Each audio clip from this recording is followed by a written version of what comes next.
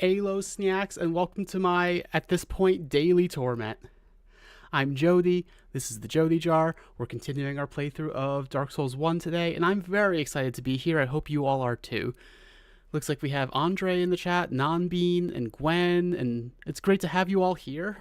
Gwen, I don't think you've been here for this playthrough at all, have you? Just in case you haven't been, I am getting every achievement, which means 2.5 playthroughs. And that is more fun than it sounds. Right now, we're at the very beginning of Ana Orlando, and let's get into it.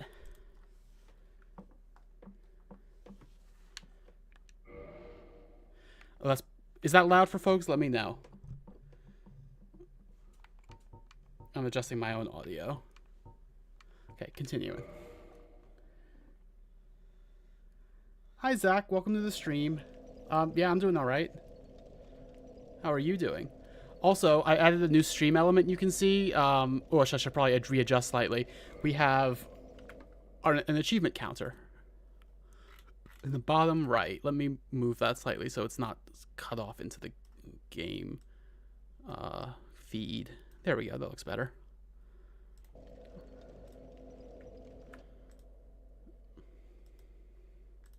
There we go. Okay. I sound like I'm out of breath? Oh. I'm fine. That's weird. I don't know what that's about. Let's go.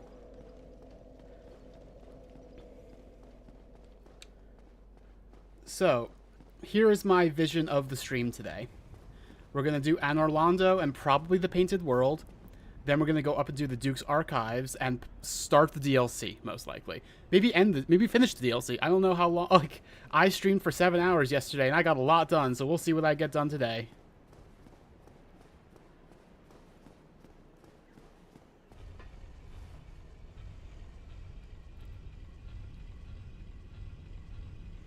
I really like this elevator.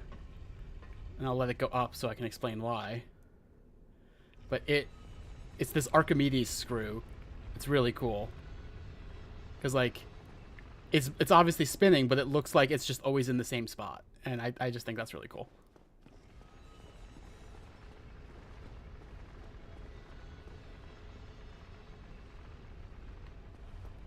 Alright, so this is Ana Orlando. This is probably the most famous area of the game, capped off by the iconic boss of the series. Like, of the game and probably of the series.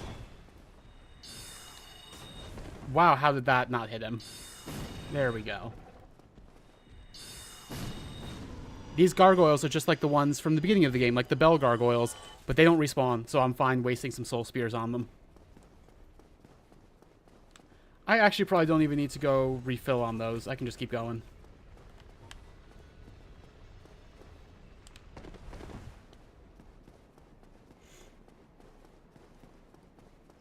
Some Demon Titanite. I was about to say always good to have, but honestly, I'm probably not going to upgrade a single boss weapon in this game, so who cares? But, you know, might as well get it anyway, just for completeness' sake. That's one reason that, like... So this playthrough is going... You know, we're currently in New Game. We're going to do a New Game Plus run and New Game Plus Plus. One of the big reasons that the New Game run takes so long is that you're much more exhaustive. You want to get everything. And then by New Game, you're just like, fuck it, I'm only getting the important things. And in New Game Plus Plus, you're just like... You're just totally, like, skipping everything except, like, the specific things you need. These are the Painting Guardians, and this is the Ana Orlando Cathedral. In your first playthrough, this room is so fucking hard. So fucking hard. Oh, sorry, Zach, I haven't actually, I haven't watched it yet. I haven't watched the one from yesterday either. I really need to. Sorry about that. Been a little busy. So yeah, this is a lot easier for a ranged build like us.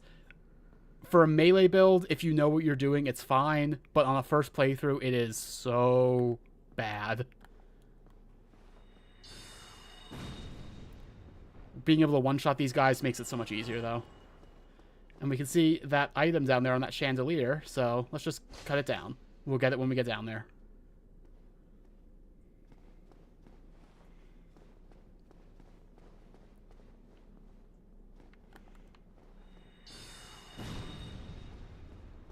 I can't tell you how many times I have died in this room.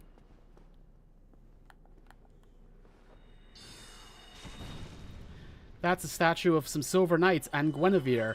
You can see why people make a lot of, like, boob jokes about Guinevere. It's a very prominent aspect of her design.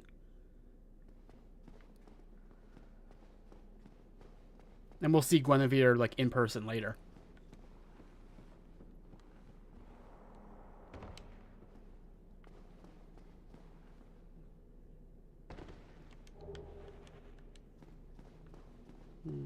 Everything I'm doing right now is optional. Like, not everything in this room, but, like, jumping down the way I did is completely optional. But I want an extra goodie, which you can only get over here on this side. There should be a painting guardian here. There is. I shouldn't be doing this with half health.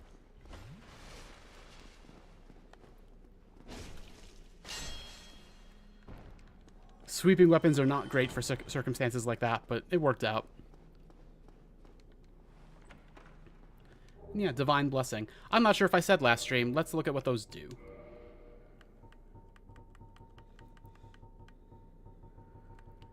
There we go.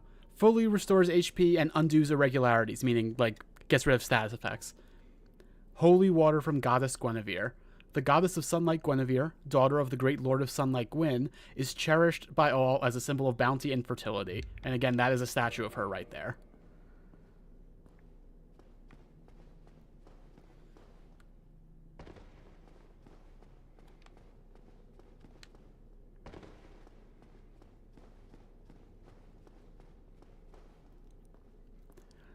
Yeah, that's the reason I've been accidentally mispronouncing your name as Gwyn a lot, Gwen.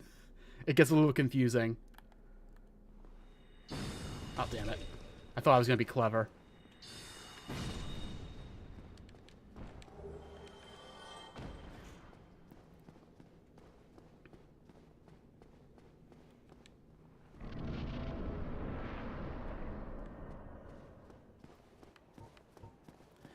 Alright, so if we ran out there, that's where we fought the gargoyle, and then we had to run into the cathedral because there was nowhere else to go. We're gonna make it so we never have to go into those rafters ever again.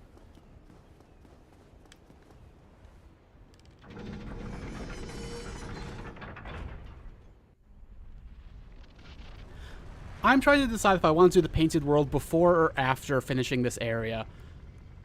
I'm kind of leaning towards before. And I'll show you what I mean by the painted world for people who don't know very soon. I get either now or in not too long.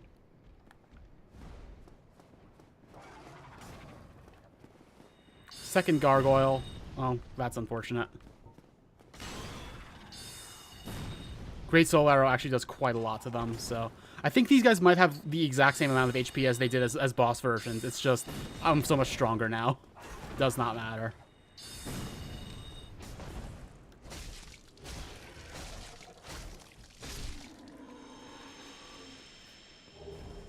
Gargoyle Shield. I don't think I need that for the achievements, but it's nice to have. A world that was painted, yes. Let's do the painted world now. I was not planning to do it now, but let's do it now.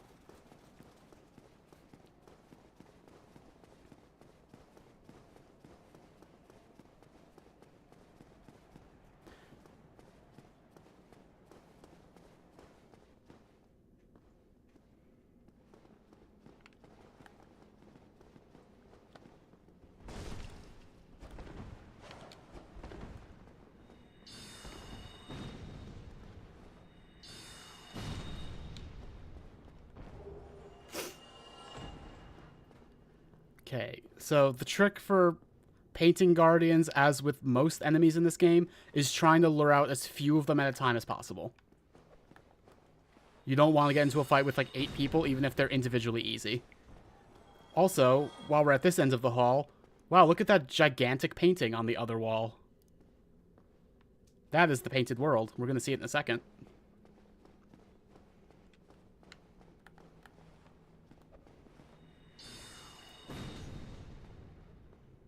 And, like, to be clear, I've been calling these guys painting guardians. It is because they are guardians of that gigantic painting. Which, probably self-explanatory, but it's worth explicitly saying. Mario reference? Possibly, actually? I don't know. I wouldn't put that past them.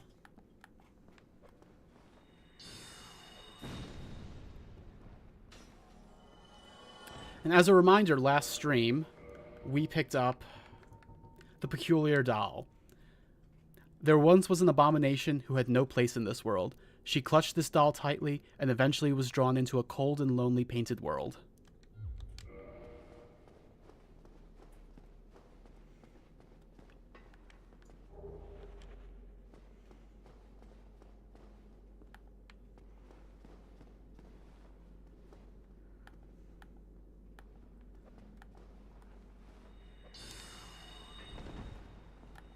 Come on.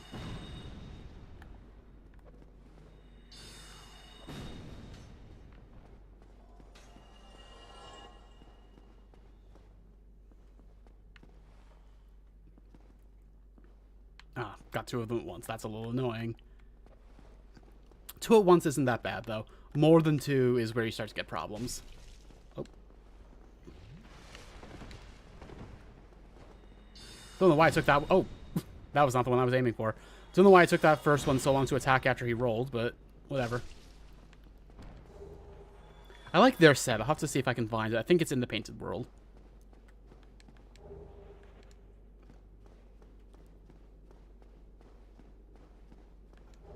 Great magic weapon's a very good sorcery, and one I'm going to have to mark off my list once I'm safe.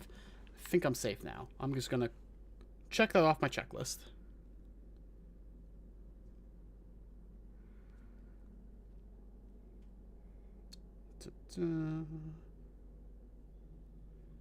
Because just as a reminder, one of the achievements in this game is for getting every type of each kind of spell. So that was our copy of Great Magic Weapon. Now that's not a type of sorcery we have to get elsewhere or in another playthrough. Oop. I love when... Okay, so they have their dying animation, and then they just fully ragdoll. And sometimes the ragdoll is really funny. Okay. Last one left is the one guarding that item over there. Easy enough. Death animation, and then suddenly ragdoll. Love it. This is the Black Iron set. The Black Iron Great Shield is another thing on our checklist. I'm gonna mark that off.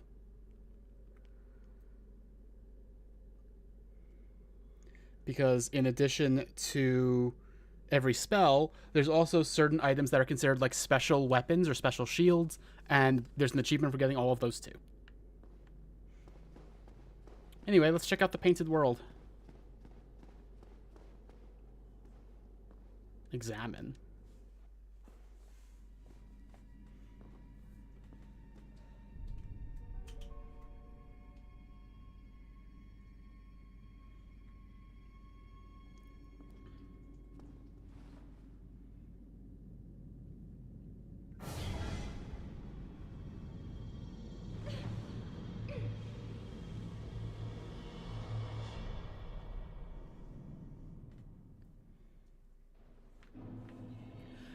The Painted World is a very special area for a lot of reasons. It's a big fan favorite level, so much so that one of the 2 DLCs for Dark Souls 3 is directly a reference to this one.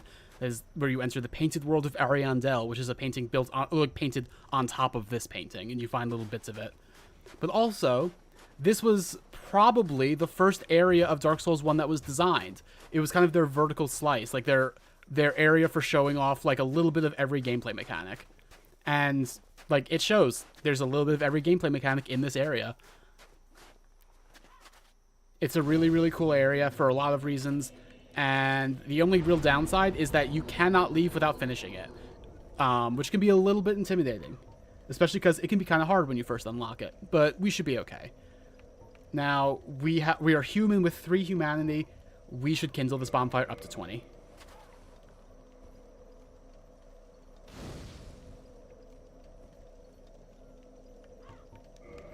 Yeah, the stock jump scare sound effect was pretty funny, Pepper. You're right.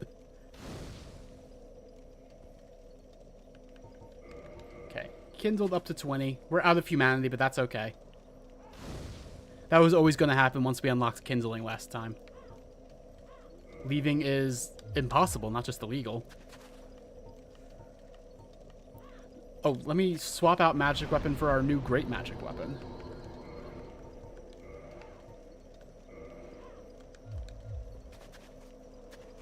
It has fewer uses, but it's much stronger. Oh. Someone with the symbol of avarice on their head kind of gave me a little bit of a mimic jump scare. Okay, so there's a lot of regular hollows in this area. Don't let them fool you. These guys will fuck you up. They do a lot more damage than you would expect for, like, the basic enemy type of the game.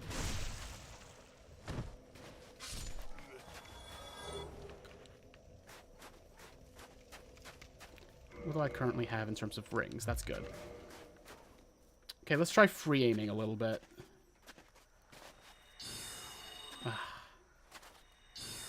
Come on. If we hit the corpse, we should be able to knock it down. Oh. There we go.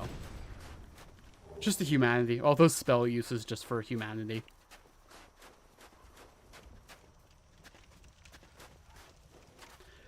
So I said that you have to finish this area in order to get out. The one thing is you don't have to fight the boss. We'll see that.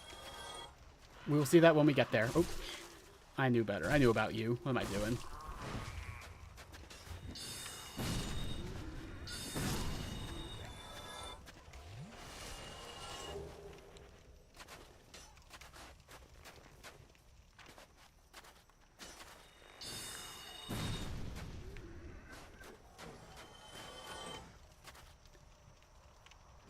You're still looking for that Pokemon?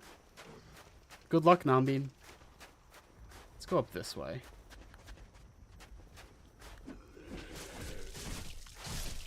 This is an area, like this little bit of the Painted World is an area we're going to see a lot. Because eventually we're going to have to farm for an item here.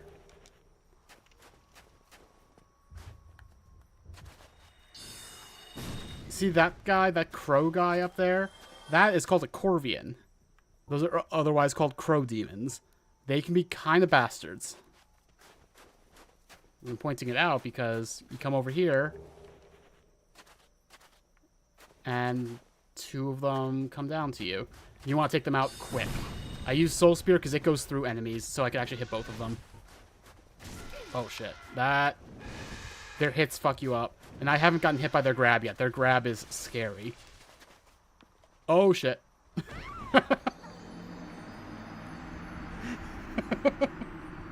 Whoops. That was just a completely avoidable fuck up on my part.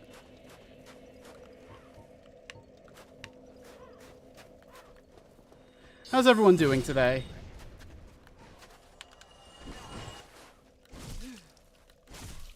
Oh, come on. See, I got a little overconfident. I didn't want to use spells, and these guys are fucking me up because of it. Don't get overconfident even with basic enemies in this game, especially when it's basic enemies in a later area. Hi, Shiny. Welcome to the stream.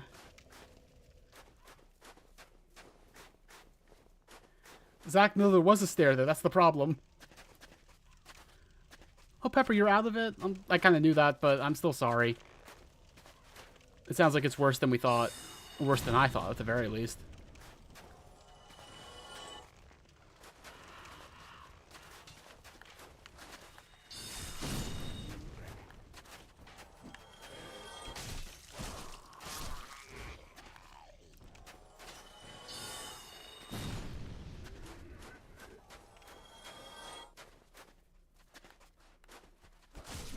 Oh shit. Oh shit. Well, lost some souls there. That's annoying. About 20,000. Yeah, Andre, I'm not hunting monsters per se, but I am going to have to fight a lot of them. Like I said, even basic hollows in a late game area will fuck you up, and you gotta be careful. Things I need to internalize better, frankly.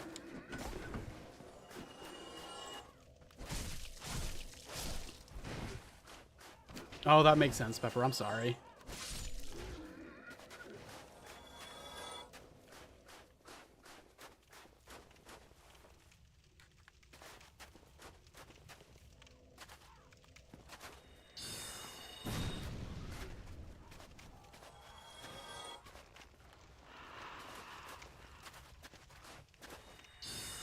Oh, come on.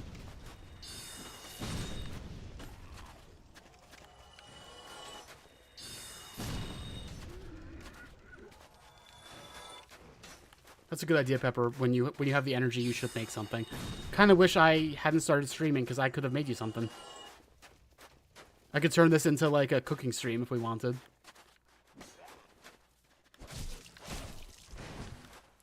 I was suddenly nervous about that guy who was further up the stairs, wanted to just back out of the way.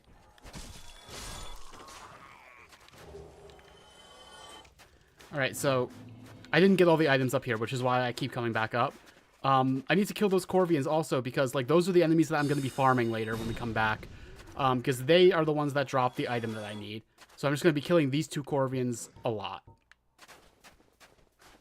Might as well get a start right now.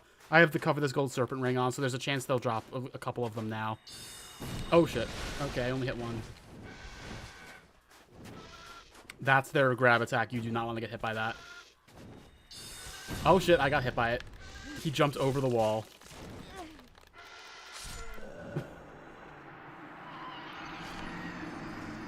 The fun thing about flying enemies in this game is they'll often have some kind of flying animation to get to you, and then after that they can't actually fly, so it's very easy for them to fall off of ledges and just die, like that other Corvian did.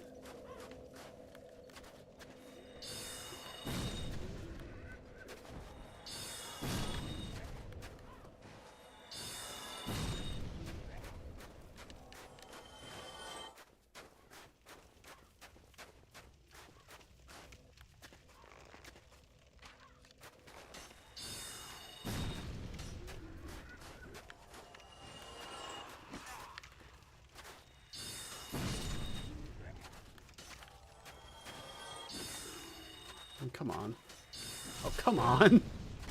Sometimes this game is really silly about when spells do and don't hit. The tracking can be a little weird. Not that I want the spells to home indefinitely, but, like, there's times where it's like, I was aiming at you and you didn't move and it still whiffed right over your shoulder.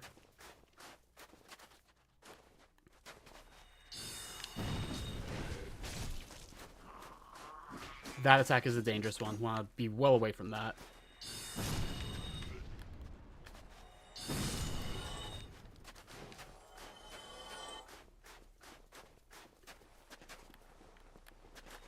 Oh, come on. There we go. Lost the lock on for no reason.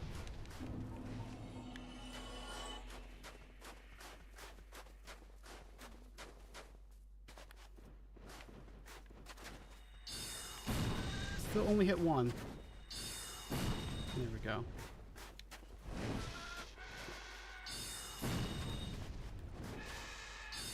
Okay, killed one. About to kill the other. It's fine.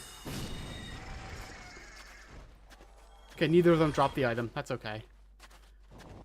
Oh. That's an enemy type I can't show off from here, and I wasn't expecting to have to. I'll show it off later. Or I guess I sort of can now. These guys, you want to be really careful. This is really bad for melee builds, because once you kill them, they drop a toxic cloud around them. Unless you kill them with fire.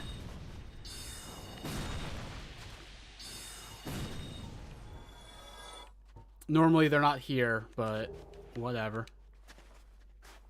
Oh my god, please don't be annoying.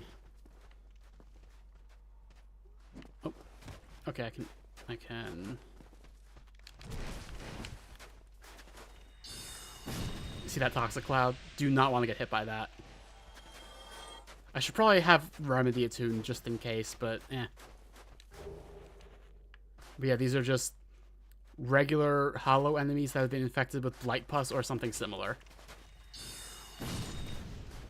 Down there is a reference to Demon Souls, the Phalanx.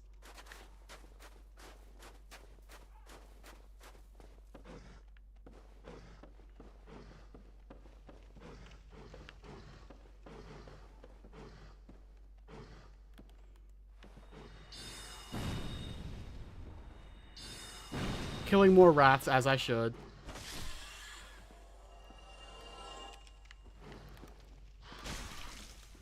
These rats can toxic you, so you want to be really careful. Lots of toxic in the Painted World.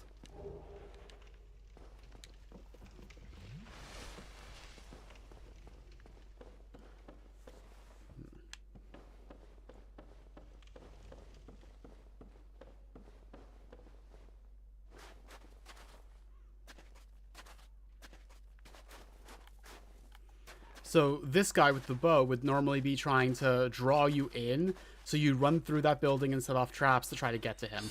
Not traps per se, but aggro enemies. So we're going to take him out from range, because that is our prerogative as a ranged class, luckily.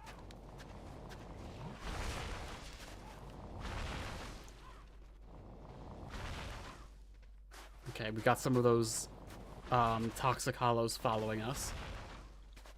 Apparently, where are they? Oh, there they are. There's one. Now, these are not just toxic hollows. They are torch hollows. Really, a combination of two things you do not want to fuck with.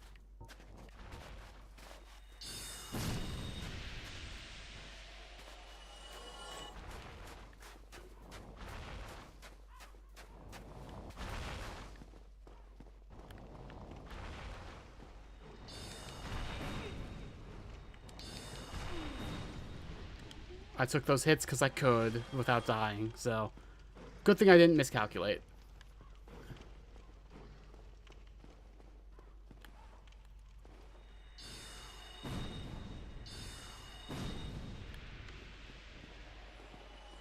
You see, the idea is like you run out here and kill the archer, then you turn around like, oh, what are all these toxic hollows doing? And also, these two hollows come down here that climb up. It's kind of a nasty trap. What is that shadow on the wall? Come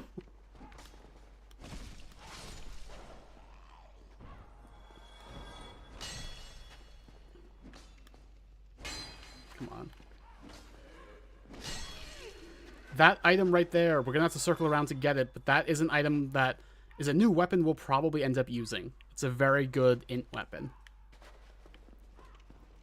It's probably not going to be our final weapon for the run. I think I have a plan for what that's going to be, but it will probably take over for our longsword.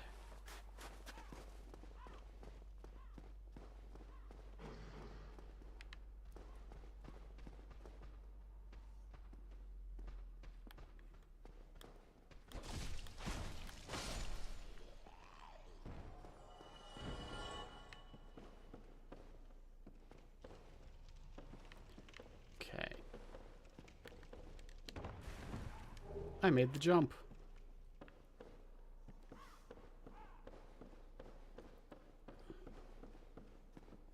Pfft. Walked right through the gap. Well done, me.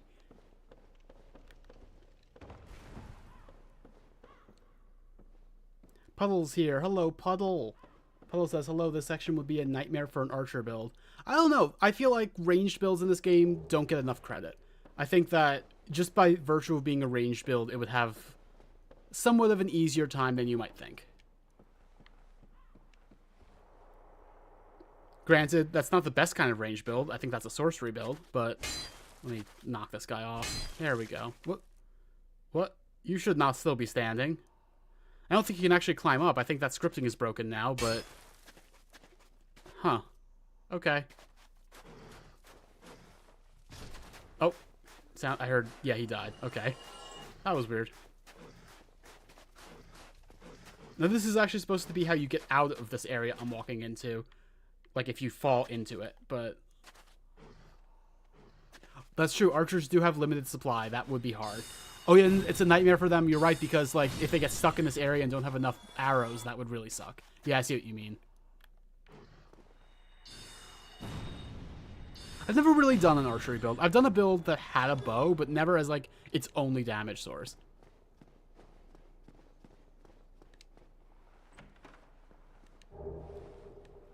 Painting Guardian stuff. I was just saying earlier that I kind of want that set. Forgot exactly where it was. Might or might not switch to it. We'll see. Oh, before I forget, let me make a poll for something.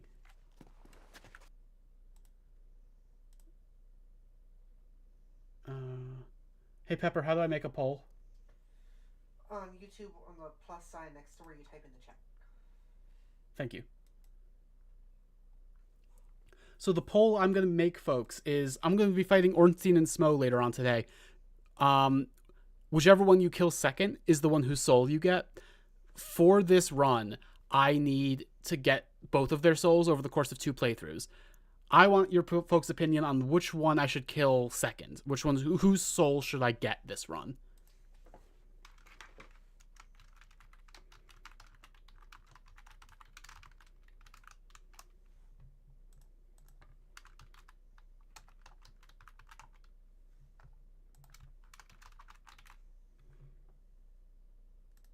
Okay. There we go. There's the poll. We have some time. I have to get through the painted world and then most of Anor Londo. So don't worry too much. You have plenty of time to answer.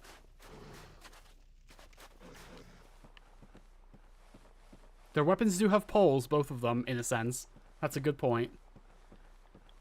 Which one's harder to kill? That's a good question. I think for a mage build, killing Ornstein first, and therefore having to get Smo's soul, is the harder thing to do. But it really... It's about the same difficulty either way. That one's just a little harder for this build.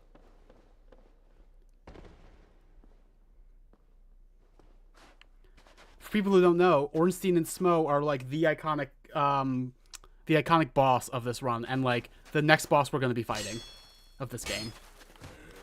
It's a tie for right now, Nambi, but we still have time. Other people might vote. There's only 2 votes right now.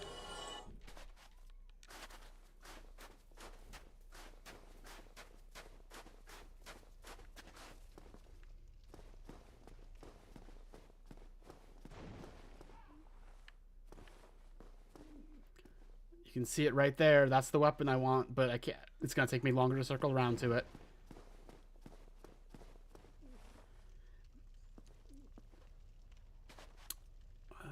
Do I want to bother with this right now? No, I don't. I want to go down and open the...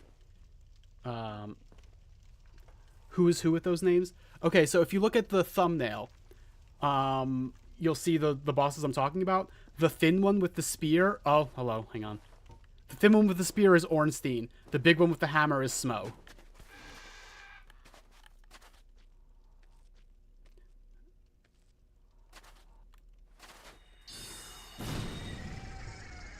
Wow, that one-shotted him this time. That's weird. No drop. That's alright.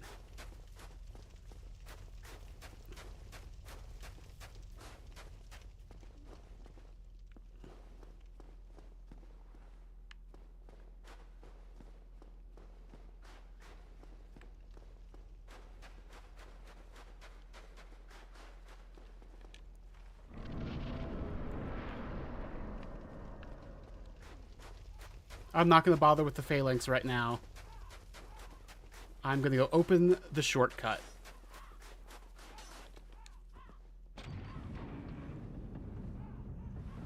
There we go. Shortcut open.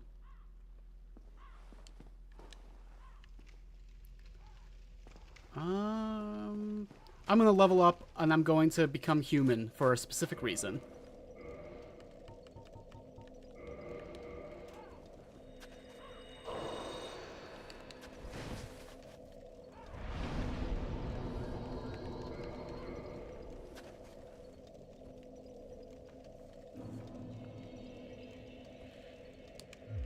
There's an NPC invasion in this area that I really want, so I have to become human so I can get invaded by them.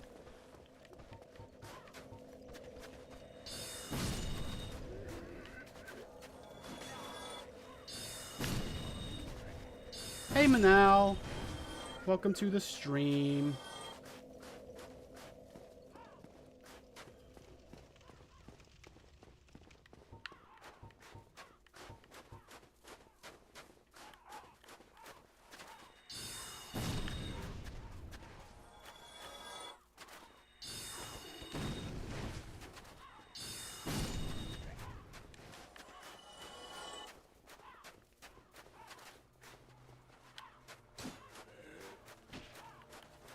Oh shit.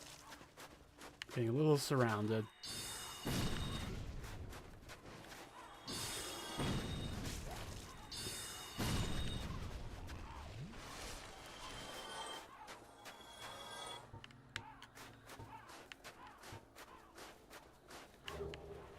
We're just gonna run around this area a little bit and wait for the NPC invasion.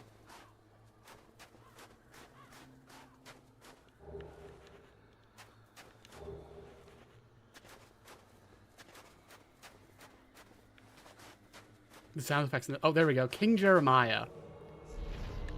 He has a funny headdress that I want. A funny helmet. Also, I think he might drop a pyromancy we need. I actually don't remember.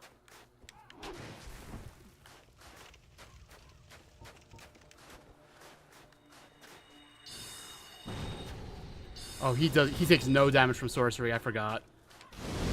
Oh shit, that's a lot of damage. Okay.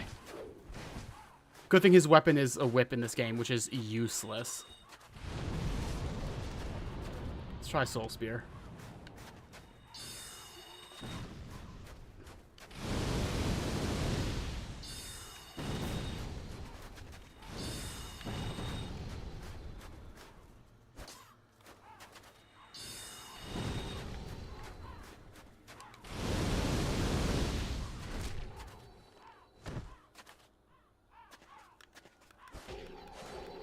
There we go. So this guy, we're not going to get his set yet. His set is called the Xanthus set. Xanthus meaning like yellow. The Xanthus King Jeremiah, he is a reference to the Borges story, The King in Yellow.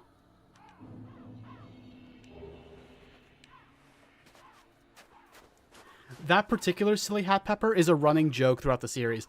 This is a reference to a hat in Demon Souls, and that hat gets a lot of references in like every like FromSoft game. Acid Surge, let me mark that off the list.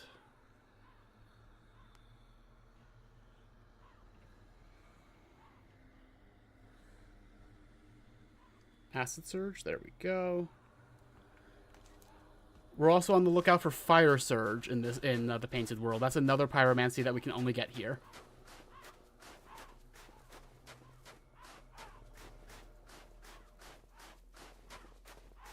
Alright, so now that we've opened up the main shortcut for this area, we are free to explore the Painted World a little bit.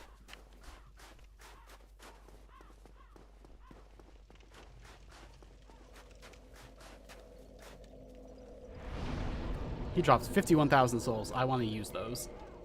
That is a few levels. I want to pump my intelligence until I get to 44, which is what I'm going to need for Crystal Soul Spear in the future. Puddle says the Moonlight Greatsword is also a staple of Kingsfield and Armored Core, and I'm probably going to be using that as my main weapon once I get it, actually, because it's a very good int weapon. But for right now, I'm going to use the one that we get in the Painted World. RT Tugger. I'm not going to summon you, but I like looking at the players that I can co-op with.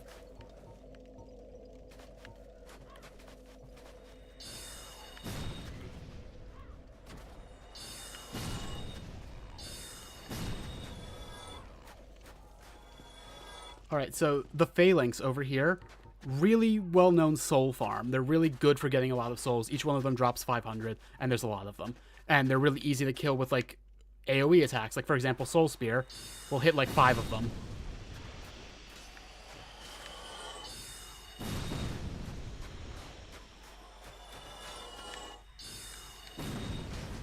Unless it only hits one, which happens sometimes, I guess.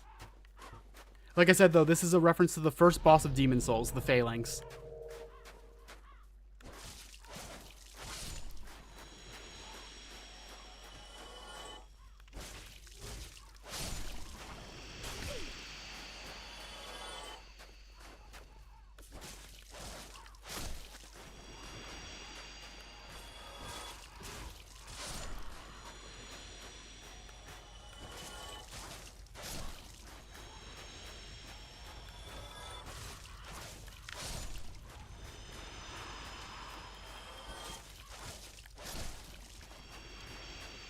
So yeah, a lot of people for soul farming will just go to that bonfire, come out here, kill the Phalanx with like a couple of AoE spells, go back and repeat it.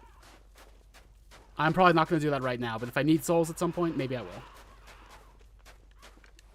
This is one of the corpses that we cut down from up there.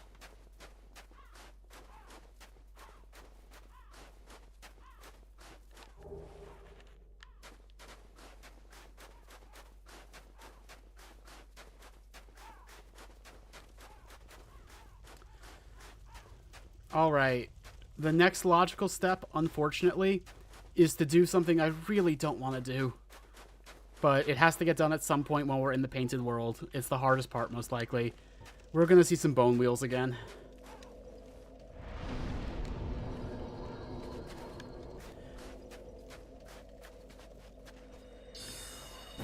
It's the only other area of the game besides the catacombs where bone wheels appear.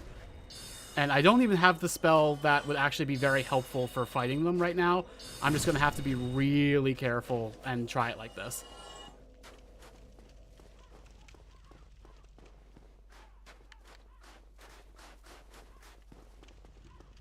Oh wait, I forgot actually. Forgot about a quick item. I think it's just a soul item, but I might as well not forget to pick it up.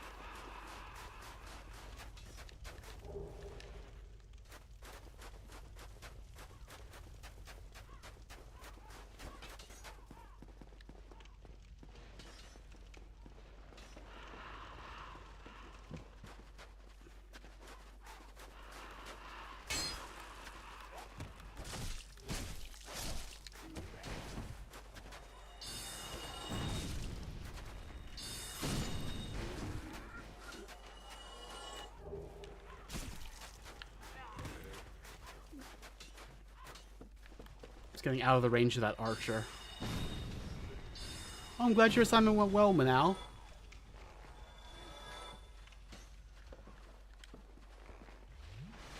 I'm glad we were able to help you. Alright, everyone wish me luck.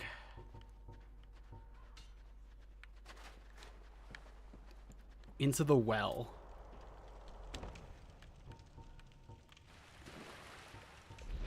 Great soul arrow should be enough to one-shot them. I just have to be really careful. There's one. They always spin a little more than you expect them to. Okay. Great soul arrow does kill them.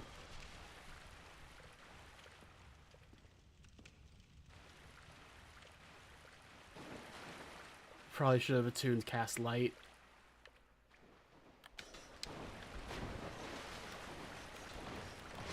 Good, I can two-shot them with great magic weapon.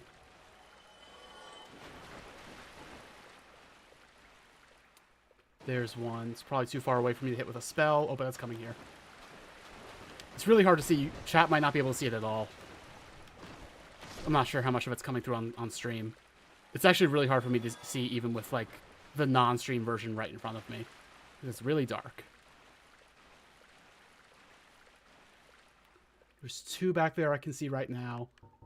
Let me re-up great magic weapon.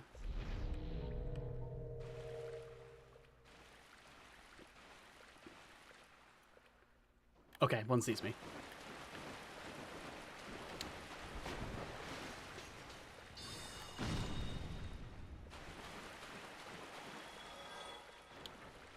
I see one more.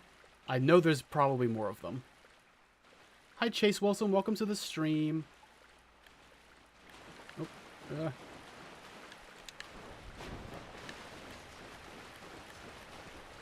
really should have attuned cast light. Oh my god, it missed. Okay, that's annoying. Whew. That could have been deadly, the fact that it dodged that spell.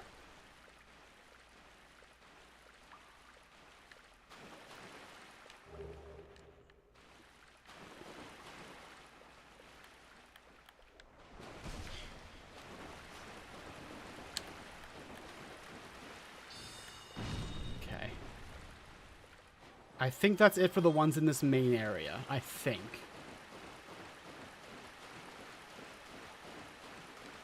Okay. This is the mandatory thing down here, and that's over with. However, we still have to search a little more for two more things that are down here. Chase Wilson, I don't think we've seen you before, have we? Welcome to the stream. My name is Jodi. Me and my girlfriend Pepper stream on this channel. I'm currently doing... I guess you'd call it a challenge run. I don't know if it's technically a challenge run. For Dark Souls 1, where I'm getting every achievement, which means 2.5 playthroughs.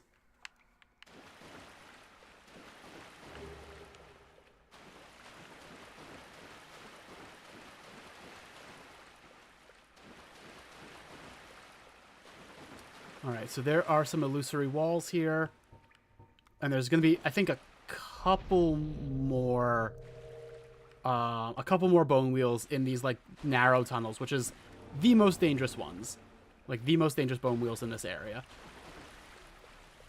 Luckily, we're now at a place where there are other ways to enter these tunnels where I don't have to go through that big cistern room again. There's two things we're looking for here. Hi, J Hill. Welcome to the stream. Oh, shit, I missed. Oh, fuck. I hate bone wheels.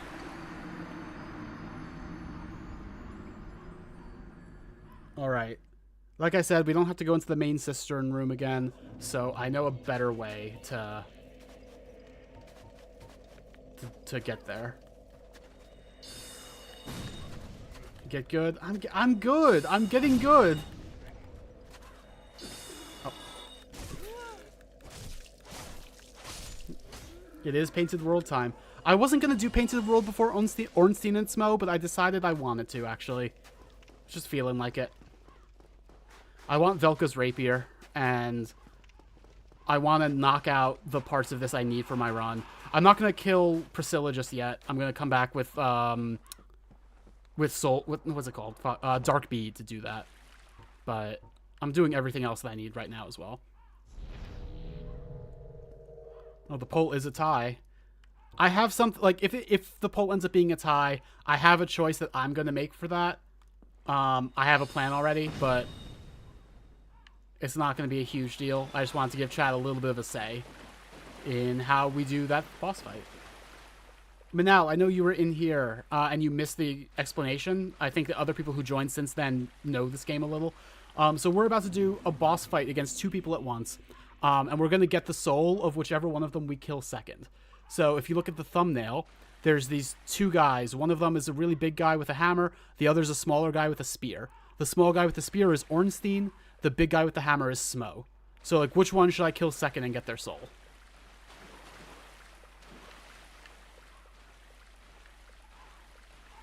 Why did I not bring Cast Light again? I was saying last time how much I wanted Cast Light and I forgot to get it. Okay.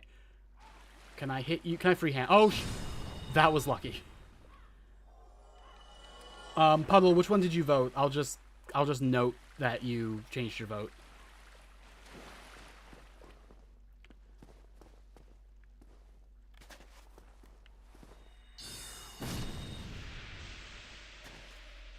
You voted Smo and you want Ornstein? Okay.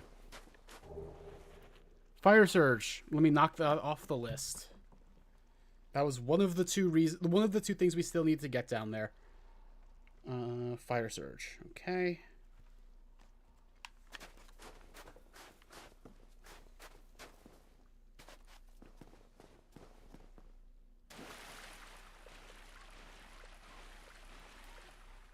Ornstein's winning by 3 votes because it's currently winning by 1 vote, but you don't just add a vote to Ornstein, you also take one away from Smo.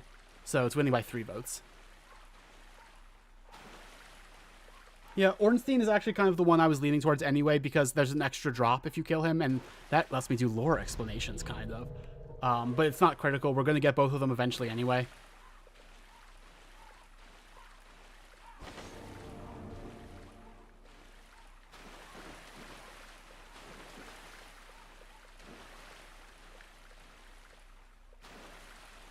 Bone wheel.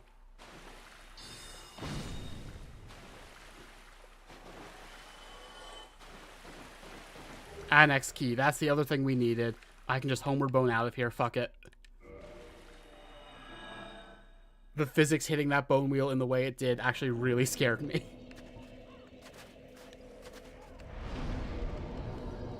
For people who weren't here, I'm currently pumping intelligence so that when I get Crystal Soul Spear, I'll be able to equip it immediately. That needs 44 int.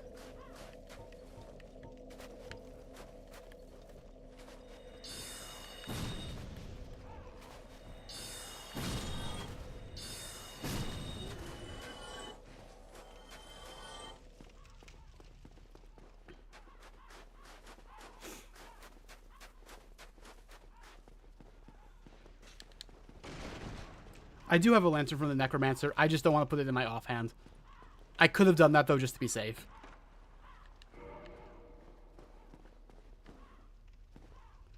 No, I did go down there. You can see I have 20 Estus flasks. I have kindling. I killed Pinwheel.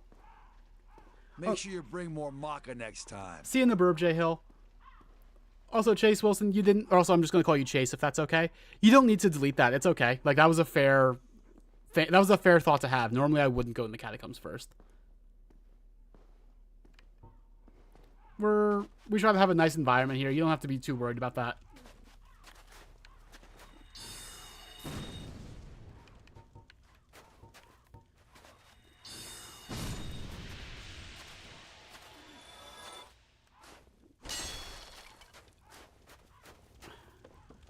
So now we're killing 2 birds with 1 stone.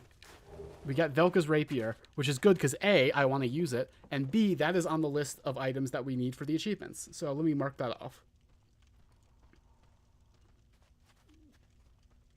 Velka's rapier. There we go.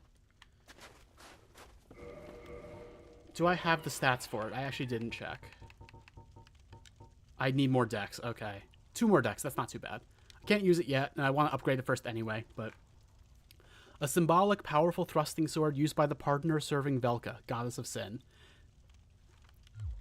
I talked a little bit last stream about Velka and how Velka kind of made the fan base...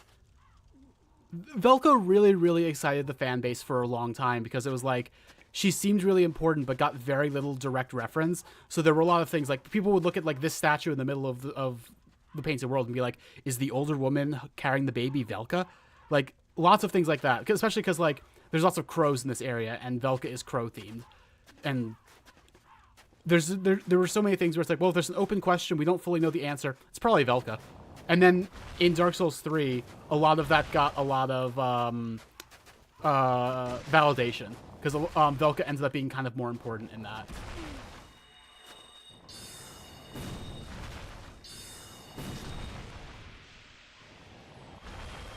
It would have been cool if Velka was an NPC in Dark Souls 3, but we got a lot of like direct reference, like Gale in the intro to, or not in the intro, like the way that you get into the Painted World DLC is by talking to Gale, and Gale is praying to a statue of Velka. Oh shit. Which, like, people theorized was a statue of Velka, and they weren't sure. And then when the DLC was added, that was actually made explicitly true.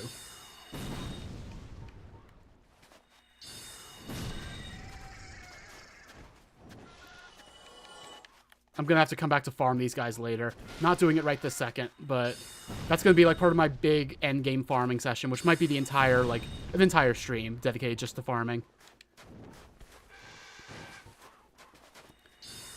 That's why I'm going to be getting all of the weapons upgraded that I need for, like, boss weapons and various... So, here we are. Welcome back, Jay Hill. For all the boss weapons and all of the, like, achievements for, like, maxing out each upgrade line. And I'm going to be searching for the Covenant items I'm going to need for the 3 Covenants that need Covenant items that we need to get.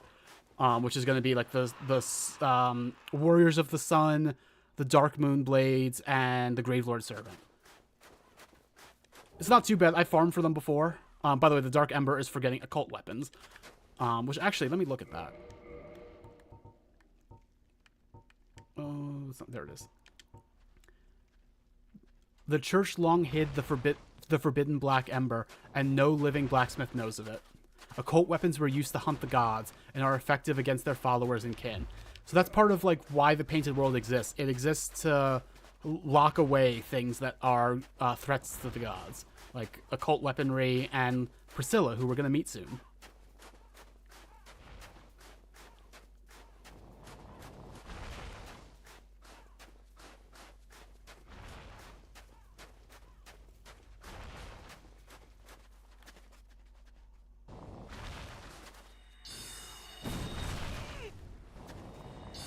Yeah, Jay Hill is referencing that these Corvians, these crow demons, their model is reused for one of the blacksmiths in Dark Souls 2, Ornifex. Puddle says the Painted World is a high security vault, essentially. That is true. It gets reframed in Dark Souls 3 as like a home for the unwanted, which is a direction I like. It's already kind of true in this game, but it is a reframe still, and I appreciate it. Vow of Silence, we're going to mark that off the list as soon as we're safe.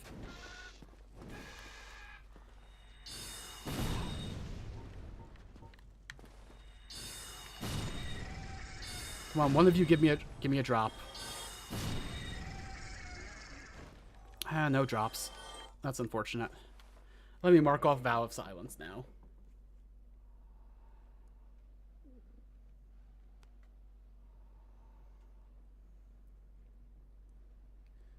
Vow of Silence. There we go. All right.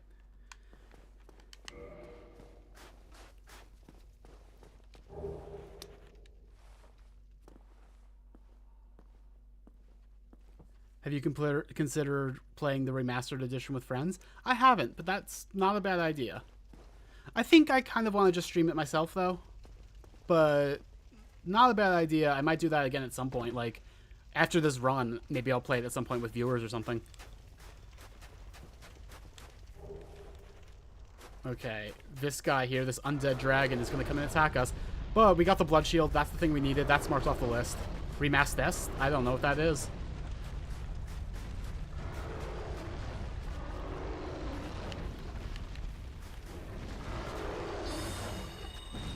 This guy's much easier if you're a ranged build.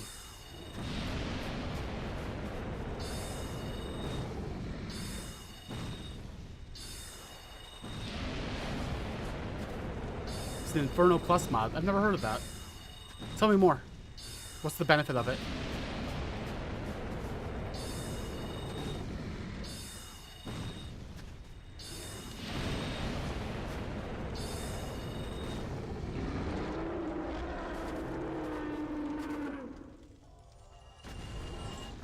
So yeah, that was an undead dragon. Little fun thing. First, it gives us a dragon scale, which we will need, because, like I said, probably going to end up using the, what do you call it? God, the, Moonlight Greatsword. Anyway, the lower half of this dragon's body, which he left behind, he tore himself off of, is reused later for an enemy in Lost Izalith.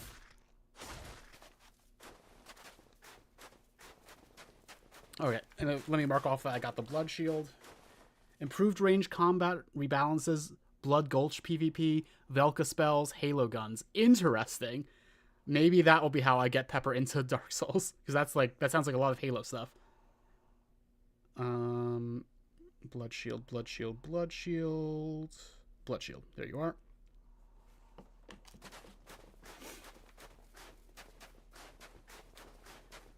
You feel like everyone goes crazy for the Moonlight Greatsword? I usually don't, but it's such a good, like, int weapon specifically, that... And I also just like greatswords. I don't like that most int weapons, unless I choose to enchant something, are just not greatswords. They're tiny.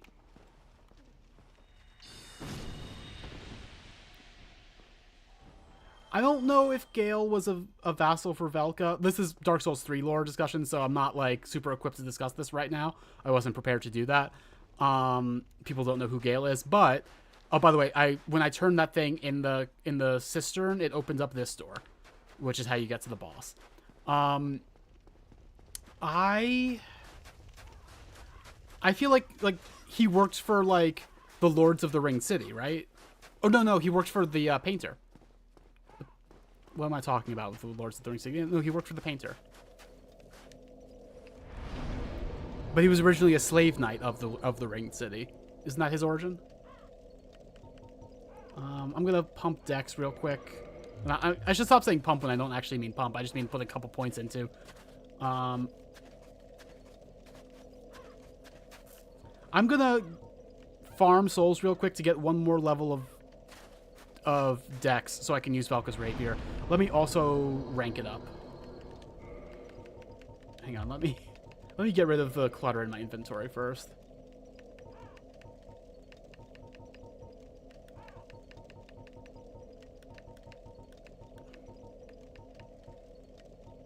Claymore, by the way, is probably my favorite weapon in, like, the entire series. I love using it in every game.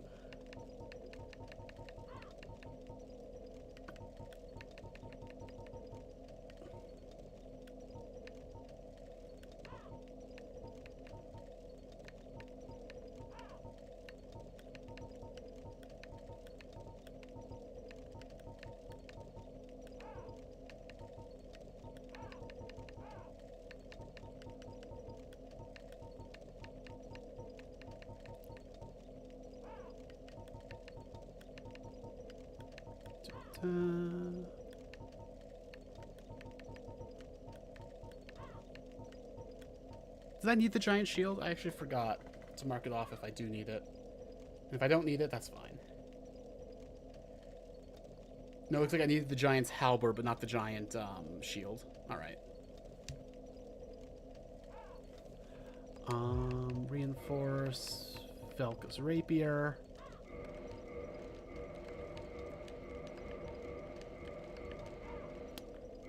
3 Twinkling Titanite short of maxing it out. That's okay.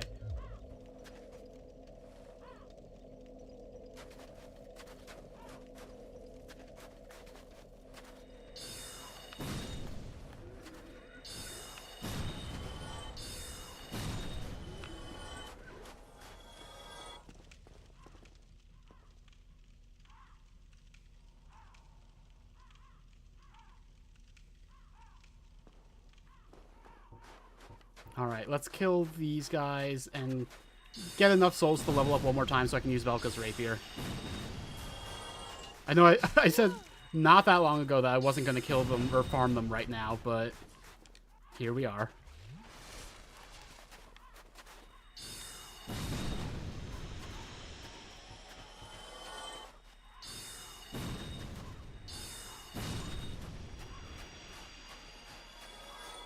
I didn't notice how many souls I need. Also, look at the difference. So that's like 55 damage per attack. Now let's use Great Magic Weapon and see how much it is. 166. That's an increase of over 100 damage.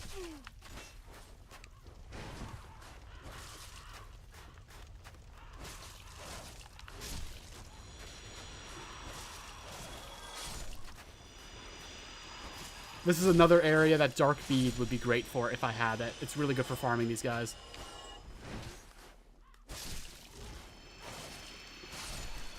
One of them drops something. Almost certainly it's a spear. These guys drop spears with some frequency. One of the big disadvantages of Velka's Rapier is because it has inherent magic damage, you can't use Great Magic Weapon on it.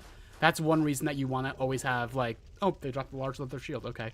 That's one reason you always want to also have just, like, a non-elemental weapon, even for, like, a magic build.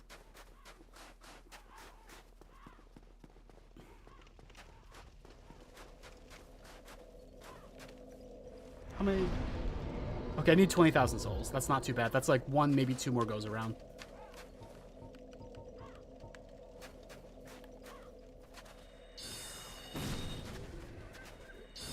Wish I had to cover the Silver Serpent Ring, but oh well.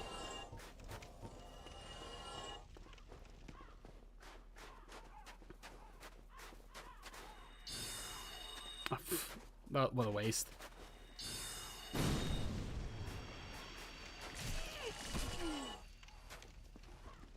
They're gonna fuck me up.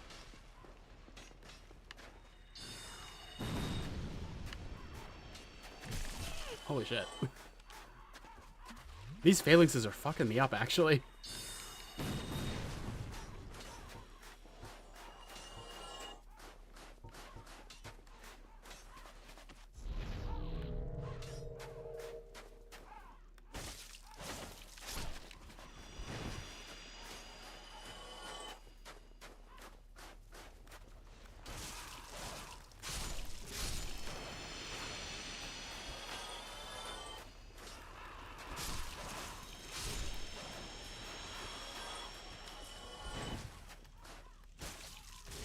Nambi, you got one. That's awesome. Yeah, the only Silver Serpent Ring is in the Tomb of the Giants, which is a huge pain in the ass. I'm lucky that the Gold Serpent Ring is in Sen's Fortress. That's early enough in the game that you can actually use it, it feels like. The Silver Serpent Ring, like... I feel like you need it early on in the game. They really should drop it early, and I know that, like, later games kind of do that, which is good.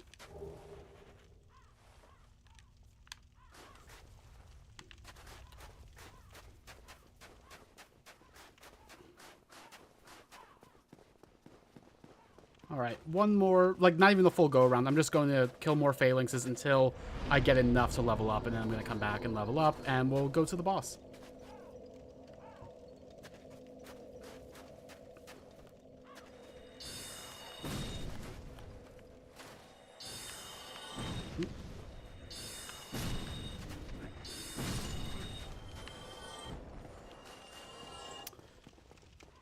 Oh, welcome back, Manal. Sorry your internet was being weird.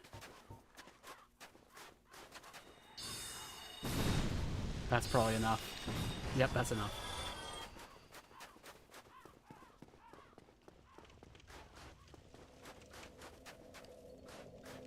It says you can't enter the name Jodi? That's interesting. Well, thank you for the thought of naming it after me anyway. I'm sorry that you did all this work to get a female Poplio so you wouldn't be misgendering me, and then you can't even name it after me. Try Johanna. That's my full name. Johana.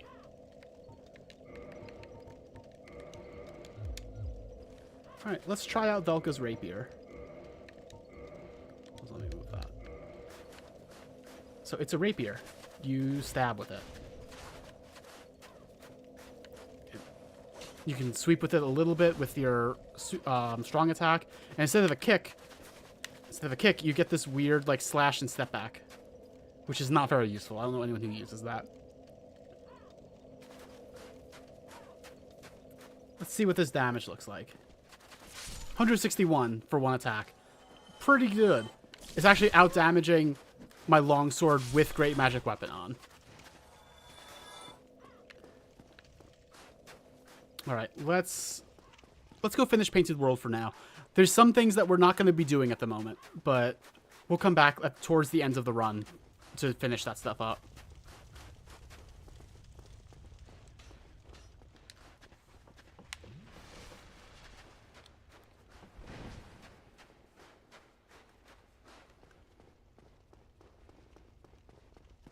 And this actually isn't even fully leveled up. Although, to be fair, the longsword isn't either, because we haven't ascended it to, like, the plus 11 to plus 15 range. It's only plus 10 right now. So, like, once we actually upgrade that all the way, that will probably be better for us to use while Magic Weapon is active. And also, by then, we'll have Crystal Magic Weapon, which is even better than Great Magic Weapon.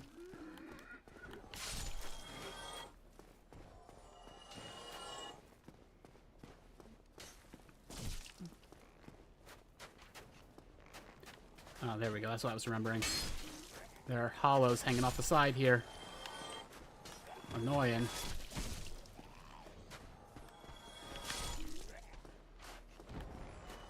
Yeah, Pokemon is weird about, like, things you can and can't enter. I don't know why. Another Baraniki Knight, which is a little annoying, but we can just Soul Spear him.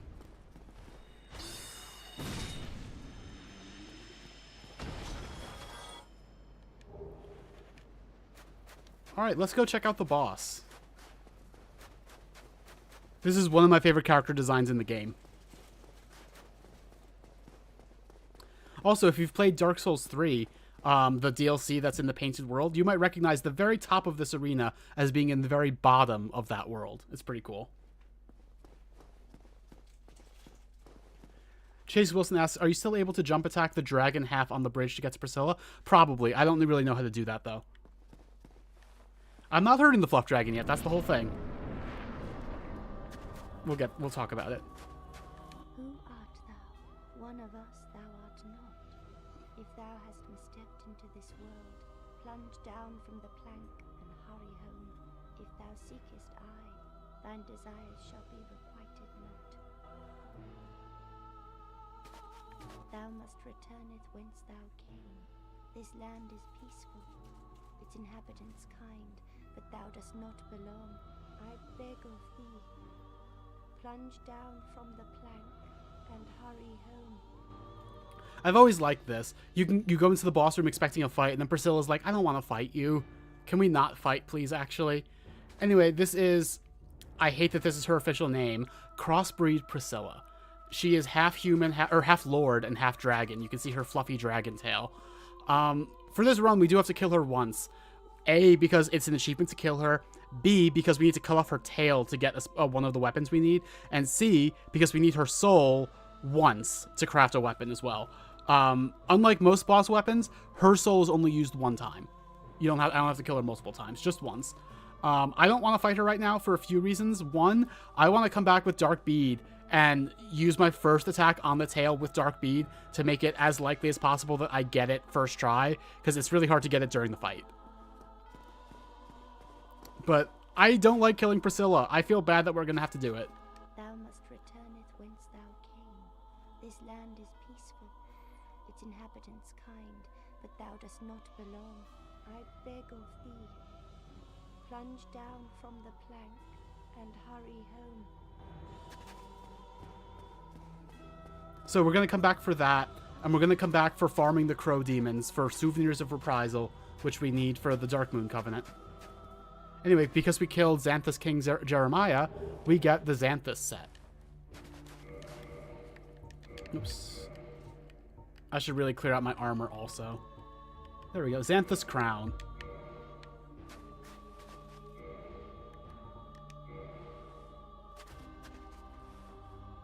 I think it's a very funny piece of armor. And a lot of people do, I guess, because it keeps showing up in these games.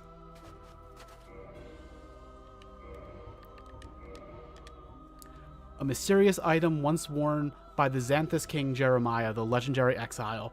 No one knows where it came from.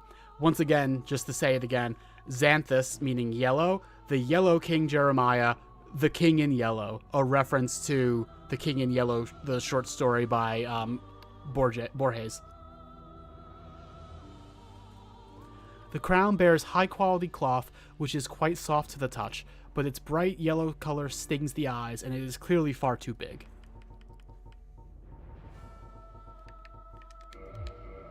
Okay. Anyway, let's leave the painted world. I like this animation, by the way.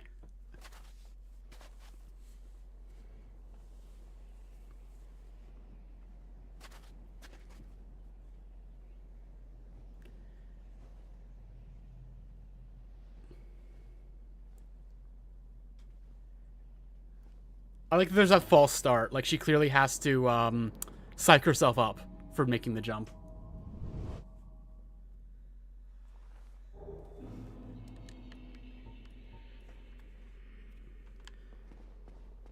Unfortunately, coming out of the painted world respawns all of the painting guardians, which means you have to get out and get to a bonfire, and dying, I think, puts you back in the painted world. I could be wrong about that. So I'm just going to kind of run over here and hope that I don't aggro any. Okay, aggro's 1.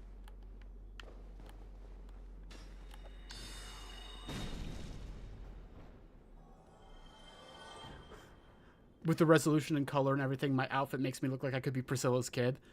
I see what you mean. Dusk's outfit doesn't look that far off from what Priscilla was wearing.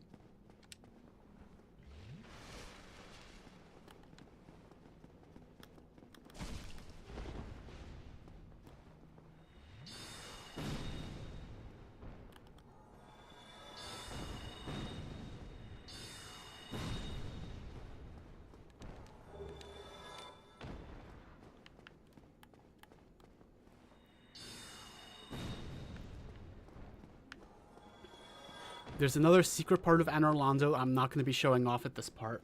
Let's just go back to the main bonfire, and then we'll continue doing Anor Londo, like the actual level Anor Londo.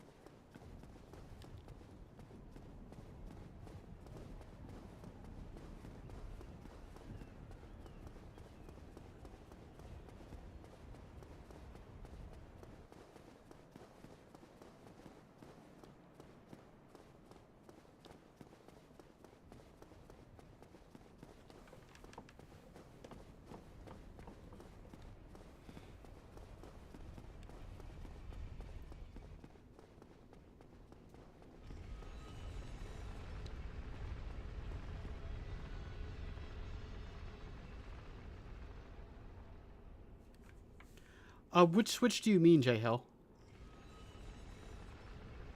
If you're worried about spoiling, you can be like, you can be vague about it, but I'm not sure which one you mean. Is there a reason why I'm not going to the elevator bonfire? Because I don't want to move the elevator every time. I'm not expecting to have to die a lot, but like, the two bonfires are really about as close to the level as each other, and I'd rather just do this one. Light to dark mode. I am going to do that.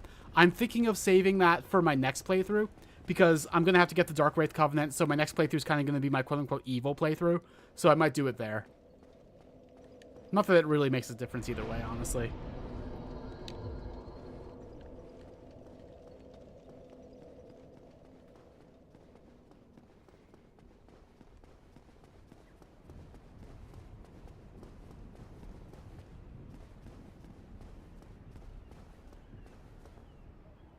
Yeah, I can. I can even, like, there is a boss that you associate with switching to dark mode that you can fight without actually switching to dark mode. And I am going to do that on this run, because I do need to kill that boss twice.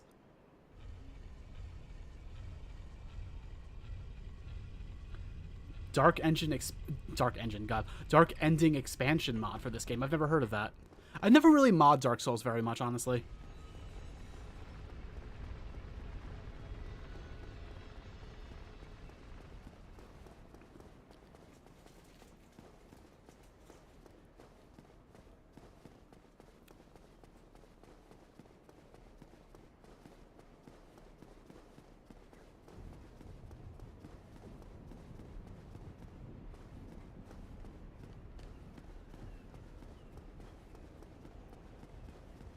One of my favorite little world building details in this game, in Anor Londo, is just you have the big steps for the big people and the small steps for the small people.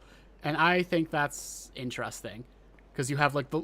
Honestly though, for the lords, like the people who are like Gwyn's size and Guinevere's size, these steps don't seem large enough. But I like you have human sized steps and then like the larger steps.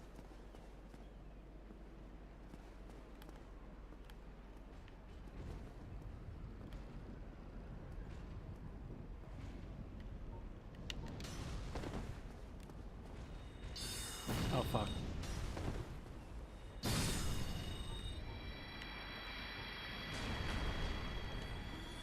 I'm not going to bother fighting the other one. Probably didn't even need to bother fighting that one.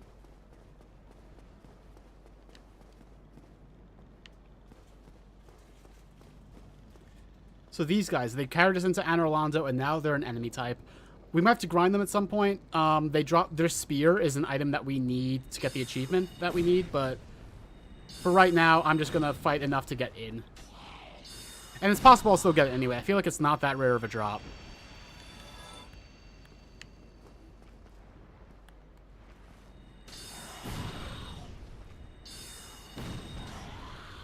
Oh, yeah, he jumps off. So enemies that you think should be able to fly and can fly in cutscenes can't actually fly in gameplay.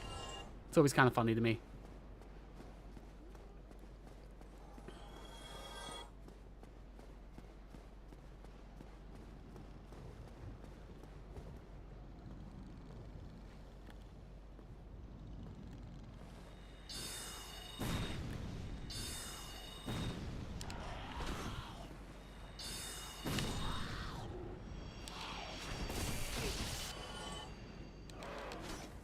Make sure you bring more maca next time. See you in the birb, J Hill.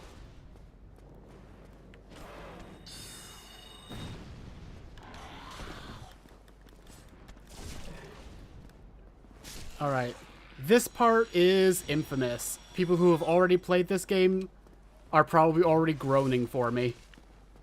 But let's do it. Let's do the Anor Londo Archers.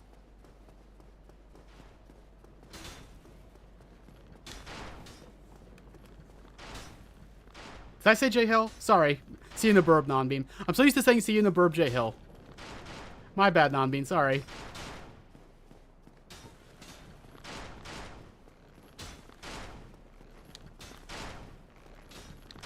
Oh. Pfft. I didn't even die to the part that's hard. But yeah, this part is way easier if you're light armored and willing to just keep sprinting. Hopefully that's the only death on the archers. It doesn't help that in Dark Souls 1, compared to the later games in the series, you're limited in the directions you can roll. Like, in Dark Souls 2 and on, you can roll in any direction, but in this game, it's like the 8 cardinal directions, basically, compared to your camera, or compared to, like, the front of your character.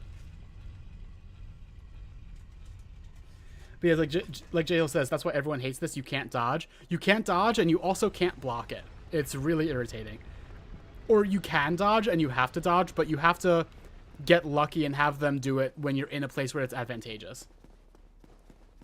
That's actually the thing that makes people annoyed with Dark Souls 2, really? I know people are annoyed about, like, how dodging doesn't feel right because of adaptability, but I didn't know people are annoyed because, like, you can dodge in multiple directions. That's weird and stupid, I think. Everyone's way too critical of Dark Souls 2. I love Dark Souls 2.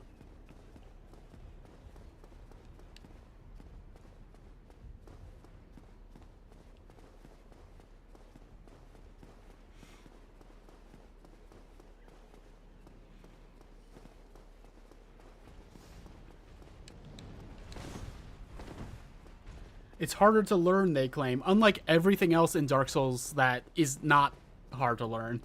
Like, everyone loves talking about, like, oh, Dark Souls 1, it's like, it's so hard until you learn how to do it, and then it's like, it all just makes sense. But then they only extend that to Dark Souls 2 because it's a game they already dislike.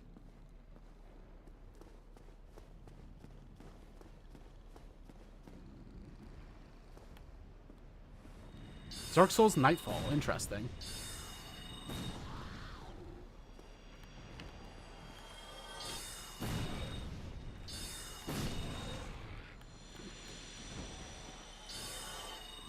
Nope, okay. Bye.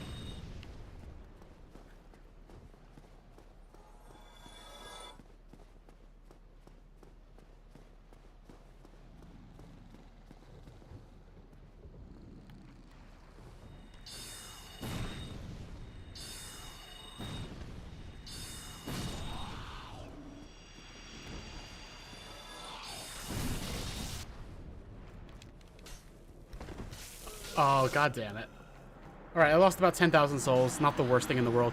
I did also lose 2 humanity, which is a little bit more of a big deal, but not that big.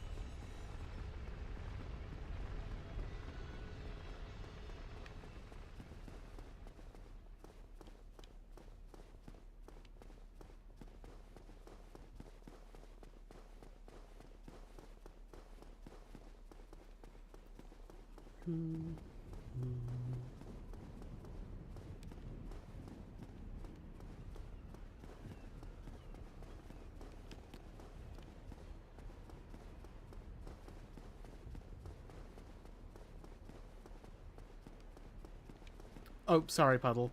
So it's a demo on Nexus Mods, but you're not sure if it's done. That was the like dark ending expansion. Interesting. I feel like I'm okay with it as it is. I don't know what they changed in the mod, but like I'm kind of okay with the game as it is in that regard. I feel like being kind of cryptic is part of the appeal of the ending, or at least for me. I don't know though. I'll be interested to look at it. You get a whole new game. Okay, that's good. That's cool. And like even if it was just an expansion of the ending like we were talking about, like even if I think that Dark Souls 1 is fine as it is, that's still an interesting thing to have, like just to compare, you know.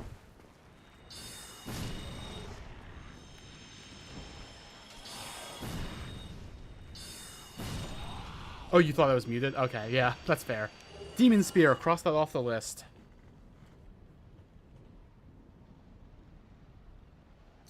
There we go.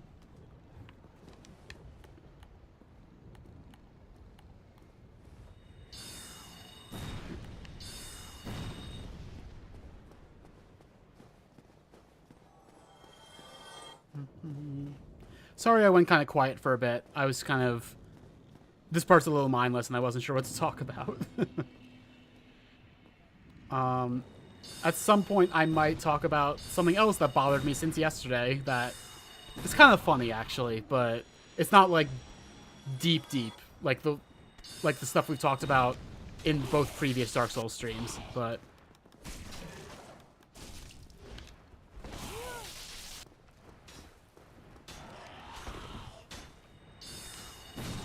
Oh, that actually hit his wing. That's cool.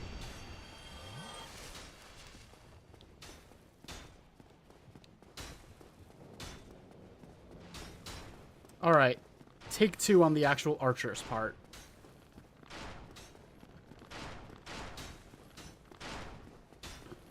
If I can actually get up there, Silver Knights are really easy to parry, so it shouldn't be a problem. Okay, I think we're good. Probably. Oh. Don't know how I missed that parry, but got that one. We'll be back. Okay, see you in the birb puddle. Perfect. One riposte is enough to kill them. Now, do I want to be stupid? There's one more knight over there, and it's risky, but there is a big soul item there as a reward. Fuck it, I'm doing it.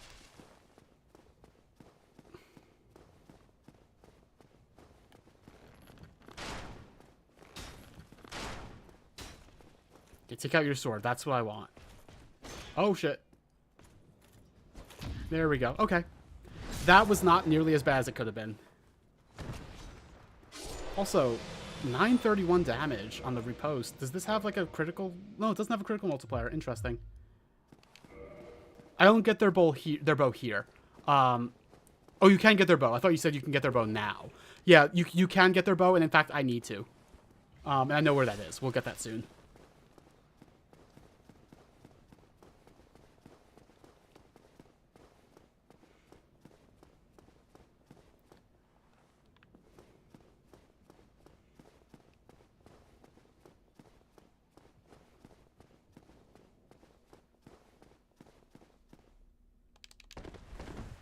Okay, archers only killed me once. That's not bad at all. I did die twice, but once was the demons. And anyway, let's go get a bonfire. And also, talk to Solaire. Oh, there you are. You've been quiet these days. Smooth summoning out there. Anytime you see my brilliantly shining signature, do not hesitate to call upon me. You've left me with quite an impression. I would relish a chance to assist you. So for the sake of getting sunlight medals, oh no, I don't need to. I got the sunlight medal for summoning him for Gaping Dragon. So I think I'm okay in terms of the amount of sunlight medals I need for this run. How's the audio, by the way? Can you hear him clearly?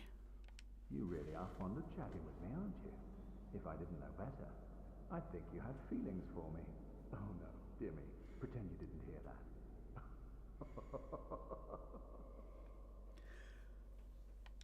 Oops. You really are fond of chatting with me, aren't you? If I didn't Okay, we have exhausted his dialogue. Let me pop a couple twin humanities and kindle this bonfire up to 20. This is one of the most important bonfires in the game, honestly.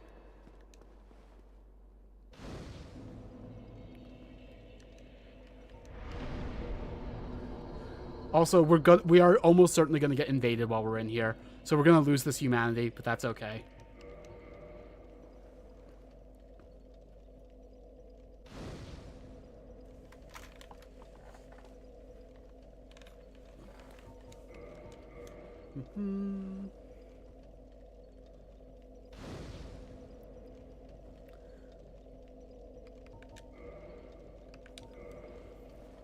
I like this earlier start time. I started streaming at 5 today, or a little after 5 because I was taking a little longer to set up than I would have liked. But I like it. It means I can go later tonight without it being like actually late into the night like it was last night.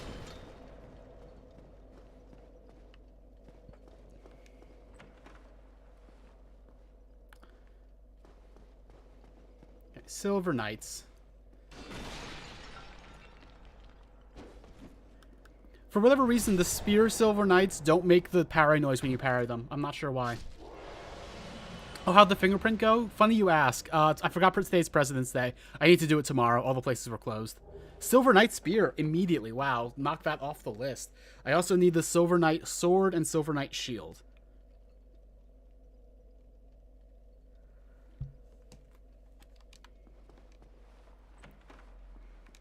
Sunlight medals. 3 sunlight medals. That's really big.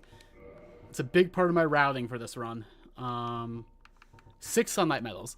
So I'm going to get this chest of 3 again next run. So I'm only going to need 1 more beyond that. And I think I'm going to get that from summoning Solaire for the Bell Gargoyles, just because that's the easiest thing to do. So we're gonna have the full 10 sunlight medals we need. Now we're going to need 6 more Eyes of Death. There's still a few more in this run. I think we might fill up on this run. We're going to need 10 of those for some Gravelord miracles. And we don't even have any Souvenirs of Reprisal yet. But those are the Covenant items that we need.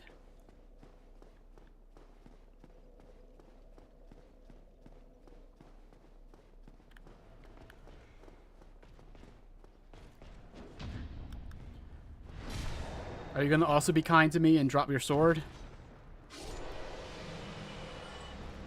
No such luck just yet. That... Oh, don't even worry about that. We're not in New Game Plus, so the Gravelord Servant can't even actually affect us. But the Gravelord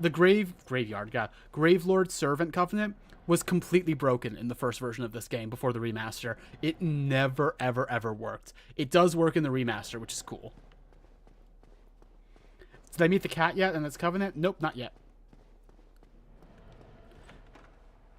I'm gonna do that before doing New Londo, basically.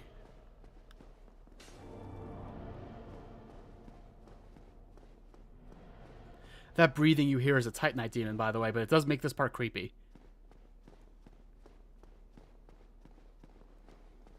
So, what could be hidden behind an illusory wall? Like, in this... what's so secret it needs to be hidden in, like, the palace of Lord Gwyn? Hovel's set, for some reason. Hovel's set? And Hovel's shield?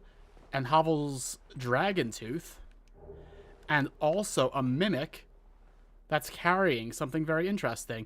Something I want to show off with mimics that's kind of cool. I'm still going to kill this mimic, but if you find a Lloyd's talisman and you throw it on them,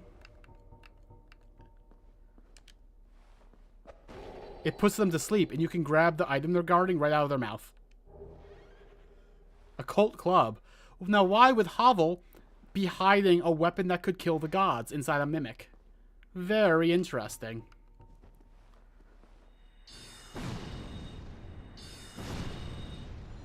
That occult club is very important for us, by the way. We need to upgrade an occult weapon to max for one of the achievements, and there's just one here for us. We don't even... Normally, you have to upgrade a weapon to +5 and make it divine, and make it divine +5, and then upgrade it to occult, and then upgrade it 5 more times. We don't have to do that. We can skip all the way to that final step and just upgrade the occult weapon 5 times.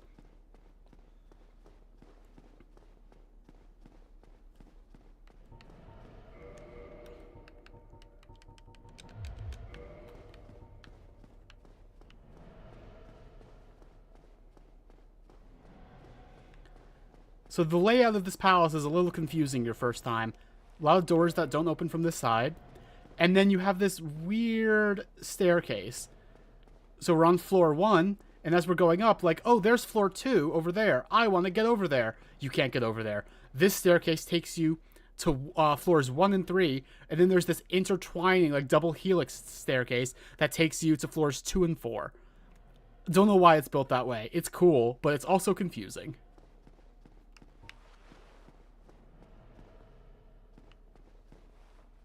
And there's this room with all these dragon heads. Because they hunted dragons, right? It makes sense that they have, like, a dragon trophy room.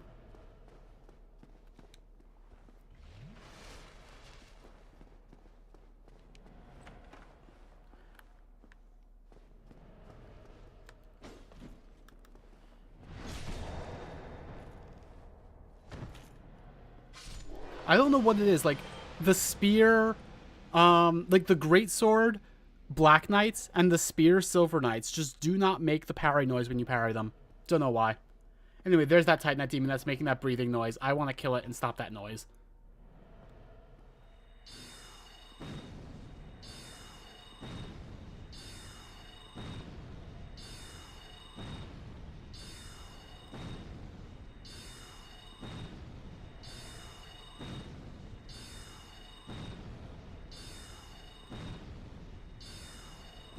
There we go. That took a lot of Great Soul Spears. Great Soul Arrows, rather. But now we don't have that annoying noise anymore. And up here we have yet another Mimic.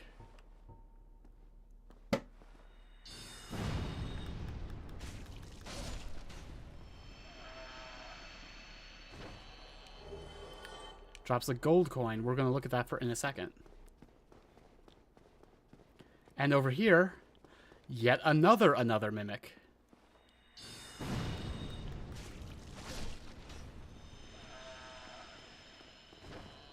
Silver coin. let's take a look at all the coins. We were given the bronze coin by Petrus earlier. I heard movement, but I think it's the Silver Knight in that room over there. And that's fine. He can't get to us right now. There we go. Copper coin of Old Man McCloyf. Even coins of great value in the worlds of men have little value in Lordran, where the accepted currency is souls. Those who dream of returning to the outside world are fond of carrying these around. Similar with Night King Rendal and Allfather Lloyd. These are coins from Astora, which is another country we don't really learn a lot about in this game, but there's lots of little hints like this. Imagine if you had a mimic door in this game. Isn't that a thing in Neo? I think that's a thing in Neo. Also, look at my souls. 22222. I like that.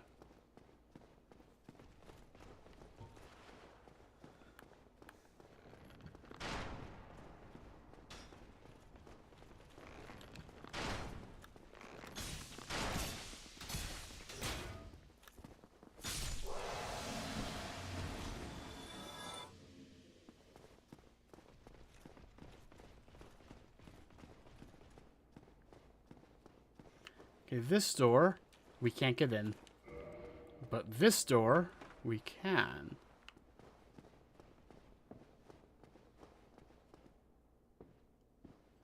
And over here, we have yet another painting of Guinevere. I know in my bones what this message is going to say. Actually, I was wrong. It usually says amazing chest ahead because Dark Souls players are like that. I don't love the community for this game.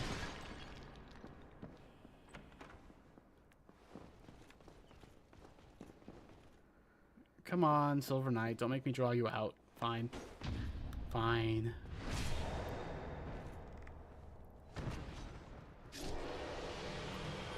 Silver Knight Shield. I'll knock that off the list also. We're getting very lucky on Silver Knight drops. With our luck, or because of that, though, I bet that the Silver Knight sword is going to take forever to drop.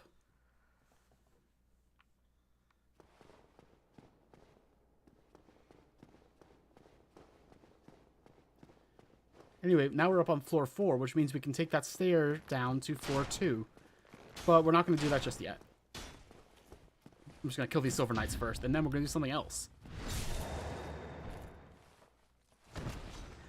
By the way, I'm so used to these Silver Knights that I'm killing them, like, basically immediately with these parries. The first time you play this game, you are stuck here for a very long time because, like, the parry timing's a little difficult, and these guys are just... They do a lot of damage. These guys are hard, actually. I'm just making it look like they're not.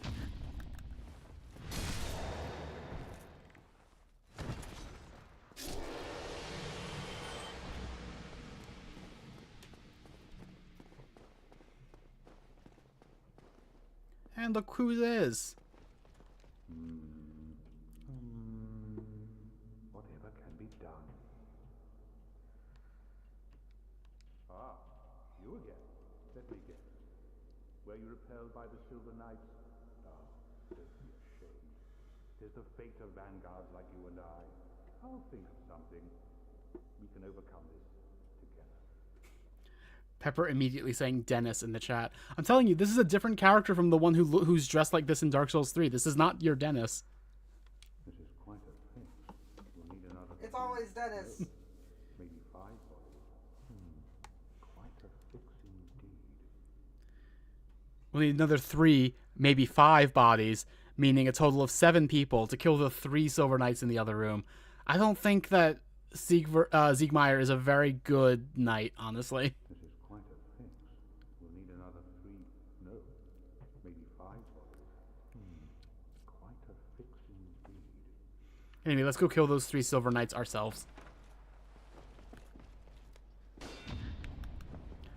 That was weird. That was a partial parry, but the parry still counted. I still got the riposte. That's not usually how that goes. That's interesting.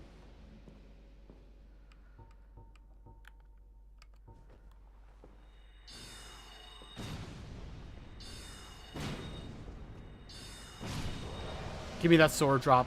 Let me get lucky. No, okay. If I got all 3 Silver Knight things right now and I didn't have to farm for them, that would be so incredible. Wow. Needed like 7 people for that.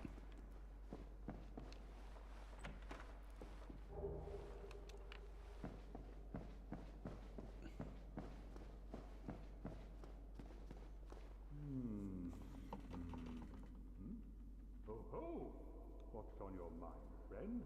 Wait. You defeated those monsters? Fantastic. I'm saved. This Knight of Catalina hereby commends you. Take this as a token of my gratitude. The tiny being's ring just gives you a little more HP, and I mean like a little more HP. It's one of the possible starting gifts that you can do in character creation. It's kind of useful in the beginning of the game, a little bit. It is not useful now, but we have it. That's fine. But be warned, gallantry entails great risks. Next time, give me a chance to come up with a plan. But be warned. Okay, he's just repeating himself. Let's go unlock the shortcut and basically finish this part of the palace.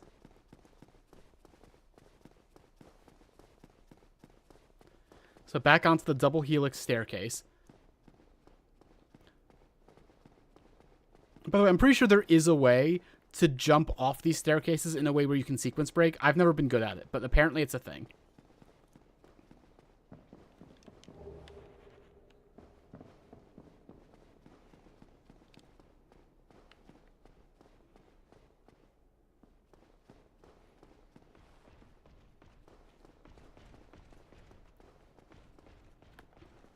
Hey, this is that dragon trophy room again.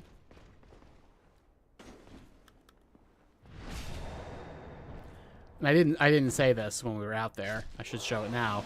Up there is progress. So we're just going to open the shortcut so we can get here from the bonfire easily. And also, this Silver Knight doesn't attack you unless you get way too close. Like, he's just guarding those treasure chests.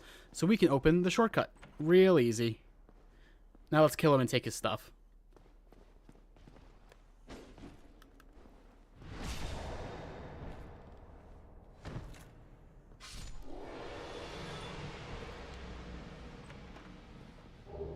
Silver Knight set. I used to like to wear this armor a lot. I think it looks kind of cool. Alright. I cannot stress how much the last, like, I don't know, half hour of what I just did usually takes new players fucking forever. Hours and hours and hours and hours. Just like how the Undead Bird does as well in your first playthrough. Intelligence. I'm going up to 44 intelligence. So I can use Crystal Soul Spear.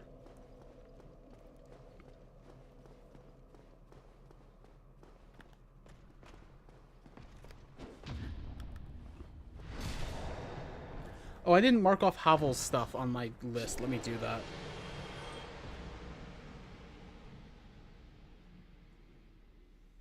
Havel's Great Shield, and I think Dragon Tooth is on here somewhere. Dragon Tooth, there it is. Okay. All right. Hello, Bionicle guy. Been a bit.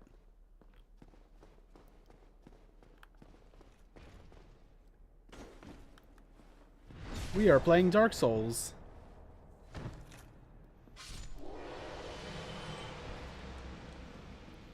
Your house went kaboom? What do you mean? Are you okay?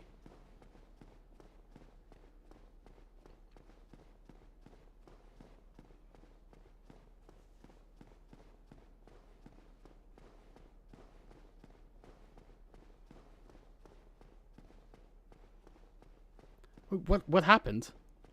Did your house, like, actually, like, blow up, like, in real life?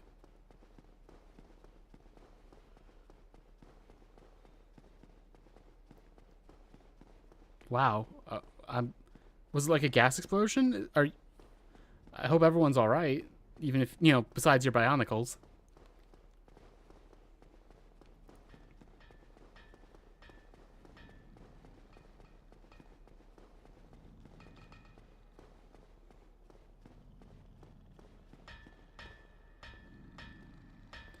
Anyway, this is the fourth and final blacksmith of the game, the giant blacksmith.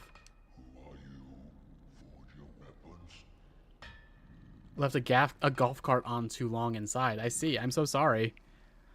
Bat's here. Hi, Bat. It's been a while. How are you doing?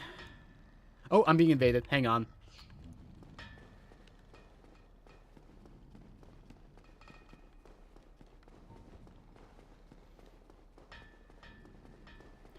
I will get back to everything in the chat in a second. I'm amazed I didn't get invaded earlier, frankly.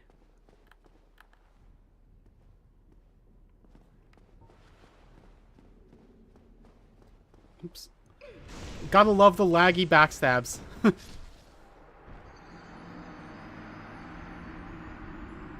You're doing the pointing down when you use lag to... Okay. I hate PvP in this game.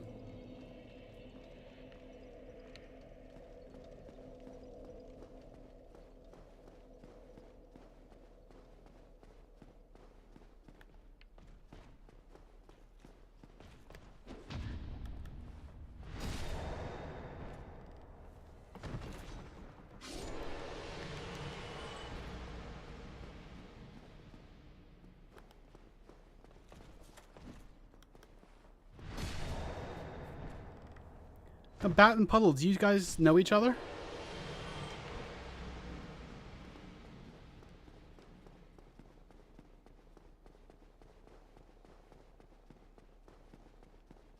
Where from, if you don't mind me asking? Like another community, or...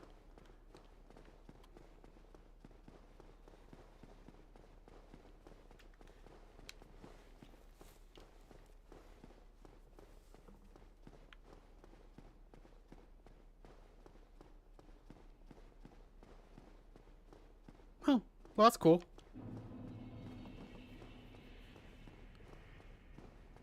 I guess it makes sense that, you know, similar enough streamers, you'd end up kind of, like, similar enough streamers or, like, in your milieu, you'd end up getting recommended, like, both of us, essentially.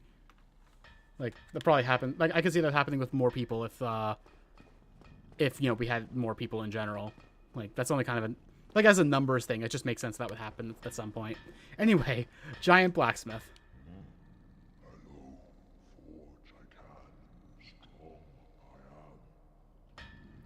This guy lets you modify weapons along the crystal and lightning paths, as well as he upgrades boss weapons. Or upgrades weapons to boss weapons using their souls. When I talk about 2.5 playthroughs, on New Game Plus Plus, your playthrough ends once you get to this blacksmith. You just need to talk to him, upgrade one more boss weapon, and you're done with this run.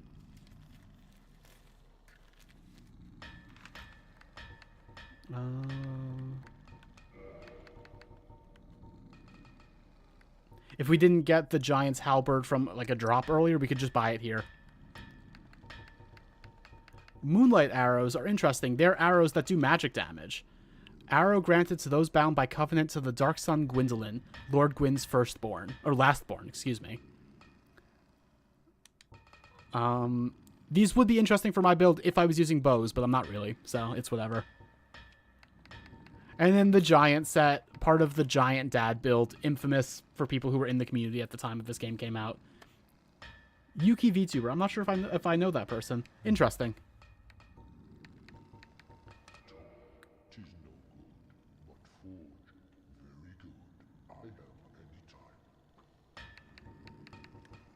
Okay. What's that? There's a chest behind him. Chest behind him. Let's see if we can get to that chest. Open. Hawk ring. Now, why does he have the hawk ring, I wonder? Let's take a look at that. Hawk ring extends bow range. One of the special knights granted to the 4 Knights of Lord Gwyn. The hawk ring belonged to Hawkeye Goff, who led the Great Archers. Boosts bow range, so that arrows fly like they were shot by Goff's great bow, which took down the high-flying dragons. We're going to get more references to this later. But anyway, there's one ring for each of the 4 Knights of Lord Gwyn. One of the reasons that I wanted to get Ornstein's soul is we're going to get his ring, and that will help us for lore explanations.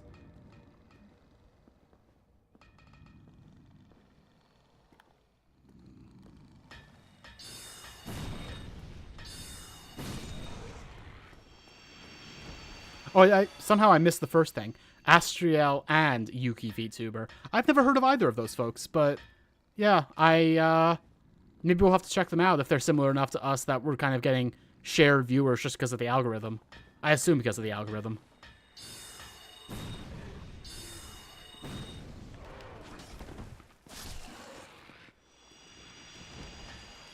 Hi, Zach. Welcome back. Anyway, let's open up this shortcut. Not really a shortcut once you already have gotten inside, but like now we can leave on Orlando if we want now that we've opened that.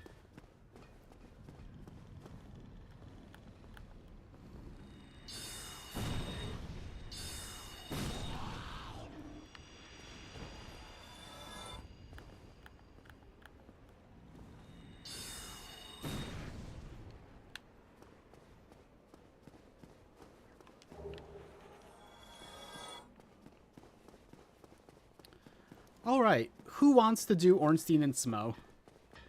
I'm going to finalize the poll at this point, and remembering that there was one person who meant to vote Ornstein who voted Smo. So Ornstein wins it at this point. We are going to get Ornstein's soul, meaning that we're killing Smo first.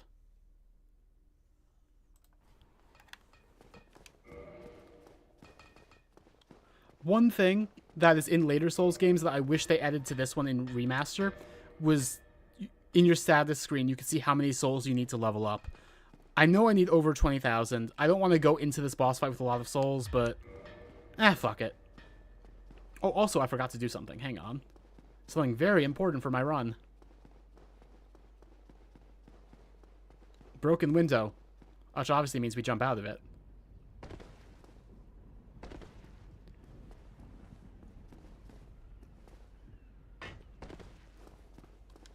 Dragon Slayer Great Bow. Knock that one off the list. So, here we are. Welcome back, Non-Bean.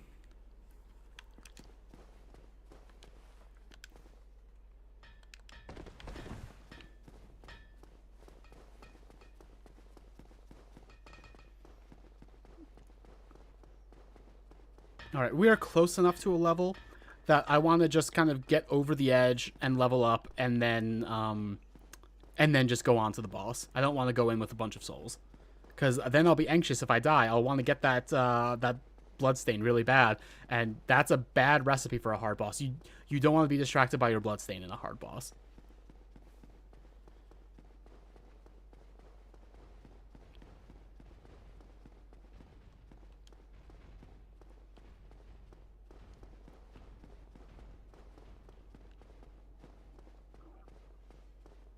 Dung pies? I could use dung pies. I could bank my souls. I don't feel like doing that right now, though. It's easier just to turn it into a level. Soul Spear. Now that might be enough for a level. It's probably a little bit too little. I'm going to kill one more Silver Knight. Where's a good place to do that?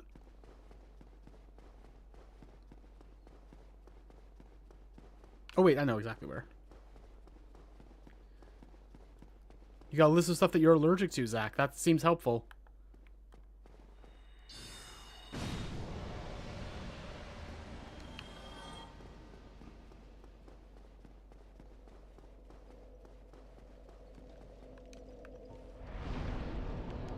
There we go. That's just enough to level up. One more int. Close to being able to cast Crystal Soul Spear when we get it. We're shooting for about 50 int because the best catalyst in the game for high int has its cutoff there. I should not be using Soul Spear for this. I should be saving that for the boss. I'm going to go back to the bonfire after I kill him.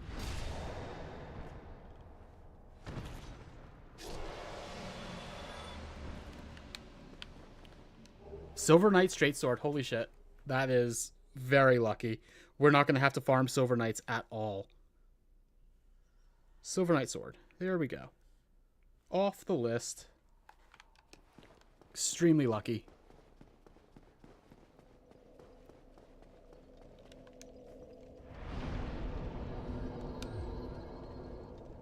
How's Dark Souls? Good. I'm having a lot of fun, just like I was yesterday.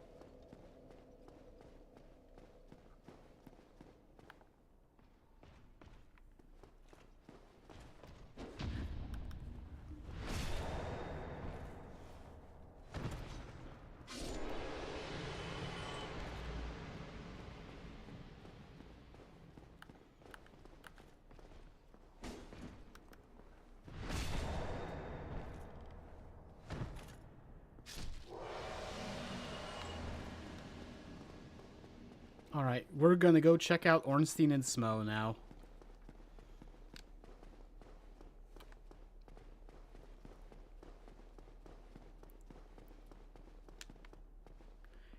Also, this room is... I'm actually not sure what I was gonna say. I just like this room. It's real big and cathedral-y.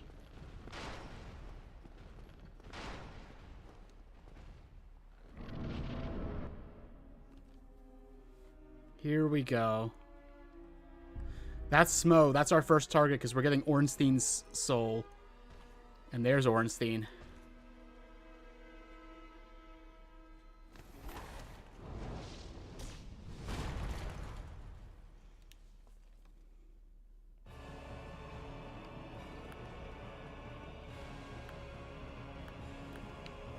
Oh.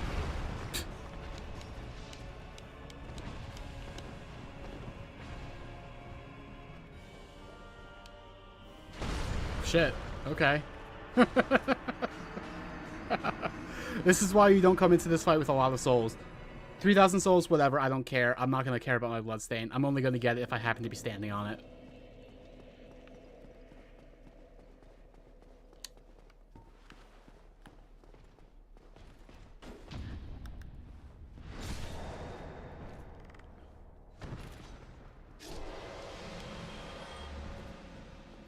Zach, what you're describing is how I used to play this game a lot, but parrying is just so good.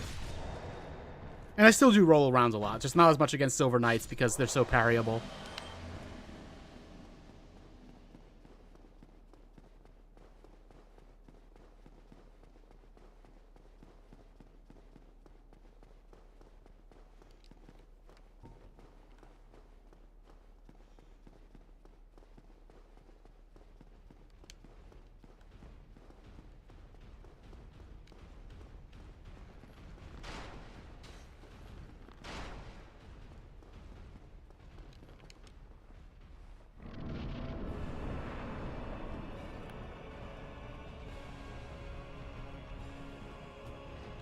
I've said before, for people who don't know, this is the iconic boss fight in this game.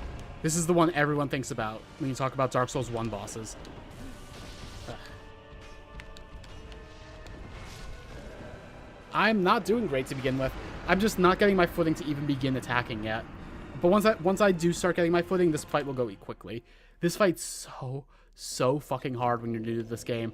This has ended multiple of my runs in this game of just getting stuck on this fight forever.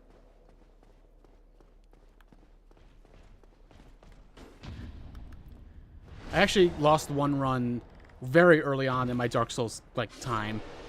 Just on the archers. I could not get past the archers at all, and I got frustrated and gave up on that run.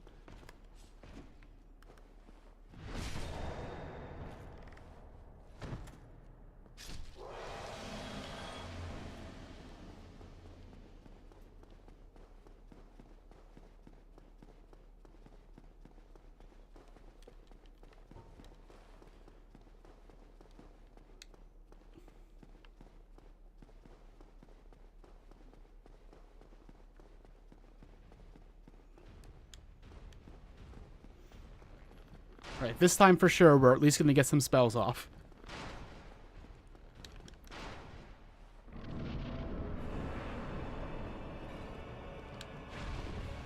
Come on, Smo. Get over here so I can kill you. Oh. The delays on his thing, especially when you think he's going to get stopped by geometry and he doesn't, is a little annoying.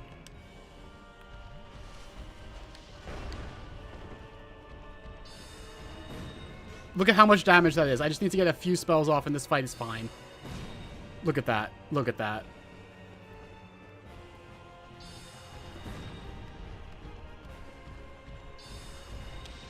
Oh, got hit by the shockwave a little bit.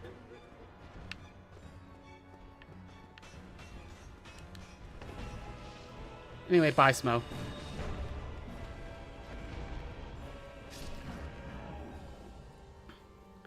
So no matter who you kill first, the second person is going to get a little cutscene where they absorb that person's power and go back to full health, which is why you do not want to bother damaging both of them. You only want to damage the one that you're actively trying to kill.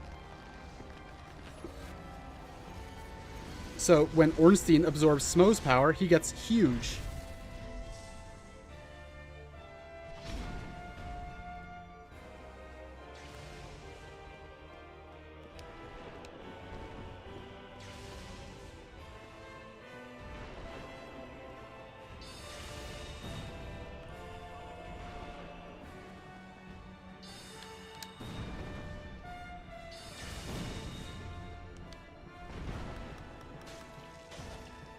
Oh, he's gonna butt stomp, and it was hard to get out of the way because I was too close to him, so the camera kind of wigged out a little. Oh well, got really close. Next time, probably. I think, so the Phase 2 versions are called Super Ornstein or Super Smo, depending on which one you get. And people usually, I think, agree that Super Ornstein is the easier one.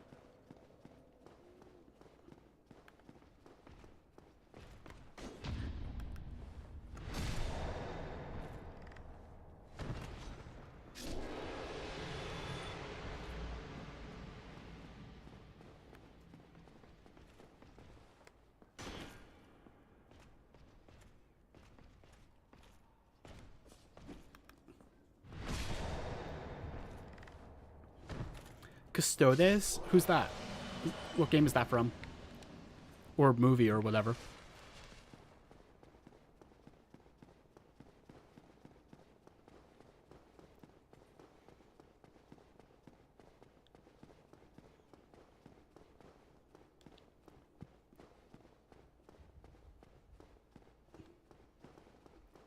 Oh, from Warhammer. Okay.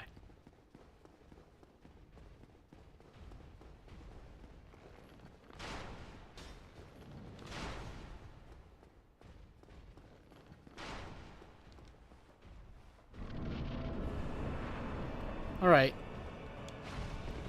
See, sometimes the beginning of this fight can be really hard, because sometimes Ornstein will just already be coming at you when you enter the fog, like already be speeding towards you, which could be really irritating. Oh, hit his fucking hammer. That's annoying.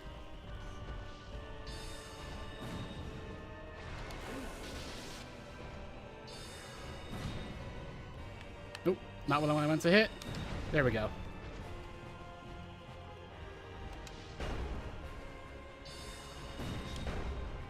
Oh, that's annoying. I was assuming that because I was killing him, Ornstein wouldn't be able to attack. I'm not going to watch this a second time.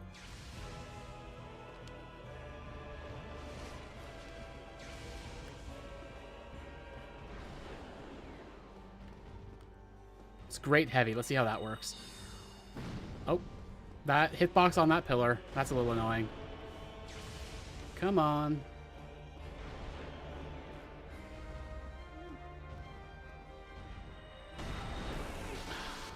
I shouldn't be using Great Heavy. It has too slow of a cast.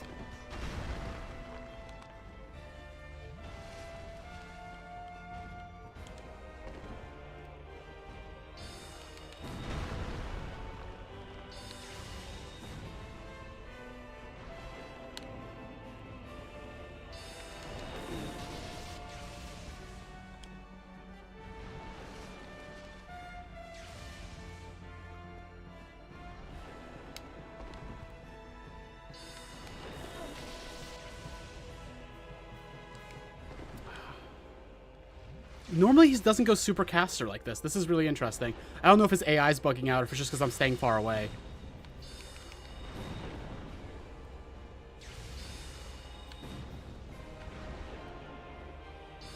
Interesting. I wonder if I can somehow figure out how to get some great heavies off with this. Wow, look at how much damage that did. That's almost as much as a soul spear. Or, yeah. There we go. That wasn't that bad. Like 5 or so attempts is not bad for Ornstein and Smo. And there we go. Soul of Ornstein. And humanity.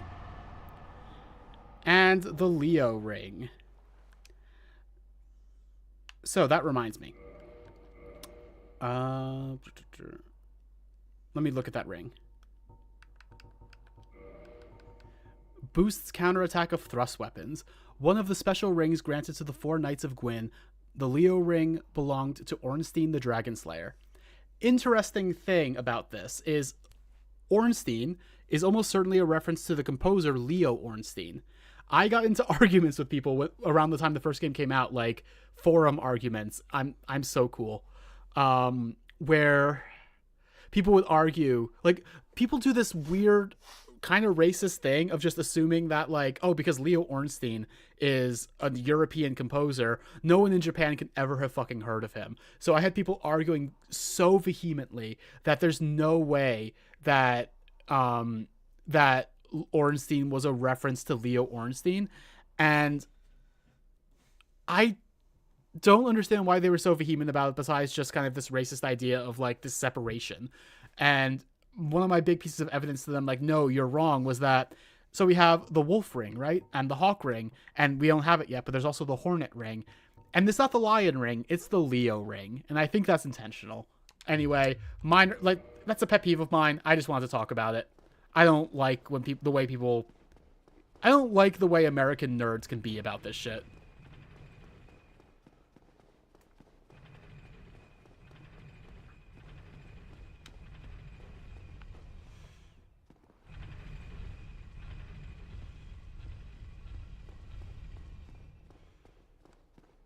Anyway, let's get some plot. I'm not going to level up. I'm saving these souls to buy some spells.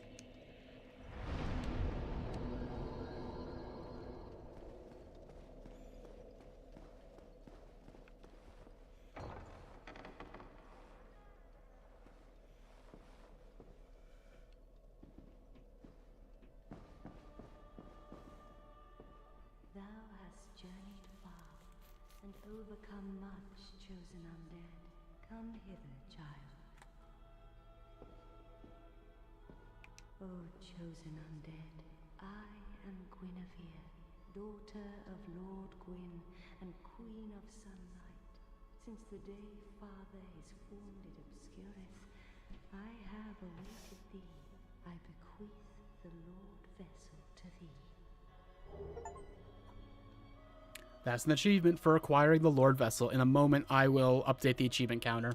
And beseech thee, succeed Lord Gwyn, and inheriteth the fire of our world. Thou shalt endeth this eternal twilight, and avert further undead sacrifices. Do I think she uses the big stairs, says Pepper. No, I think she's too big for that, honestly. But we'll get there. On New Game Plus, I will talk about how that might be foreshadowing, but also... Long story. Long story. We'll get there. Anyway... Chosen undead, thou hast journeyed far. Covenant, that is another achievement for the Princess Guard Covenant. I legitimately have no idea what the Princess Guard Covenant does. No one ever uses it. Whatever. I'm not going to get it. I just got the achievement for getting that screen. Since the day Father his form did obscureth, I have awaited thee, once living, now undead, and a fitting heir to Father Gwyn thou art. O chosen undead, and beseech thee, succeed Lord Gwyn, and inheriteth the fire of our world, a grave and arduous test of metal, yea, it shall be. Indeed, we had felt the warmth of fire, its radiance and the life it sustaineth. Without fire, all shall be a frigid and frightful dark. All right. Now thou shalt go forth, chosen undead. May thou be one with the sunlight forevermore. So we're gonna get more lore when we go back to Frampt and we show him the Lord Vessel. Now that we've got the Lord Vessel, by the way, we have the ability to warp between bonfires, and thank God we needed that. It used to be that you could only warp between bonfires that had firekeepers, like Firelink Shrine, the Fair Ladies bonfire, and the bonfire at the start of Anor Londo. Or rather, you could warp from any bonfire, but you could only warp to those bonfires. That's not the case anymore. You still can't warp between every single bonfire, but you can warp to a lot more. We can warp to Andre's bonfire, for example, in the Undead Parish. And to, like, the Depths, and to Tomb of the Giants when we unlock it. There's lots of bonfires we can warp to now. let's go to the Firelink Shrine. Let's get some more plot.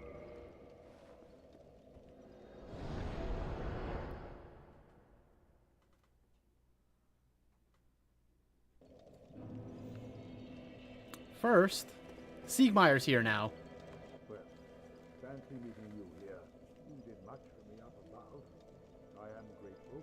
You know, I was thinking the old book. Was that your doing? Yes, it was.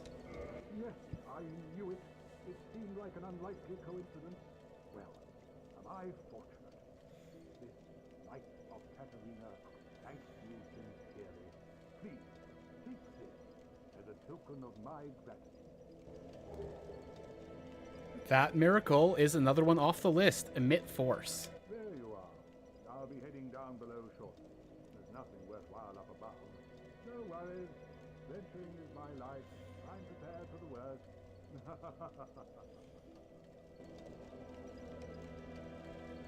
There you are. Okay, he's repeating himself now. Oh, wait, hang on. We almost got clipping into his helmet. It is possible to clip into his helmet and see what his face looks like. Let's try it from the other angle. It might be hard here because he doesn't have much behind him. You can look up online what he actually looks like under the helmet. It's not that interesting. Gotta get the side of his head here. It's hard to get the front of his face because he always turns to look at you. Oh, uh-oh, uh-oh. Oh, no. Oh, there we go. Oh, shit. Okay, that wasn't enough damage to aggro him, it looks like. Sorry. There you are. I'll be heading down below shortly. There's nothing worth. Okay. He's not angry at me. That's good. Let's talk to Framt.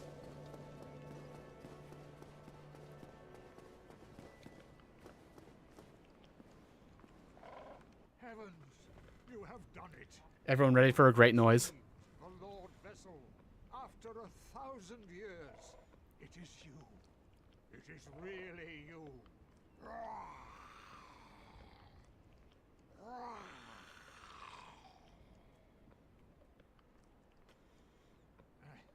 Forgive me.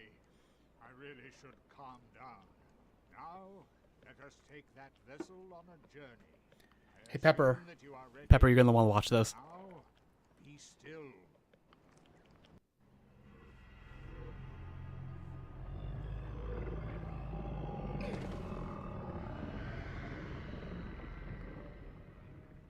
You were talking earlier about him eating you. It turns out he does.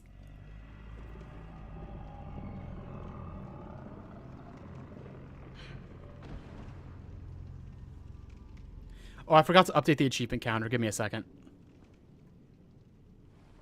This is the firelink chamber. For the success His mustache does not like being upside down. now, place the Lord Vessel on the altar. Hang on one second. Let me update that counter.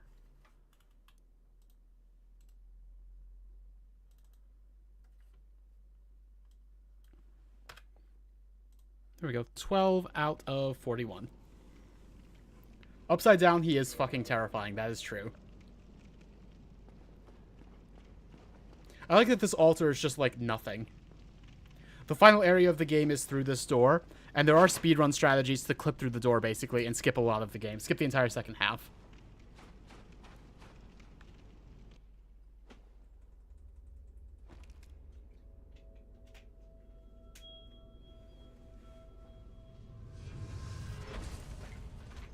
But yes, we are officially done with the first half of our first run now that we've placed the Lord Vessel and finished Anne Orlando.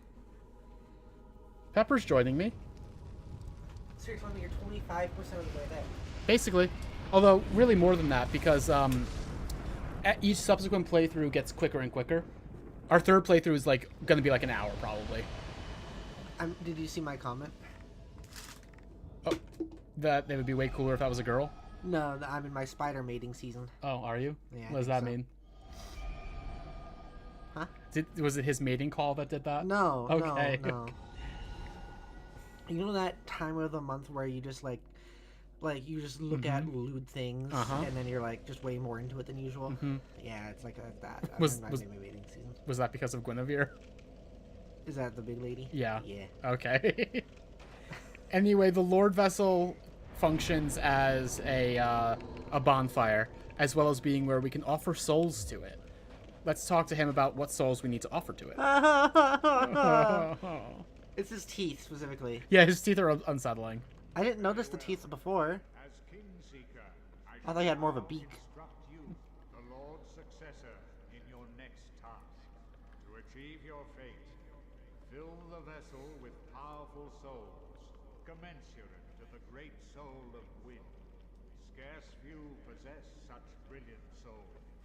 Grave Lord Nito, the Witch of Izalith, the 4 kings of New Londo, who inherited the shards of Wind's soul, and Lord Wind's former confidant, Seath the Scaleless. All of their souls are required to satiate. I don't know. I thought they were beak for some reason. I can see why. Are you ready? Then we shall return. I only registered when I saw him upside down. Yeah. This is wild, by the way, also. How he does it from this angle. No, no! Very violent biting. You gotta be careful. Yeah. So what he basically said was like, hey, remember all those people mentioned in the opening cutscene? Go kill all of them. What is he? He's the primordial serpent, or one of the primordial serpents. Whoa. Ah! Yeah, whenever you come back from down there, his mustache is always... If you just jump down there. I don't remember. I think you might be okay, or it might kill you. I don't remember which. What does I that think... sign say? Liar ahead. We're going to get into that in the second playthrough. Interesting. There's lots of perspective stuff that you will not realize until you do some stuff you would not think to do that makes this plot a lot more interesting than it seems in like a regular playthrough. Okay.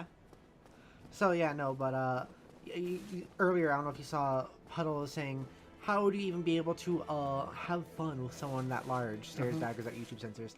As in Guinevere. Yeah. And I replied, obviously, you let her eat you. Yeah. That's how. Yeah. When did you say that? Oh, you did say that. Or That's you right. I use missed her that. as a big soft bed. Yeah. All right, so I want to hold on to souls because, Or like... you just climb in. Yeah. Yeah. Okay. So, Logan is about to move to a new area, and when he does, Griggs will start selling another copy of Soul Spear, which is 40,000 souls. I want to hold on to these souls until that happens. So, I think I know what it takes to make him move on. I'm going to go quickly do that and see if it works.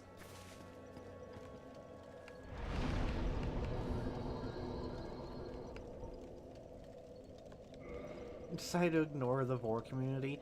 Hey. Vor commentary. Oh, commentary. I think it's a community. Now, don't tell me to shut up. Yeah, don't tell her to shut up. This is her channel. Every once in a while, for like once a month, for like a few days, I'll have to talk about Vor. It's just kind of how it goes. I'm sorry. You have to. It's required. It's required in my genes. I don't mean like my genetics. I mean like my pants. You're not wearing jeans right now. I am. Oh, you are? Oh, okay, my bad. I was assuming you were wearing like basketball shorts because we were just laying around. No. Jeans are not comfortable to lay around in. Why are you wearing jeans? I don't know. I didn't feel like changing. Fair. Oh, right into it. You know, I'm not to that level. Like, I don't... Lying down in jeans is fine for me. But I can't, like, sleep in jeans. Yeah, that makes sense. But Cameron, he would just sleep through the night in jeans all the time. Why? And I can't... I don't get so much. He would take, like, huge naps with his shoes on in bed. Why? With his Like, shoes on? Not fully... Not like, all night, but, like, the big naps he would take during the day, he would have his shoes on, yeah. Why have the shoes on? Ah. That's the grossest part to me. Jeans, whatever. If you're comfortable, you're comfortable. But, like, shoes on. Don't do that. That sounds like a word, shoes on. Also, remember we fought a boar earlier on in the game. There are 2 more in this section, and they don't respawn. There's only these 3 in the entire game, and because of that, one of them is guaranteed to drop the boar helmet, which I think the first one dropped for us. It's got heavy armor, but the soul spear just goes through everything, so...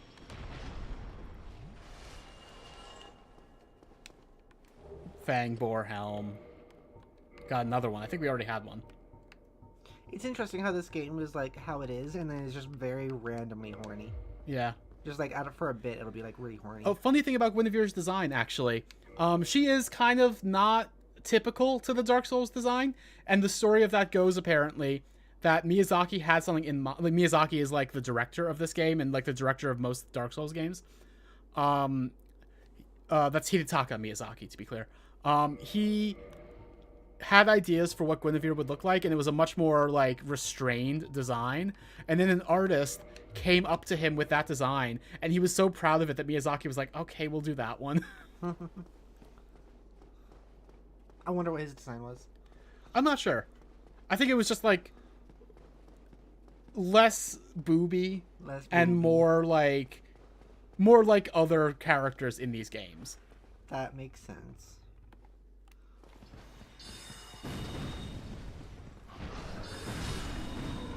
And that's no more boars in this game until the next run. Okay. I think 2 fang boar helmets, that's a lot. Anyway, now that we've loaded the Duke's Archives area in, I think Logan might move on. You know, it doesn't say it there, but on my phone earlier, it said you were at 12 viewers. Yeah, we were at 11, I thought, at one point. On my phone, it's at 12. Back to Firelink. Let's see if Logan moved on, because I want to spend these souls, and I really want a second copy of Soul Spear. Really, really badly. See, Puddle says, so Miyazaki was like, alright, well, we'll ship it if you shut up about it. I didn't take it that way. I took it more as like, oh, you seem so like, in love with this character design. You put a lot of work into it. Like, I can't tell you no. Yeah. Anytime I've heard this story told, it's been that.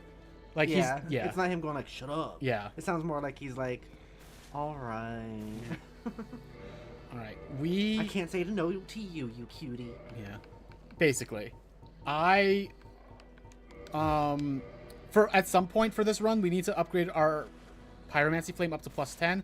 I have a bunch of souls now, and I can't get Soul Spear at the moment. I'm going to have to do stuff that's going to put the souls at risk to do that. So instead, I'm going to spend these souls on upgrading the Pyromancy Flame, because it's going to have to happen.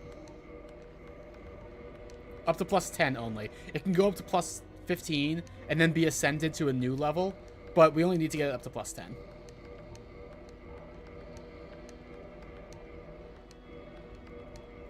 There we go. That was like all of our souls, but it had to happen at some point. Goodbye then. Come back if you find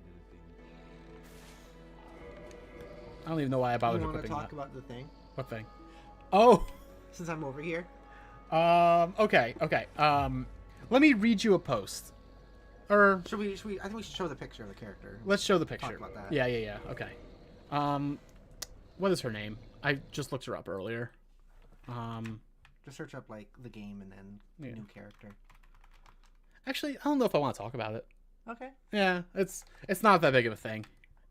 You don't want to talk about it, like, at all, or just not right now? Maybe not right now. We'll probably talk about it later. Okay. It's not a huge thing. Anyway, that area I was just in, the Duke's Archives, that's the next main area we're doing. Partially because while we're there, we can unlock the DLC. And we want the DLC because, A, there's achievements there, and B... Oh, Pepper is enjoying kissing my shoulder and just resting on my shoulder. It's really nice. We can unlock the DLC, and the DLC has achievements we need and also has spells that will really make this build sing. And also, there's stuff we can do that will unlock Crystal Soul Spear as a spell for us. And we want Crystal Soul Spear. We want it real bad. It's really, really good. It's Soul Spear, but it's even better. So let's go back there to the Duke's Archives, which is Seath the Scaleless's area. I really am in my spider mating season. Because I was resting my head on you, and then I realized, like, oh, you smell nice. Oh, thank you. I do smell nice. It's true. Your pheromones. Oh, wait a minute. I gotta warp back. I just thought of something. I'm gonna come. Okay. Do it. No. I will not be threatened, Pepper.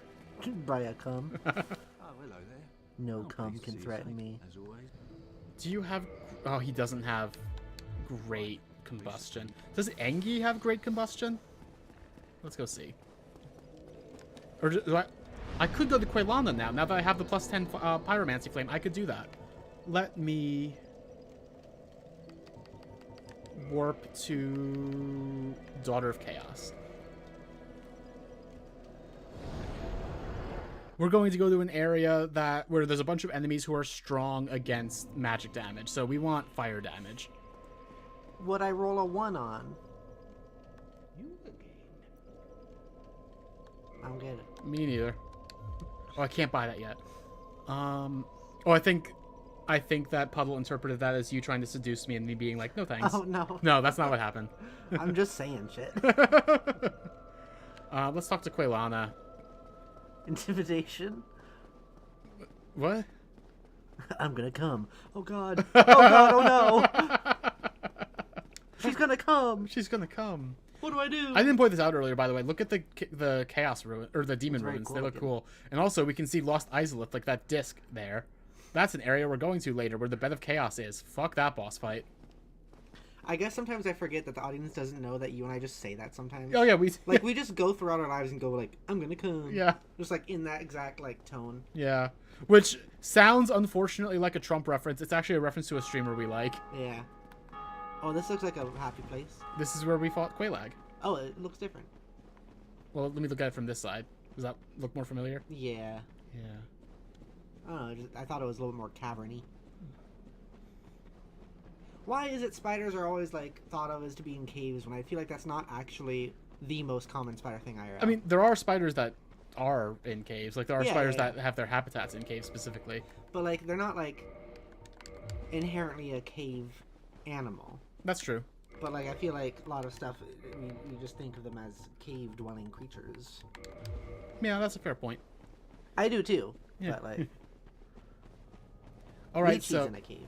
So now that we have a pyromancy flame up to +10, we can come here, and suddenly there's an NPC that is visible that was not visible before. You can see her over by that concrete leg. The way it says poisoned is, like, too digital. The way it flashes is like you're on like a computer screen. This is Quaylana. She is another child of the Witch of Izalith, just like Quaylag. This is Quaylag's sister. Hello, Quaylag sister. A mere undead, yet you can see me. Fascinating. I am Quaylana of Izalith. I am not often revealed to walkers of flesh. You have a gift. Are you too one who seeks my You can pyromancy? see me. You're staring at the rock above her. Yeah. Yes, of course. It should be expected. Very well. You shall be my pupil, but to pursue my pyromancy, you must give something up. Are you prepared to do this? You know, I haven't seen cave spiders in Minecraft in a while. Also, can I tell a joke? Yeah? So, I said this to you earlier, Jodi, and I told you I would say it on stream. Quaylag. Mm-hmm.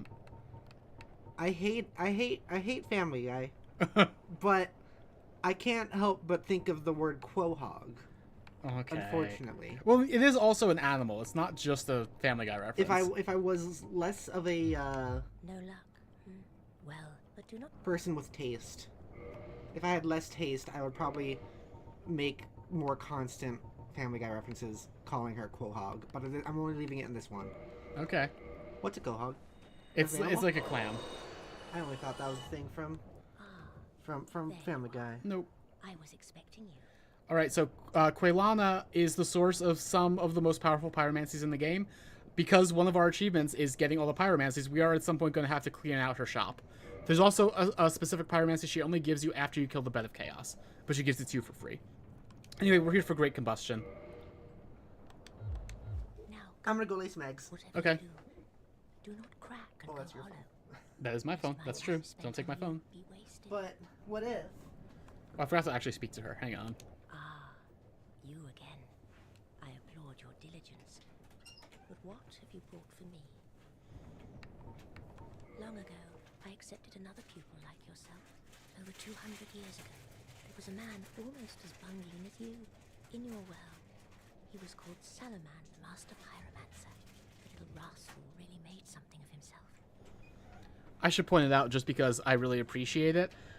There's like a little bubble around Quaylana that if there's any mosquitoes and they hit the bubble, they just kind of go back. You don't have to worry about fighting like mosquitoes while you're talking to Quaylana, and that's nice. I appreciate it. Pyromancy is the art of invoking and manipulating fire. But remember one thing. Always fear the flame, lest you be devoured by it and lose yourself. I would hate to see that happen again. fancy as the Okay. ultimate. I would. No luck. Well, young pupil, you must have patience, but do not keep me waiting much longer.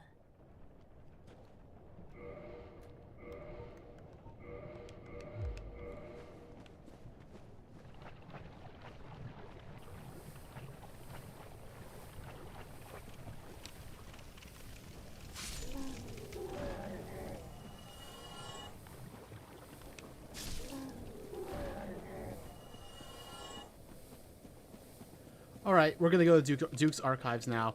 But also, let me attune some fire spells. We can't use Great Magic Weapon anymore, and I think we're okay without regular Soul Arrow at this point. So, Great Combustion and Regular Combustion, just so we have some extra damage from a different damage type. And we're gonna warp to Anor Londo.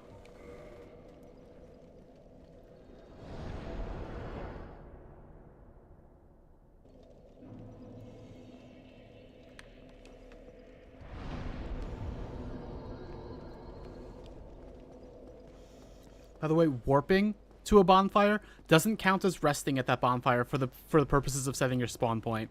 So make sure you're resting there when you're like warping to a bonfire that's in an area you're about to go to, because like it really sucks to suddenly be at a different bonfire and have to warp again.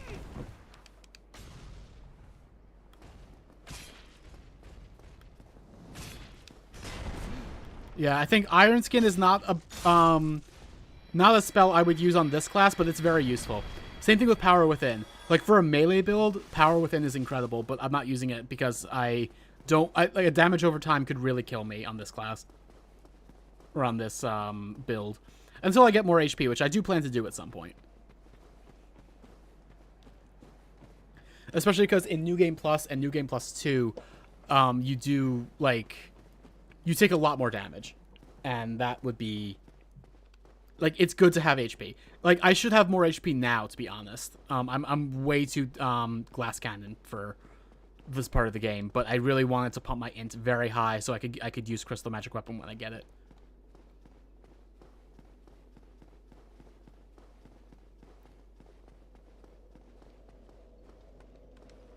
I mean, yeah, my character does stab enemies in the dick bat. That is fair. That is a fair assessment of what's happening.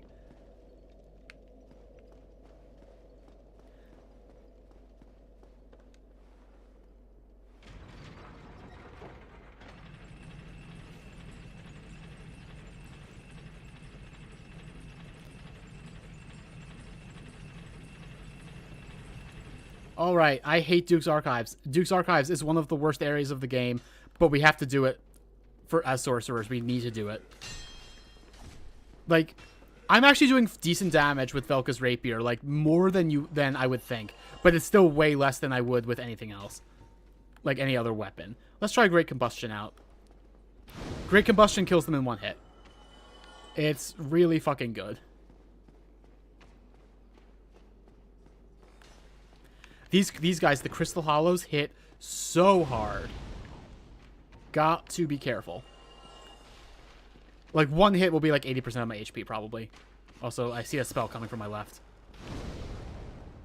Regular Combustion does a lot, too, actually. That's good. We need to kill this golem in particular for DLC stuff. Like, it drops an item that you need to enter the DLC. Or the item you need to enter the DLC. So, it looks like those Crystal Hollows aren't coming in here. Maybe? It's hard to tell. Oh, whatever. I thought I hit the button, but I guess I didn't. Or not in time, at least.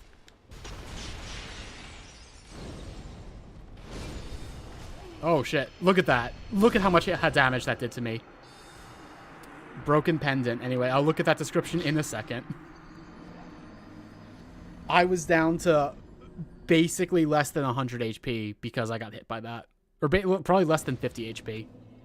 Like, those guys were also buffed by the Channeler, so they did more damage. But yeah, like, this area, these enemies hit really fucking hard, and you have to be careful.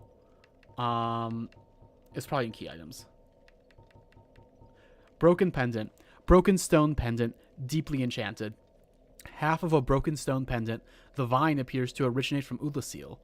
A powerful magic can be sensed from this ancient stone, yet men of this time can neither manipulate nor sense its power, which has a distinct air consisting of both reverence and nostalgia. That is our key item to enter the DLC, which, as you might guess, is set in Ulasil, the same place that Dusk is from. Dusk is part of the DLC. I'm not sure if she was in the game before the DLC, just as, like, the spell merchant. I think she might have been. I'm not positive about that. I didn't play this game before the DLC came out. There's DLC? There sure is. It might be, like, if you're familiar with this game, you might not even know it's DLC, because it's just part of every version of the game now. Like, if you have Dark Souls Prepare to Die Edition, that just has the DLC in it. It's called Artorias of the Abyss. Oh.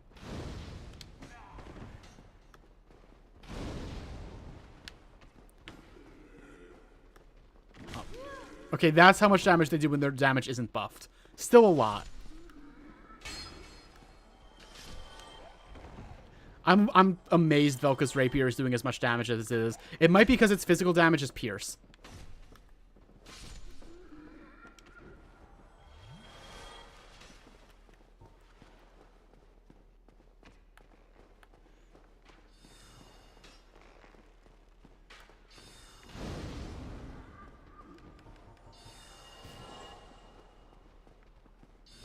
Okay, these guys are buffed. These guys have buffed damage, or this guy does. Has buffed damage. I have to be careful. You can tell because of, like, the particle effects around him. Those, like, rising blue lines. That's why I'm using Great Combustion. I don't want to have to use two spells. He's doing his buff dance. That's annoying. And I didn't have to aggro this guy, but I need to get my souls back. That's irritating. Let's see how Velka's Rapier does against Crystal Golems. Not good.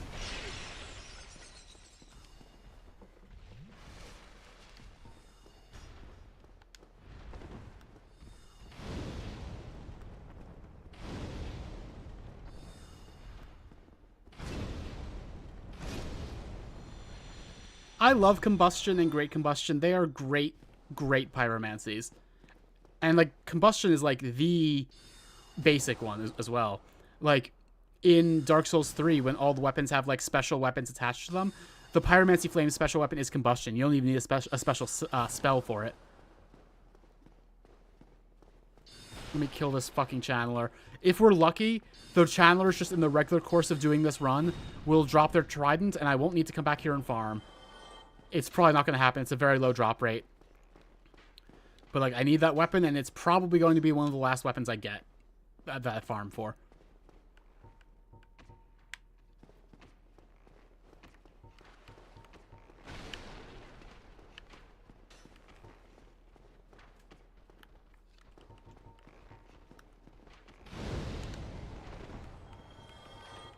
Oops. I keep scrolling past Combustion.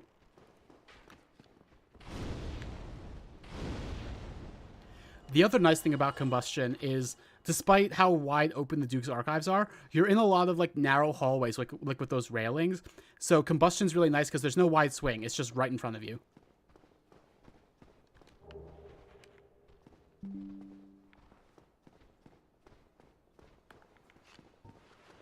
Look at them, perfectly synchronized. Even dying, perfectly synchronized.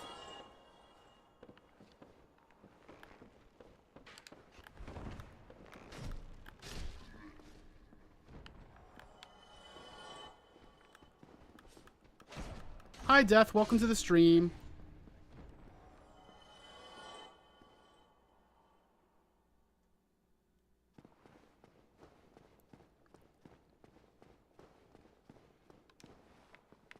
That is a lie. That is not an illusory wall. Yep, not an illusory wall. Imagine if after all these years I got tricked with, like, oh, there actually is an illusory wall there and I just never knew. That is a real chest. I remember there's a mimic in here, but I don't remember exactly where. Twinkling Titanite. I need that for my rapier. I need 2 more to upgrade my rapier to max.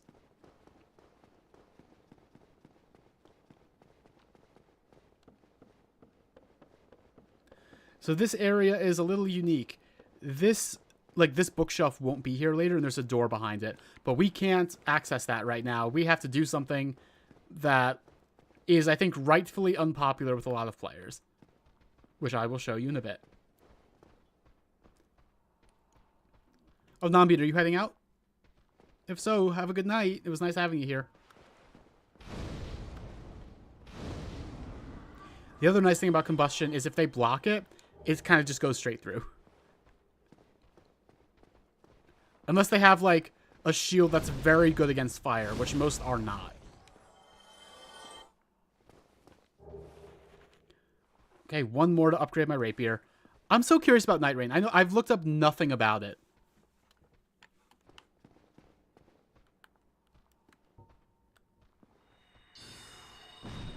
Oh, wow. Great Soul Arrow kills them in one hit. That is good to know.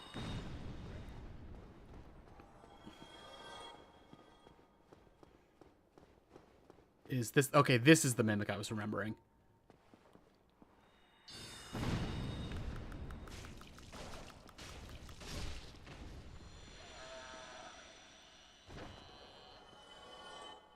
Night Rain has no fall damage. Interesting. Oh, Symbol of Avarice is another one of those things. Like, I talked about how there's only 3 boars in the game, so you're guaranteed to get the boar helm drop from at least one of them. Symbol of Avarice is the same way. There are a limited number of mimics in the game, and they don't respawn, so you're guaranteed to get the Symbol of Avarice from one of them. Symbol of Avarice is funny. I'm only putting it on for a short moment because it drains your health when it's on. You wear a mimic on your head, and it drains your health slowly. Let's get that off. It raises your item discovery. It's useful to have, but also you gotta be careful with it.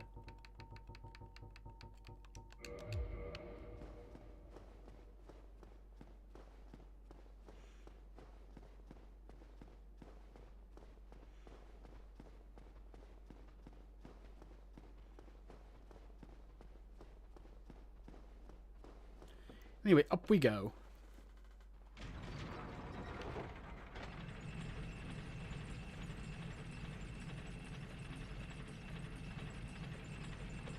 I'm a zombie. Hello. Okay, I want to see something. Okay, I can send it down. That's good. That'll help me a lot later. Okay, what the fuck is Night Rain? I know it exists, but I've not looked up anything about it, and it sounds not like a FromSoft game, and I'm very curious. Like, what do you mean you drop in like Fortnite? What does that mean?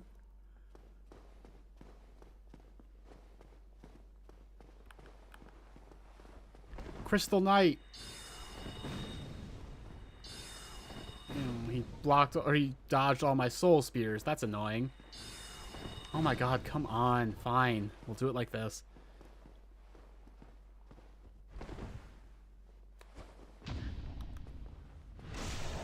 Wow, one shot with the riposte. There's my alarm going off. We can get that guy set later. I think it looks kind of cool.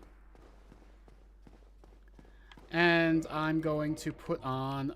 Oh, I had the wrong ring on. Whoops. I'm going to put on a Ring of Sacrifice. Because this is a part of the game where the intended action is to die, and I hate that. I know it's like Elden Ring. I know Night Rain is like DLC for Elden Ring. I don't understand what it is. It sounds like not normal DLC.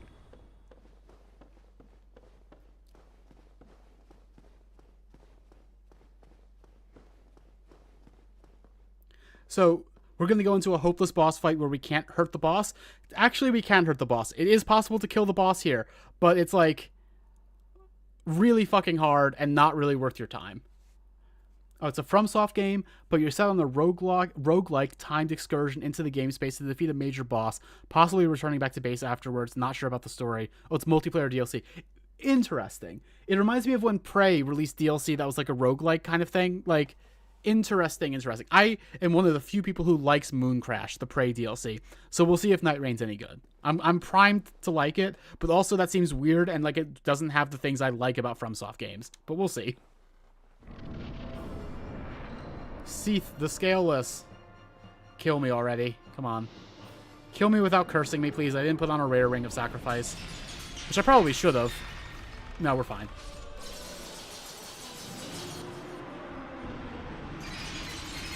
Death, I knew you would say smash.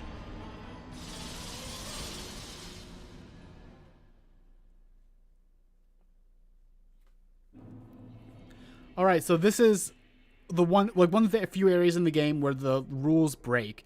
You die and get brought to this bonfire, and you cannot warp from this bonfire, so you have to escape. And I just... I didn't want to deal with it, so Ring of Sacrifice.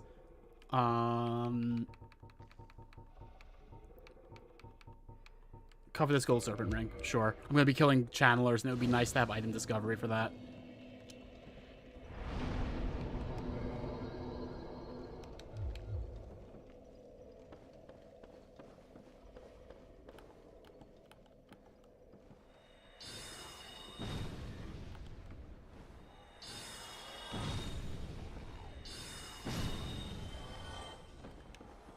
This door is locked. We'll have to come back later for it.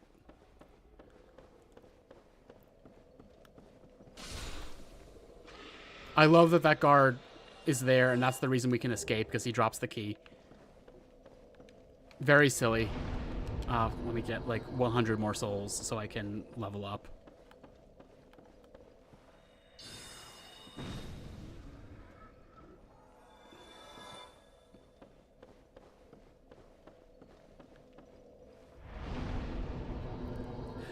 Yeah, Puddle, I like how the Rings of Sacrifice work in Dark Souls 2, in that they break, but then you can spend souls to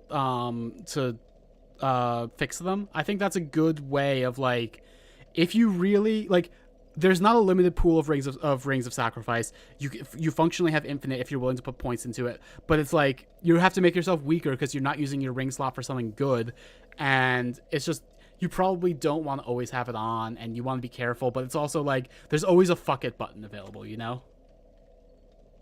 Oh, hi Nambean, welcome back. What do you have to tell me? The Duolingo owl is dead? What do you mean?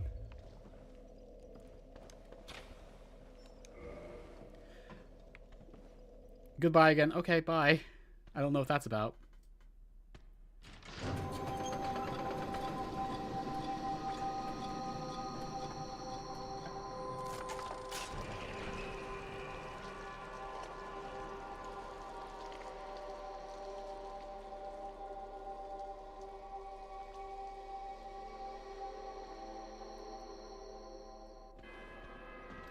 Alright, so that alarm changes the gameplay of this section a lot. But here's the thing. If you die, the alarm turns off again. So it's actually not that big of a deal. And we want to kill these guys before they get up that ladder. The Duolingo owl is, like, not a real owl, right? What are you talking about? What? What are you... What? It's just a cartoon owl, right?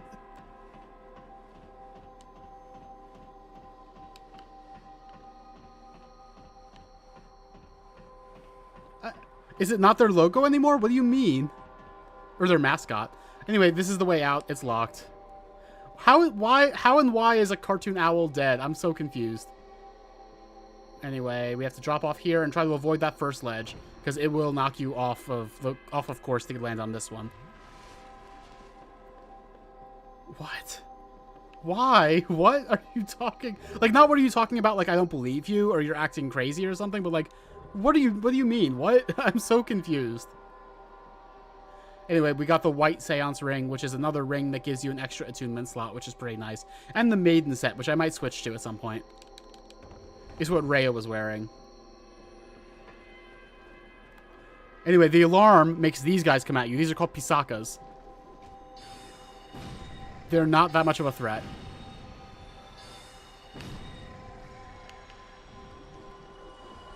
Oh, Manal says they change the app thumbnail to scare people all the time. I see. I was very confused. It's like the 4th time you've seen it. All right. I didn't know because, like, I'm learning Chinese through an app, but it's not Duolingo, so I know very little about the whole Duolingo thing.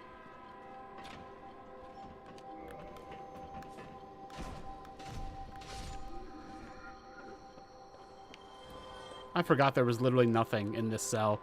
Probably didn't even need to open it. Sorry about the noise. The alarm they put on sounds really annoying. I should turn it off soon. Also, if I die, it'll turn off, so it won't be on for very long.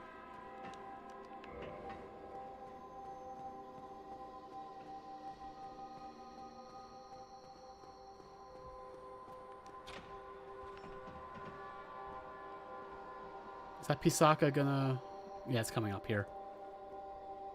Oh, no. Okay. The Pisakas are kind of, sort of, a reference to Demon Souls. Yet again, there's lots of Demon Souls references in this game. In that there's a prison area in Demon Souls that has enemies that also have tentacles, but they're mind flayers. Which, you know, the classic D&D enemy.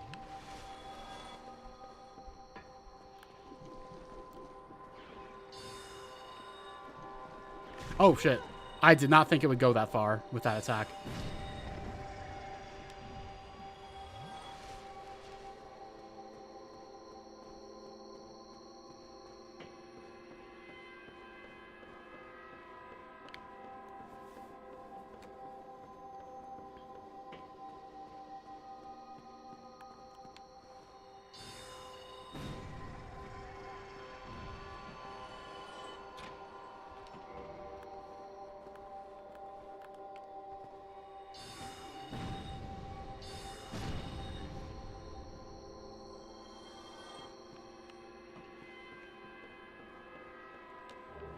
Archive prison extra key.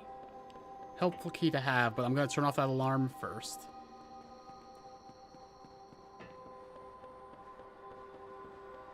Also, does this just lead down to that one I was just in? It does. Okay.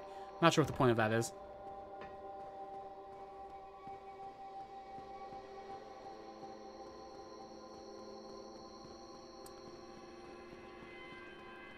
Some of these Pisakas that are down here are going to drop 2 miracles that we need.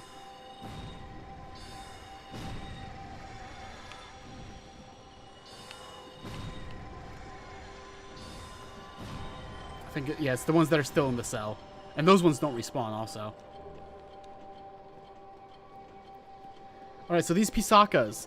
The lore of them is that Seath has been sending channelers all over Lordran to kidnap people, especially women, and turning them into Pisakas. I'm not entirely sure why. It's for, like, research or mad experiments or whatever. That is the lore here. You know this, even though have hit them, they don't aggro. These 2 in particular, I mean. Bountiful Sunlight and Soothing Sunlight. I'm going to mark those off the list after I get rid of that alarm, because fuck that alarm. Anyway, let's talk to Logan. Hello again. What a chance meeting this is. Alas, I'm imprisoned once again. I don't suppose you could stage me a getaway. The archives. Such a storehouse of knowledge. So close, but just out of reach. The thought offends me, so I could simply die. Oh yeah, take my estrogen. I forgot. Do you understand me? Alright, so we have to go find a key to let Logan out. Our master key doesn't work for this lock. Hello again. Alas. Okay, he's just gonna repeat himself. Once we let him out, he has Crystal Soul Spear. So this is big for a spellcaster build.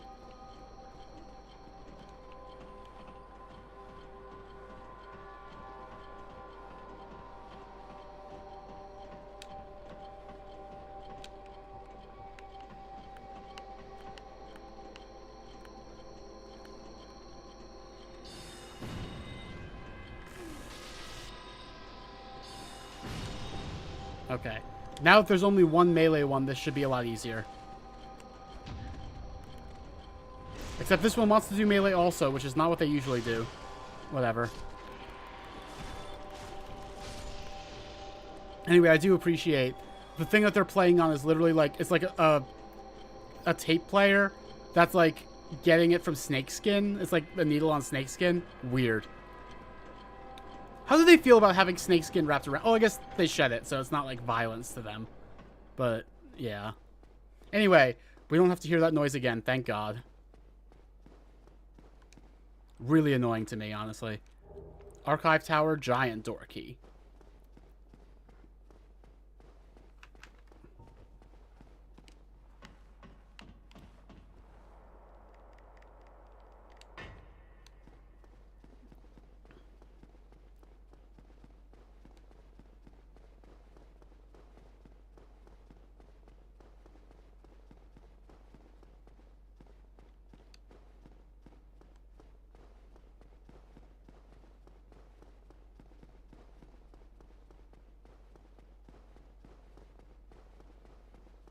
Okay, so we picked up another key on the way down, which opens this cell, the extra key.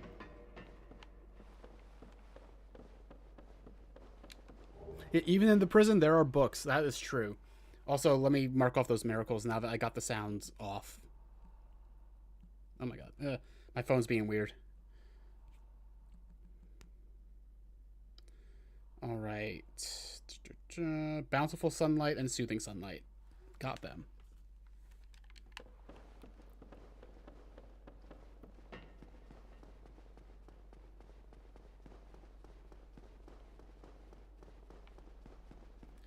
Okay, here's the bonfire. And here is something else that we can do with the extra key.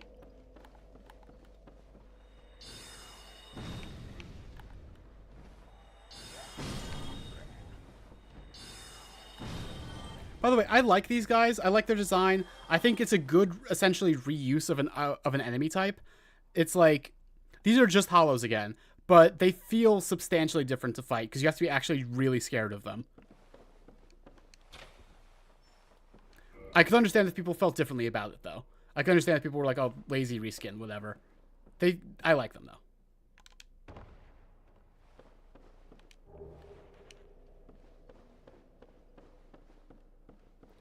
This is a little bit of a shortcut.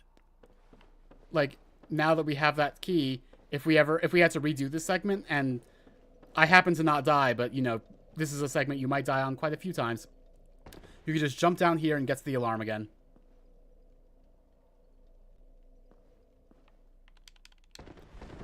Yeah, Puddle says they have enough different enough animations that it isn't just an asset flip IMO. I agree. And also, it's unusual to have, like, even in the first areas of the game, they're not so much of a threat as they are here. So, like, you have to play around them very differently.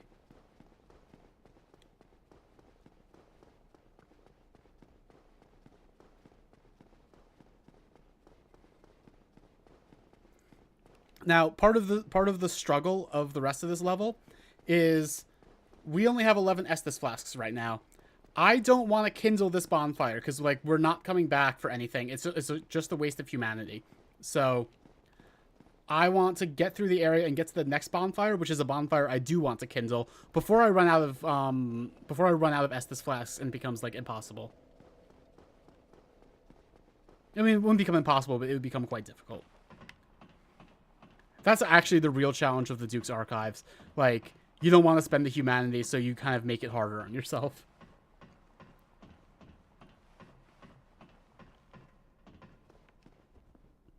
Archive Tower, giant door key.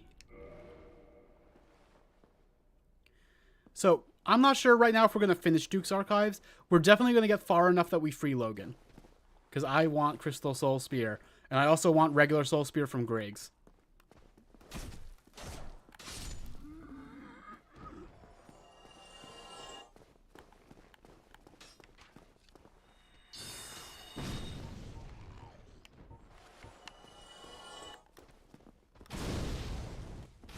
Also, like, part of what it is with these guys is they're heavily resistant to some types of damage, especially, I think, physical. And that makes them interesting to fight against now, because that's not typically how you fight hollows. Alright. Do I have my Covetous Gold Serpent ring on? I can get rid of that purple moss clump. Let's go see how we do against the Channeler. Please give me a drop. Please give me a drop. Please give me a drop. Oh, I should just use Soul Spear because it one-shots them and then they don't teleport away. Oh, he's buffing the other enemies. Oh my god, stop it. Please, please drop it. Nope, okay.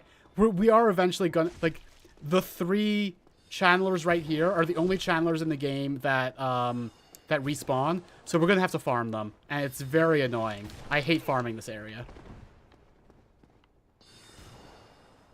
Okay. The bonfire we need is just down there. That should probably be my first priority, and then we'll explore after I get that.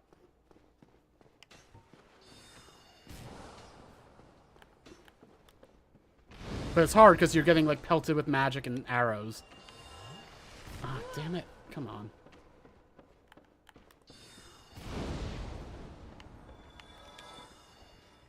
Hi, Gwen. Welcome back to the stream. How you doing? You missed a name very similar to yours being... Oh, damn it. You missed a name very similar to yours being said quite a lot by characters in the game.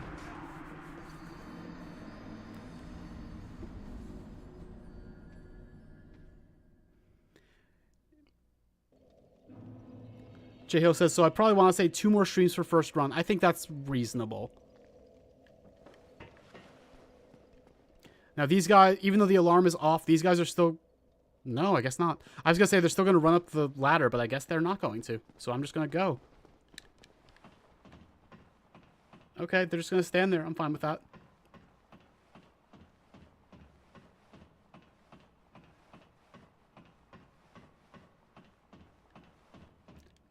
Gwen, it's tell me why, ain't nothing but a heartache. Tell me why, ain't nothing but a mistake, I'm pretty sure. And I never want to hear you say, I want it that way. I'm pretty sure that song was written by like a Swedish producer who didn't speak very much English, which is why the lyrics don't make very much sense.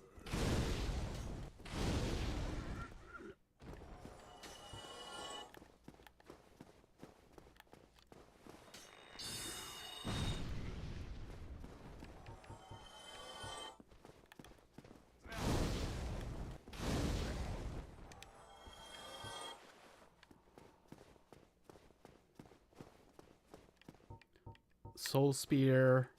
Let's one-shot this channel or make it a little easier on ourselves. Perfect, he's not going to hit me. He did buff the enemies around, which is annoying. Didn't get it. Okay.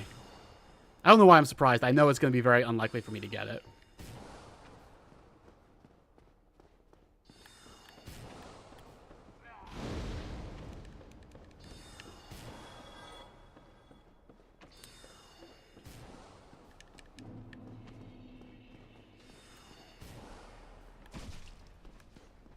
Oh, shit. Oh, shit. Ah. That fucking channeler up there. He's gonna be nothing once I'm able to turn the stairs around, but that's like the whole trick of this area.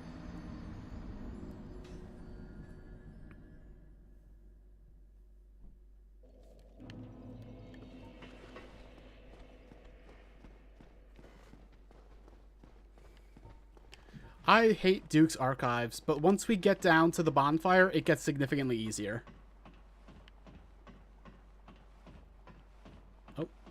That was funny. Like I was watching the corpse in that cell, and it just then flickered out of existence. I could use a bow. I don't want to use a bow, but I could do that. Hi, Pepper. Hello, Jodi Jones. How was releasing eggs? Good. I also grabbed some food. Nice. Feel better? I mean, Oh, okay. At some point, I might ask you to heat feel up. better now, I think. Oh, good. I'm glad to hear that. I might ask you at some point to heat up my food for me, if that's okay. Okay. Thank you. Got some stuff for you. You do? Mm-hmm. What you got? Mom gave you some new clothes. Oh. Interesting. And also,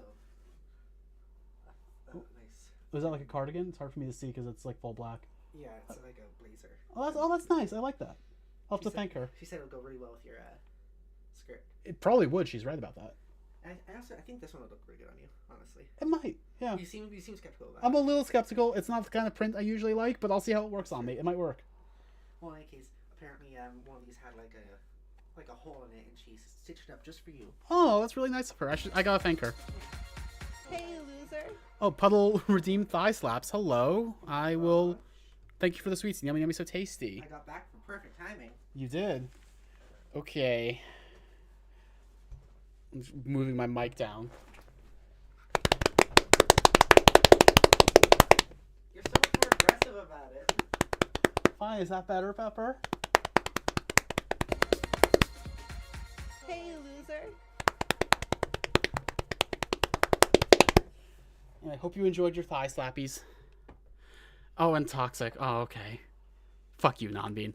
Not actually. You're fine. I realized I don't have, like, I can say fuck you to Zach, but I don't know how you would feel about me saying fuck you to you, so I have to be more careful. Fuck you. If I do say fuck you to you, I want to be clear it's a joke. Anyway, ow.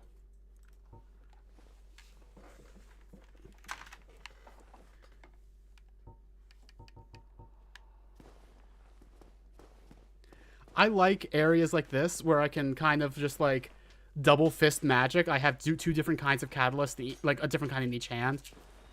It makes me feel more like a magic user. Yeah, double fist it. I'm doing it. I already You took have mine. yours. I took mine. Yeah. Thank you, though.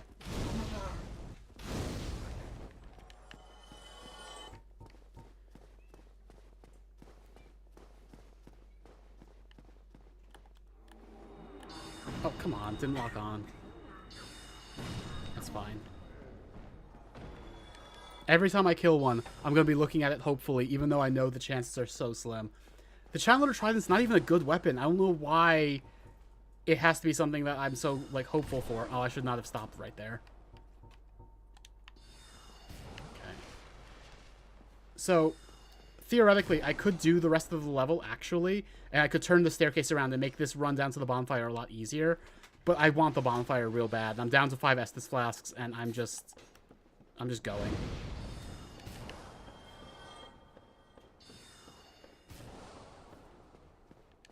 Come out this way, please.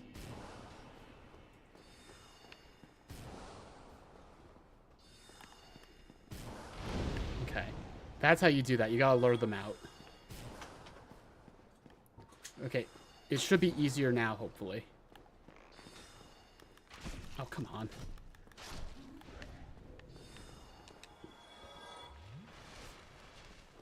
Okay, one more floor to go. There's 1 archer and 2 regular crystal hollows down there. Shouldn't be that bad.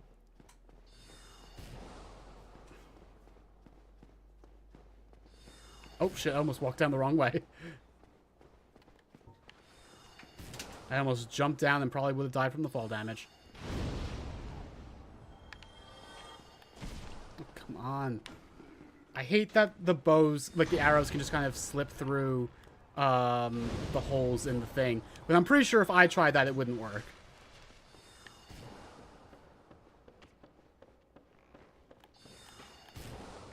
Oh, come on. Please don't kill me. I'm going to go where the archer can't hit me. And also, hopefully, the channeler can't hit me. Okay. Now I can breathe a little bit. It's just 1 crystal hollow. I could probably just run away from him also. You say Dark Souls notoriously fair? It actually kind of is, except for the parts that aren't. But, like, most of it is pretty fair to you. Okay. At the bonfire.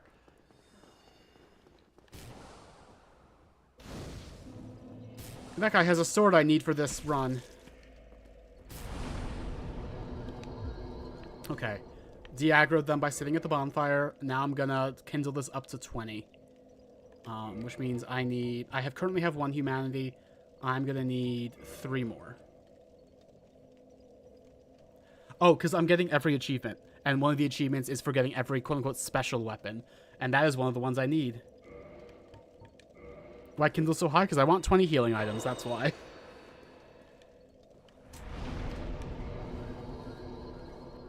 Right now, this bonfire can only get me up to 5 Estus flasks, but every time I kindle it, it's the maximum amount of Estus flasks it gives me goes up by 5, up to a maximum of 20. And you don't even go through 20 Estus flasks, like, ever, but the thing is, you can, like, when you have 20 Estus flasks, you can start healing. Bring more maca next time. Thank you. Okay, see you in the burb, J Hill. The thing is, when you have 20 Estus flasks, you can start healing after every time you get hurt. You don't feel like worried about it. This is Dark Souls Remastered. Yeah, I actually really like Noah Caldwell Gervais's video about Dark Souls. Yeah.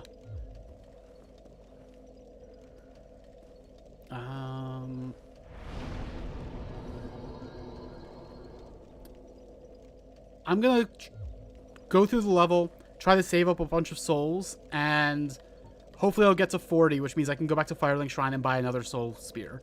Because now that Logan is here, Griggs is selling another copy of Soul Spear.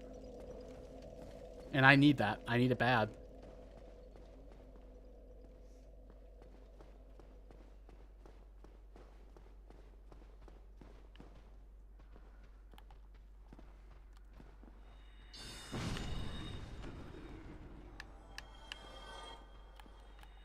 Come on. Okay, now we are at the part of the run, or we're at the part of specifically like the Duke's Archives, where we are much less threatened. Also, this guy doesn't usually fall down, but you gotta take advantage of it when he does, because fuck that guy. You can't even lock onto him normally. He's too far away. Like, no matter where you are. It's really irritating.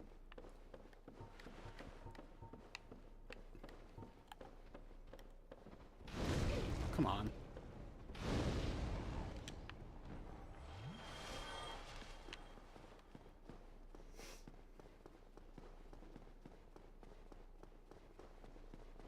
Was this area optional? It is not. You need to beat this area for the plot of the main game. You never got anywhere? Fair. It's a hard game.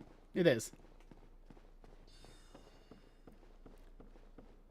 Oh, you got hard stop at Sen's Fortress. That is a place that kicks a lot of new players out. It's tough. Oh, they're buffed. Their damage is buffed by that channeler up above. That's annoying.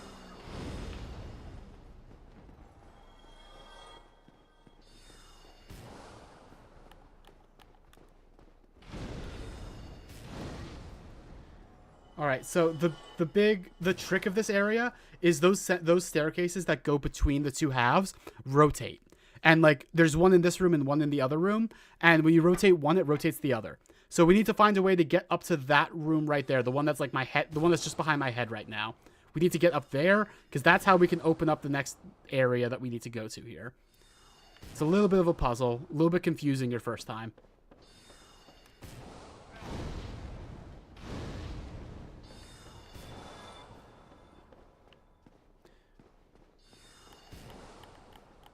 Are you going to be nice to me? You're going to be nice to me? Probably not. Be nice to me. Nope, no drop. Okay. Oh, you beat the Stone Fang Tunnel in Demon Souls. That's hard. Like that's well done. I don't know how I'm not dead. I had like probably 10 HP.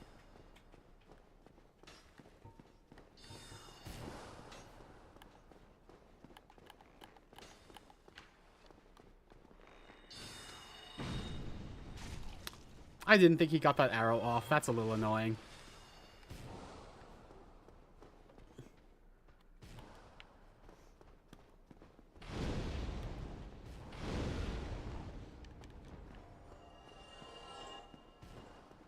So yeah, like, also I should have said these two staircases are always in opposite positions relative to each other.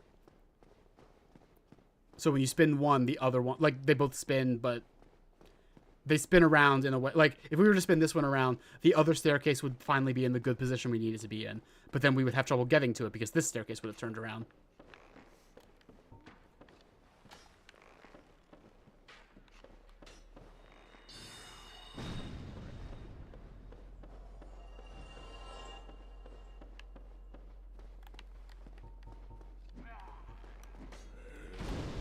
Like, I'm trying to remember the name of, like, the boss before the Dragon God. I think it's the Flame Lurker. That boss is fucking hard. If you beat that, like, you're a pretty good Demon Souls player.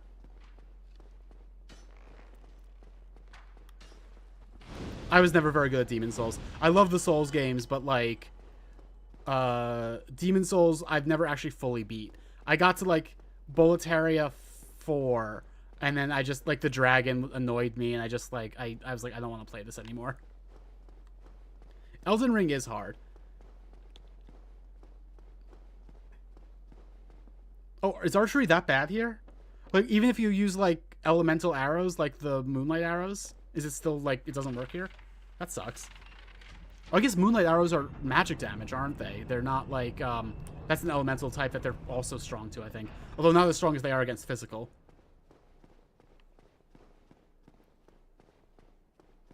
I've wanted to play an archer in this game, but I've never done it. I don't know why. Twinkling Titanite. Oh, I forgot to upgrade my rapier again, all the way up to max. I should do that. So I should say, special weapons that you upgrade with Twinkling Titanite, they only go up to +5. And, like, each upgrade is huge. I feel like they've never really wanted to make archery, like, archery alone, like, a build around archery and nothing but archery. They never really wanted to make that a viable build for some reason, and it's annoying. I think until, like, Dark Souls 3, I think it becomes viable, sort of.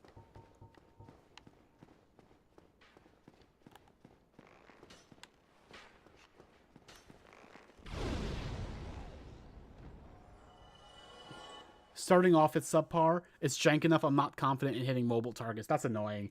And at least, like, it can be hard hitting mobile targets with, like, sorceries, but at least you know when you do, you're probably putting them down. Like, it's like, they're really powerful, the spells.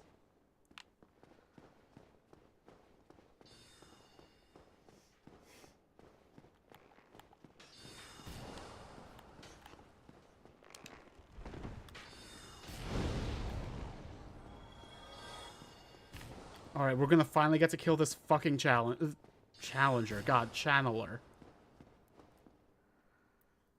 Dark Souls 2 archery is cracked if you gotta parry off and went for headshots. That is a fascinating strategy to me. I've never thought to do that. I've enjoyed bows in Dark Souls 2 specifically because poison is broken in Dark Souls 2. So it's like you just get like a poison-infused bow and poison arrows, and you just like snipe people, and then like you hit them a couple times and they're basically dead. Especially in the Shrine of Amana.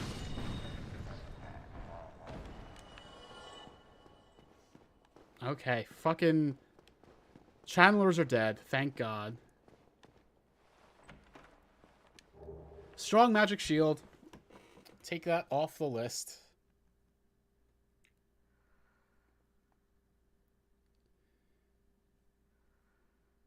We only have... So... The way I've written my list down is basically clear out this merchant, clear out this merchant, clear out this merchant, and then everything else, like, I've listed, like, individually the spells you find in levels. We only have one more spell to find in levels. Everything else is, like, or sorceries, I mean, not spells in general. Everything else is just, like, you find it from a merchant or by finishing Big Hat Logan's quest all the way to the end. No, I never saw the video you're talking about, Puddle.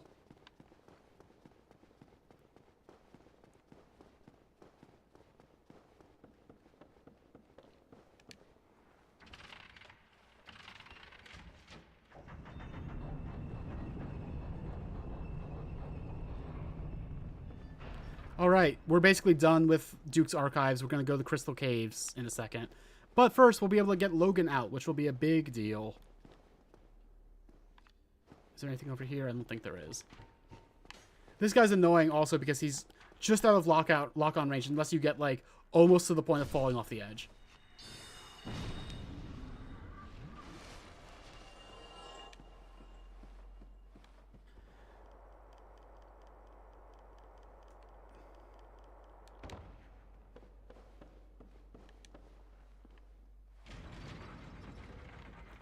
And here we go, opening up the shortcut back to the bonfire.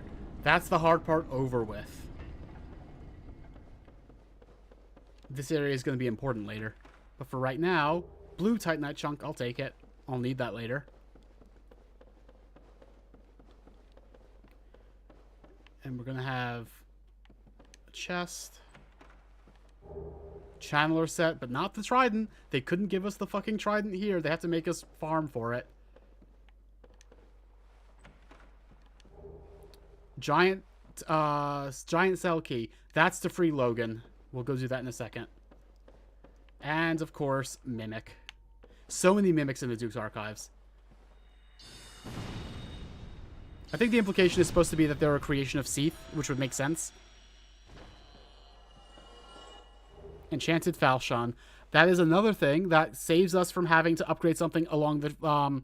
like, up the magic path to get to Enchanted. We have an Enchanted weapon. We can just upgrade this to max, and we're good. For the, for that achievement.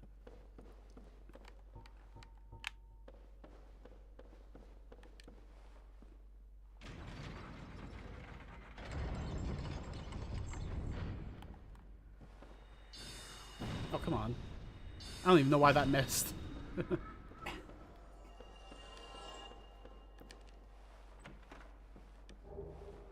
20 prism stones. Kind of a useless treasure chest, except not really. Those will be useful in the Crystal Caves. God, the Crystal Caves. Not an area of the game that is held with high regard for a lot of people.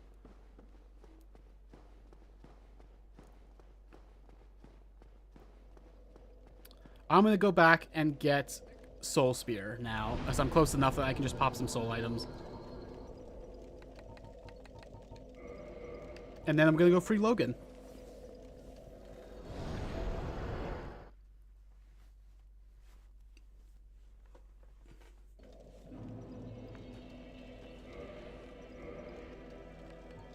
So, here we are. Welcome back, Jay Hill. How you doing? Did I just go straight past the souls? I probably did. Yep. I think 2 souls of a large souls of a lost undead will do it. Nope, I misremembered completely.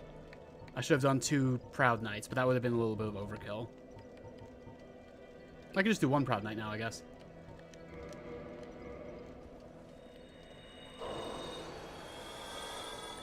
Oh, you've had a toothache all day? That sucks. Toothaches are so bad. I'm like, oh yeah, Puddle, I knew about that. That's very helpful, actually. Oh, there you are. Just so you know, Master Logan has left on his own again. It seems that he is still determined to find the famed regal archives in Anor Londo. I intend to search for him. Only before I leave, Hey, loser! you see, Master Logan has left most of his books. With them, I could teach you Logan sorcery. Thank you, Jay Hill. 1 second. Much to assist me. Before I leave on this journey, I will teach you all that Logan has to share. 1 sec. Thank you so much for freeing me from my torment. Yay! I'm okay now. Oh, hello. You made it. Then let us begin. As promised, I shall bequeath Master Logan's sorcery to you. Another copy of Soul Spear is fucking huge. And I really should get a copy of Homing Soul Mass at some point. But I should get that from Logan, because I'm going to need to clear out Logan anyway. And I don't really need Homing Soul Mass, like, enough to have multiple copies of it. It's useful against Bone Wheels, but I'm done with Bone Wheels for right now, so. And I should also get the Lingering Dragon Quest Ring, even though I don't... It's good for, like, increasing the duration of magic weapon spells, but that's kind of it. And I'm not really using those anymore, but whatever. It's not that I'm concerned for Master Logan's welfare. Even in this treacherous land, Logan's skills are unmatched. He is a true hero. No, the reason I seek Logan is, well, it's really my own conceit now, isn't it? It's not that I'm Okay, concerned. he already said that. Well, all right, that'll do it. That should help you on your journey. May we meet again. Yeah, PvP is absolutely not a focus here. If I could like change out my attuned spells when I get invaded, that would be great. But I can't do that, so I don't care very much. Attune magic. Another soul spear, and I'll put on Great Combustion again.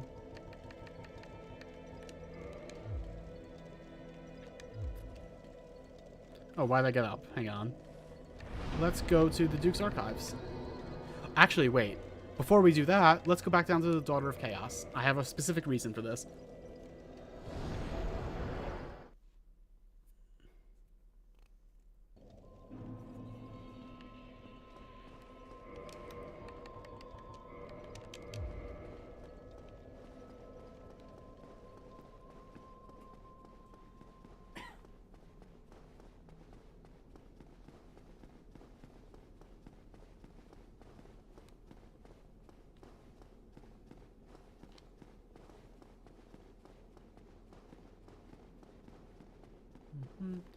Just running on back.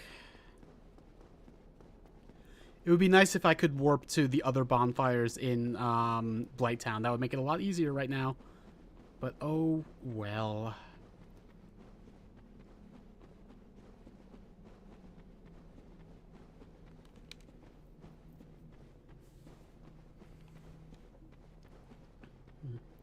You've all seen Blighttown before, so I'm just gonna running. Oh, you know what? While I'm here, I'm going to be spending some time down here anyway. Come on. I'm doing this for, again, a specific reason. Alright, now I can just... Oh, okay, he's doing it again. That's fine. Let's get out of here now. Poison swamps are a staple of FromSoft games, and I'm one of the few people who doesn't hate them. I think they're fine. I think that I think unpleasant areas still serve a purpose. I think them being unpleasant doesn't make them bad.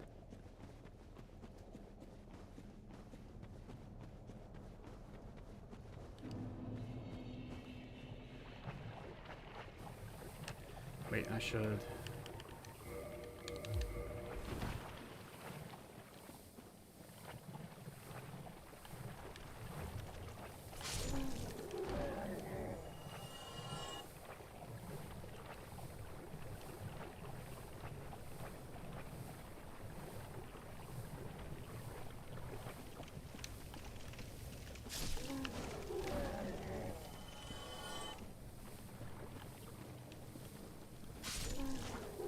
you'll see.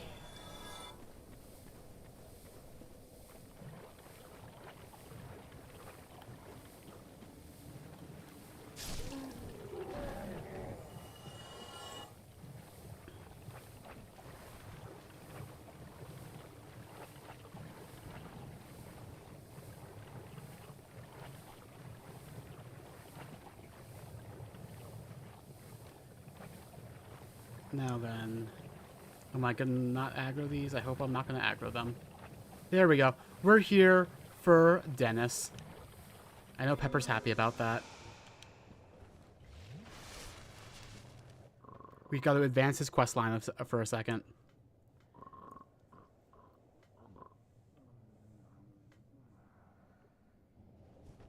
Oh, scratching our head. That's a good sign. Oh ho! Excuse me, I was so absorbed in thought I just drifted away. You see, I'm actually in a bit of a fix. I've made it this far, but I'm short on antidote moss for the trip back. By my knighthood, I'm ashamed to ask, but can you spare a few scraps of moss? Fantastic. Thank you. A saint you are. This Knight of Katarina expresses his deepest gratitude. I shall not forget this. Please, take this, a symbol of my appreciation. Well, our fates do seem entwined, don't they? Perhaps this, too, is the will of Lord Gwyn. The poison swamp, like quicksand in there. We're really scratching our head a lot, huh, aren't we? Okay, we're done with him. We've exhausted his dialogue.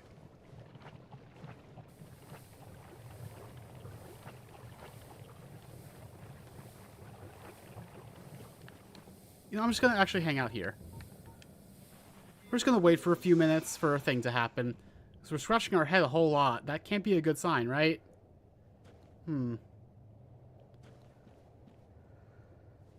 Oh, again.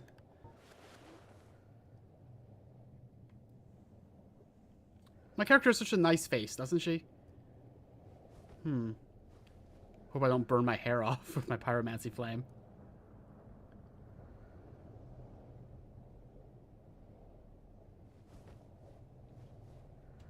Any second now. I actually forget how long it takes. Maybe I should just start back. I know you know, Puddle.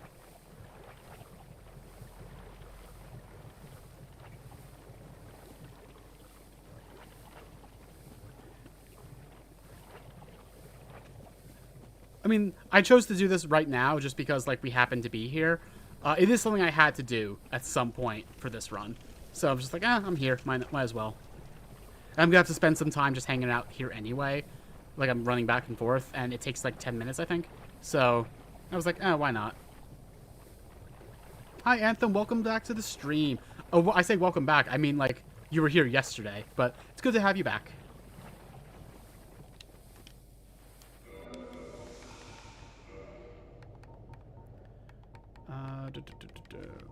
Cover this gold serpent. There we go.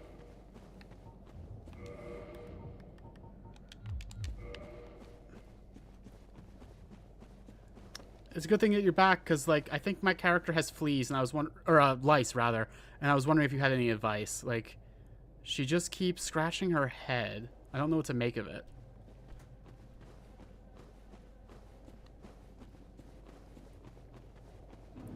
I wonder if this one's still going to be aggro. Oh, here we go. It's happening. I am Egghead. Look at my new, like, replacement for my kick. Oh. Oh, is it not on this one? Hang on. Sure. I could have sworn. Oh, maybe I have to do it for longer to get that. Spider eggs, yep. But really grub eggs.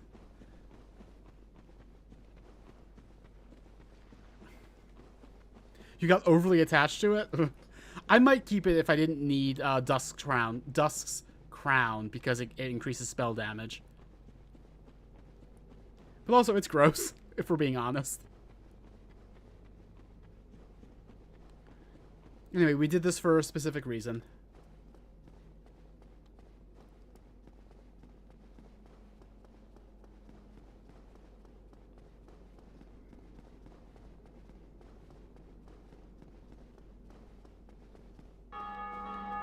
Those are your spawn, Pepper? I see, I see.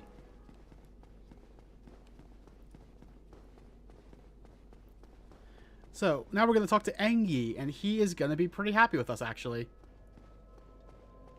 Well, now, you're just like me. Your dedication is fully apparent.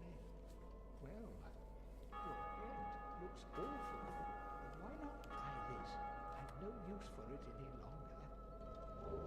So yeah, he gave us a way to get rid of Egghead. We don't have to keep it anymore. We just have to have him see us have it. Oh, hello. What is it that you need? And now, he will sell us Poison Mist and Toxic Mist. We need both of these. We already have Poison Mist, but Toxic Mist, this is the only way you can get it. He'll still sell this to us for the entirety of this playthrough, so we just have to come back when we have 25,000 souls. Yeah. Let's use that egg vermifuge.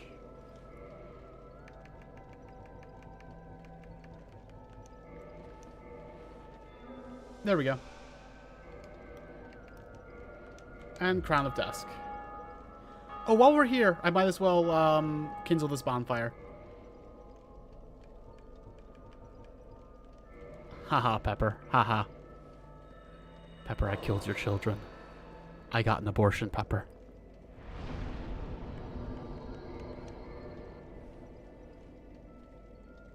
The item crabs, do you mean vagrants? Vagrants are interesting because I never saw them when I played regular Dark Souls 1, but I see them with some consistency in Remastered.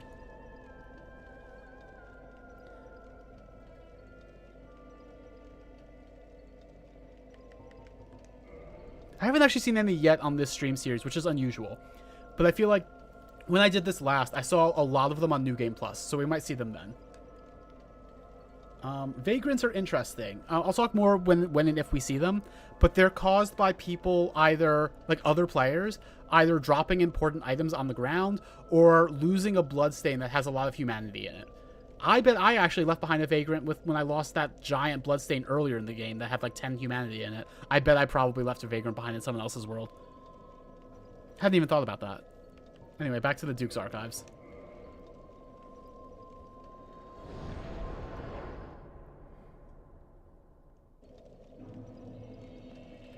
Well, no, if they kill the vagrant, that means that they get, like, a lot of humanity. That's not bad for them. Although, vagrants do hit really hard. That is true. Let's go free Logan. Yeah, like, there's so much, like, multiplayer stuff in this game, or online stuff, that just doesn't work. And there's some of it does work in this, and it didn't work in base Dark Souls 1. Like, the Gravelord Covenant actually works in Remastered, but there's a lot of stuff that just never worked in original and doesn't work here either.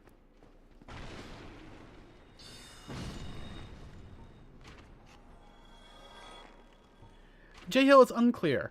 There probably is lore for vagrants. I don't know what it is. I think it's just meant to be like, oh, that's kind of cool, you know? Not, like, much deeper thought to it. I have to free aim to hit this guy. Wow, I can't believe I actually did that. The Gravelord Covenant, the way it works is if you're in the Gravelord Covenant, players who are in New Game Plus or higher will sometimes have harder enemies in their world. They'll have like Black Phantom versions, and they'll have to come find your Gravelord like sign and come invade you to get rid of it. It never worked in original. It does work somewhat in remastered. I've seen like multiple Gravelord servant summon signs in remastered, and I never saw that ever in the original.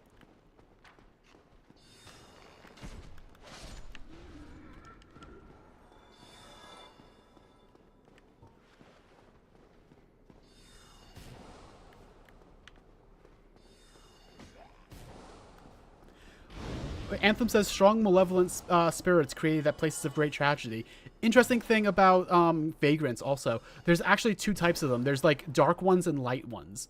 I mentioned two ways you can create vagrants, by either losing a bloodstain with a lot of humanity or dropping like a powerful item. One of those creates dark and one of them creates light. I forget which is which. But they also behave differently.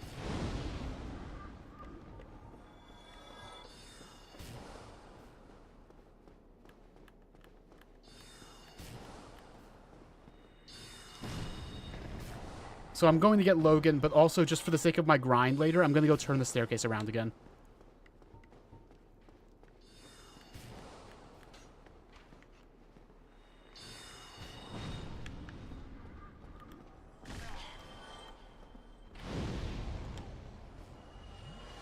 Aren't vagrants made stronger the longer an item isn't acquired? I don't know. There's so much stuff with vagrants that is so unclear because, like, they are such an obscure mechanic. Like I said, like, you could play original, not remastered Dark Souls 1 and never, ever, ever see a vagrant. Oh, hello.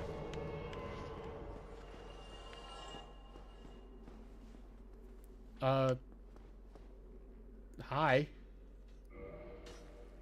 I'm gonna wave. I'm gonna... Oh, he was being nice. He didn't actually attack me. He didn't lure me into doing, like, an unstoppable animation.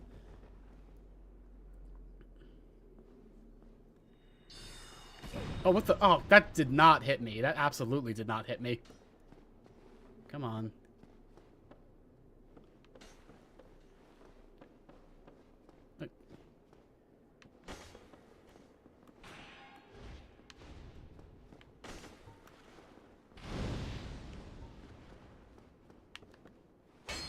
Whoops.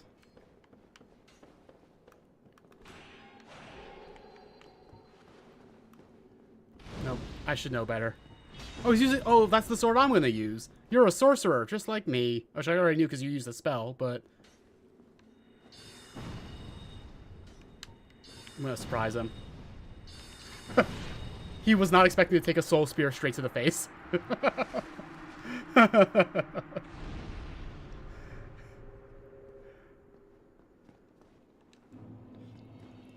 That's part of why I was trying to hide the fact that I'm a sorcerer, even though he could see I have my helmet on.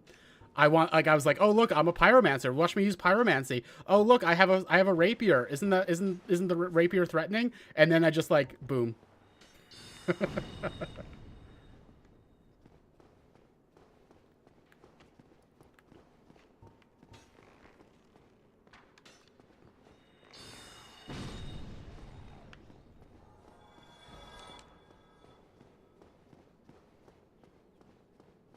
And it's like, he probably thought I was going to also use, like, a soul arrow like he was. So he was willing to trade a hit with me, and that he should not have traded a hit. God help me if I meet Giant Dad, you mean? I'm glad no one does that anymore, at least as far as I've seen.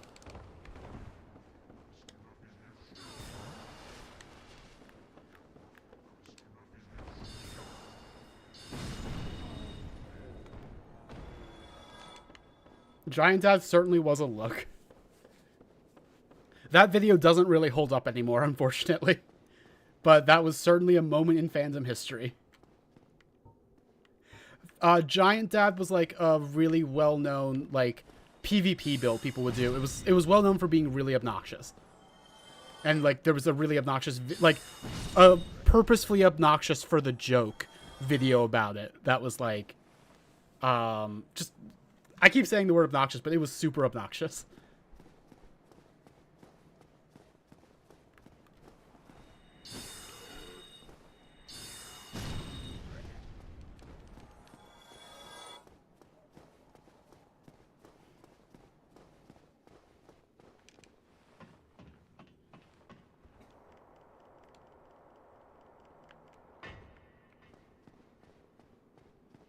I'm not resting at this bonfire because I want a homeward bone out. So if I die, that's going to be a long walk back for me.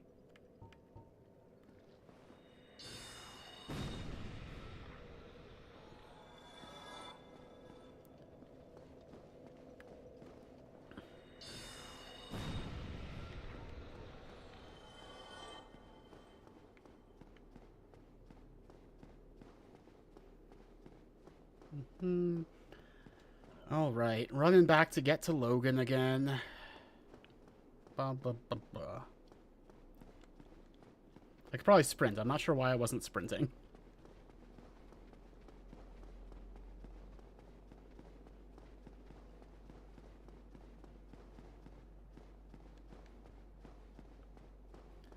Logan and his big hat.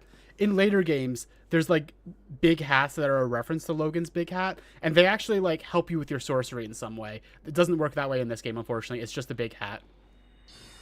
Anyway, now that the alarm's not going, the Pisakas are not aggro. They're just gonna sit here, and if they weren't dying in one hit, they would fight back, but they're just immediately dying.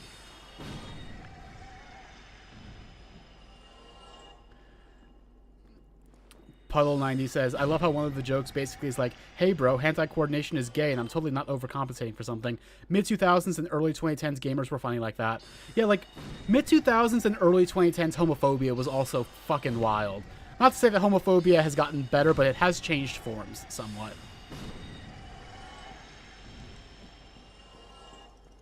Hello again. Alas, I'm in prison. Okay, yeah, he already said this.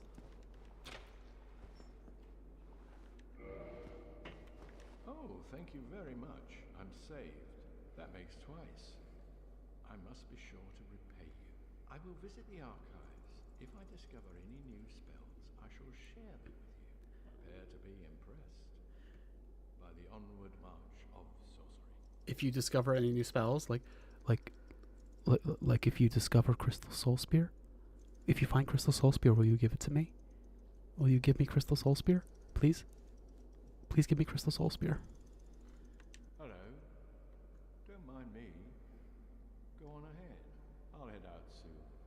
I wish to lay down my plans before I visit the archives. Okay, there we go. So our reward is getting 2 really powerful spells available for Logan, and also Firekeeper Soul, yet another. So we can upgrade our Estus yet again. Is this one gonna say something different? I forget. Some Firekeeper Souls do say something different. Nope, this one does not. All right.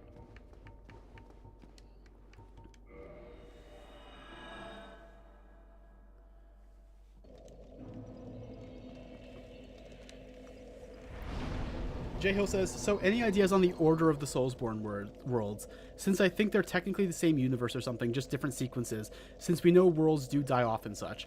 I don't know. There is an NPC in the DLC that people joke looks like he came from Bloodborne, but I think for the most part, the Dark Souls games are in their own continuity with each other, and everything else is in its own separate continuity. Like, there's a lot of similarities, but that's just because it's like it's the same authors, and they're going to end up revisiting similar ideas.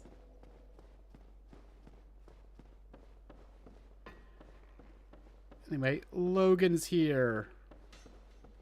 Logan, if you're sitting here reading, I think you'd want to sit somewhere where there's light, but whatever. Hello there. I was expecting you. This place is truly magnificent, more than expected even. As promised, I shall share the new sorceries with you, and the secret of Seath's immortality. Ah, the secret of Seath's immortality. If you have fought him and were imprisoned, you must know that Seath is a true undead, different from ourselves. His wounds close promptly, and no mortal blow affects him, granting true insulation from death. his wounds closed promptly, and no more. This line does play twice for some reason. Exhalation from death. It is an effect of the primordial crystal, a sacred treasure pillaged by Seath when he turned upon the ancient dragons. So only by destroying the primordial crystal can you so much as scratch his hide. And it so happens the primordial crystal is in the inner garden of these very archives, the Crystal Forest. So that is the gimmick to his boss fight when we get there. We're going to have to destroy a crystal before we can do real damage to him. The tomes stored in these archives are truly magnificent, a great pool of knowledge, the fruits of superior wisdom and an unquenchable desire for the truth. Some would say Seath had an unsound fixation, but his work is a beautiful, invaluable resource. All progress demands sacrifice, and I certainly bear no antipathy for that wonderful scaleless beast. This is when you start hearing a character talk and you go, oh. Because he's like, oh yeah, all those kidnappings and experimentation, that's fine. You know, all in the name of progress. And like, oh, I don't know, Logan. I don't know about that. The tomes stored in these archives are truly magnificent, a great pool of knowledge, the fruits of superior wisdom and an unquenchable desire for the truth.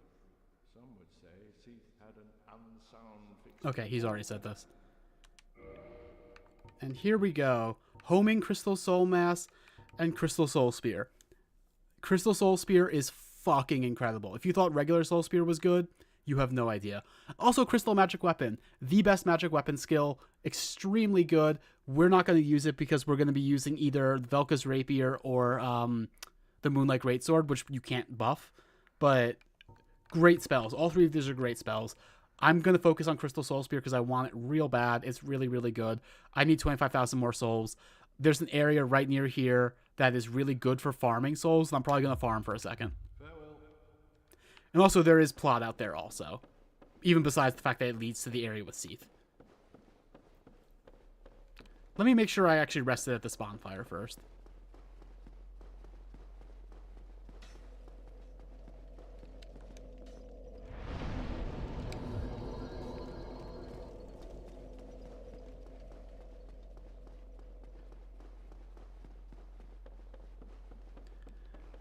Thanks for being here, Puddle. Hope to see you again soon.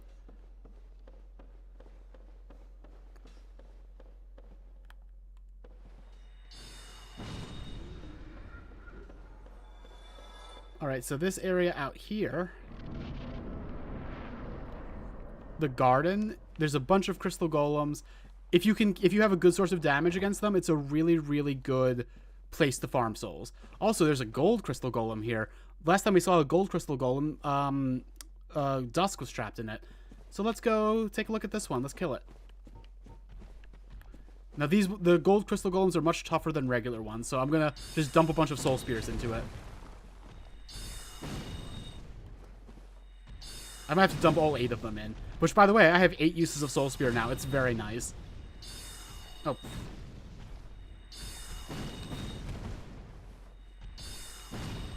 Eight is not going to be enough for this guy. They have a lot of HP. And hey, well, you know, Great Combustion is doing more damage to him than Soul Spear was. That's how resistant to magic damage they are. Who's this? It was you who rescued me. Why? This is not who you think it is, just visually. Sieglind of Katarina. I ended up in that crystal. It wasn't terrible in there, but I could hardly move. I must think of some way to repay you. It's not Dennis. This is not the same character we've been seeing in this armor. Oh, have you seen my father? You wouldn't miss him. A suit of armor just like mine. Yes, I've seen him. I've seen Siegmeyer. Thank goodness. I knew he was here somewhere. Well then, now I must find him. Thanks again, truly. Now if we'll just stay put and keep out of trouble. Thank goodness. Okay. Well then. Let me see if we can see her face.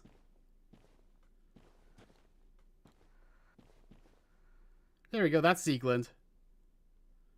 You can't really see her full on, but that's what she looks like. Oh, that's what she looks like.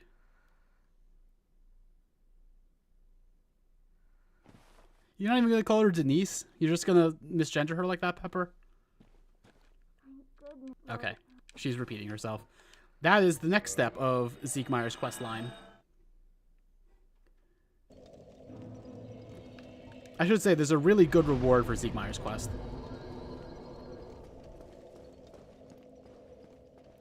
Now that I've got my soul spears back, let's go farm some crystal golems. Shouldn't take very many to get the what do you call it? To get the crystal soul spear. We need a total of 50,000. Plus, I still need a couple levels, I think. One or two. Do I need 2? I need 2 more levels in intelligence.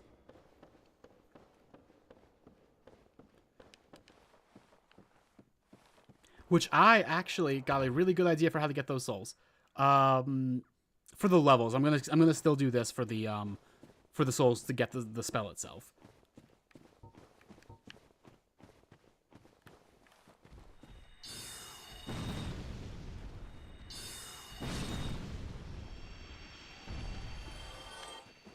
Yeah, there's a lot of cut content for this game, J Hill. I'm curious what you just came upon. Or not even cut content, just like stuff that went a different direction eventually, you know.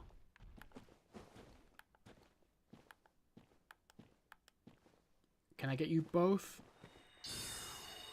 I cannot. Okay. Oh, that's interesting. I can see how Elden Ring quest lines would be kind of like take 2 on some of older quest lines.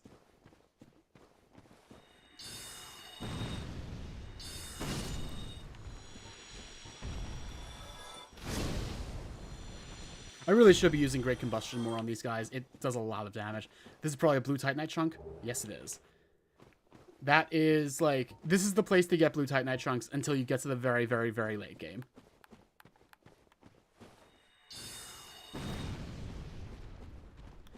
And you need blue Titanite chunks to upgrade magic and enchanted weapons, if that wasn't clear.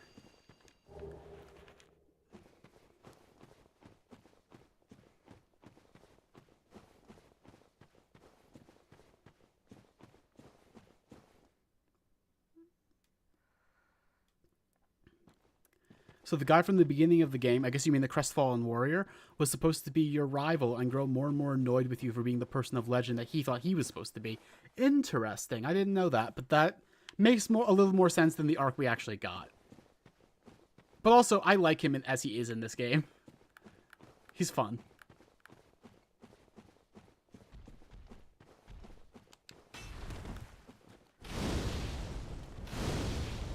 Oh, come on. There we go. Oh, so he was gonna choose the opposite ending to you. That's funny.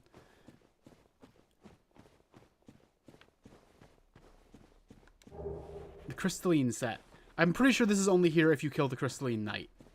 Which there are skips, so you don't have to kill him to get here. So. And also, I guess you could just run past him into the first Seath boss fight if you want.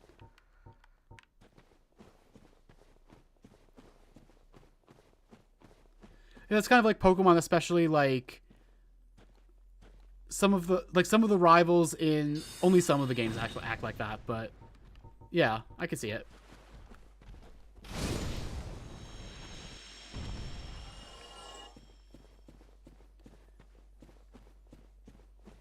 Also, I've just been like not even looking at Crystal Caves, but it looks cool, doesn't it?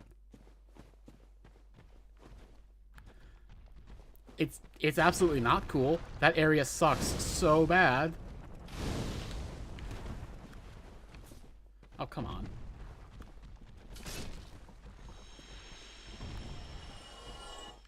How does Great Heavy Soul Arrow do against them, I wonder? Let me bait out an attack. That should let me cast it. Huh, alright. Better than physical would, at least. 3 Great Heavies, that's not bad.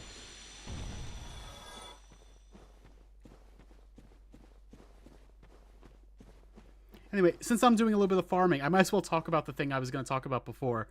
there's been criticisms of Genshin Impact for a while because like everyone, especially like the woman characters, are just like the same body type. They're very very very thin. There's a new character that's being revealed who's like, oh, we're finally doing a fat character, and she's like, she sits on people to like, you know, as like an attack, and she has one, like an animation of her eating a giant fucking sandwich, a huge sandwich. And this character is like still thinner than any real human being in the world. It's so funny to me. And people are actually treating her like she's fat. I don't understand it. And like I've been seeing so many interesting like reactions to this. With people genuinely looking at this character who's still thin as a rail and acting like, "Oh my god, this is just a step forward," or "Oh my god, I can't believe they're falling to woke by like having someone who's fat in the game." I don't understand. Let me pull up this character design for you.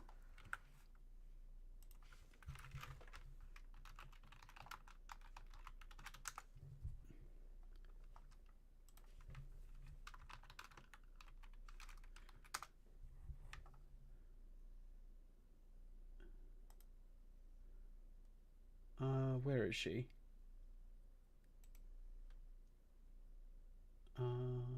Open image in new tab. That is too small of an image. Come on.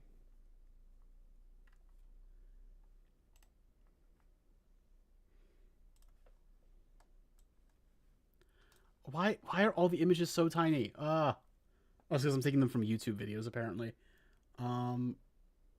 Varessa, that's her name. Let me search her name.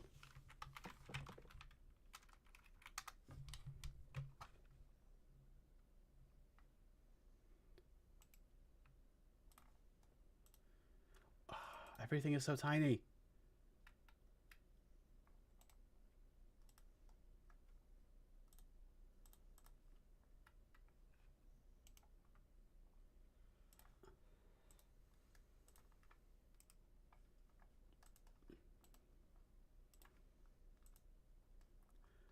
All right, this is a little low res, but let me pull this up. Oh,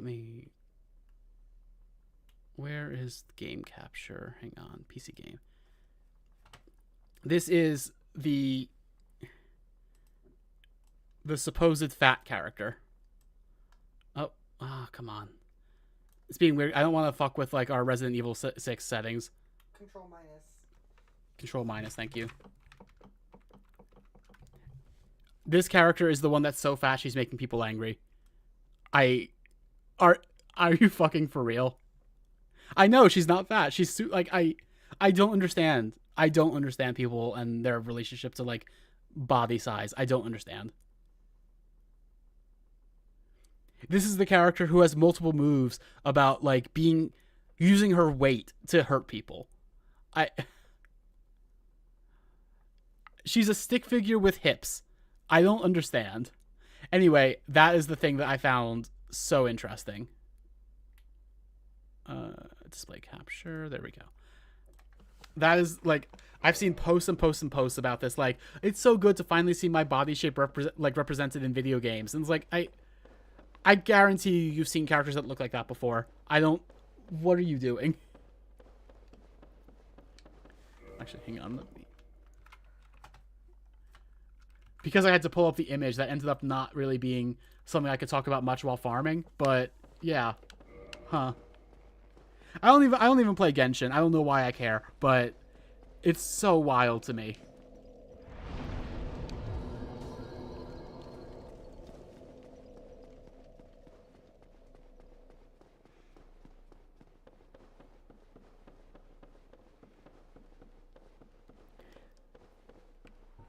Anyway, going back to what Jay Hill was saying about like cut content, the Onion Knights were apparently originally going to have a much sadder kind of ending, with the main knight becoming parasited and you and the daughter teaming up to put him down. Oh, that would suck. It's already not the happiest ending, but that'd be spoilers. But ugh. But that's also very FromSoft if it was like sad like that.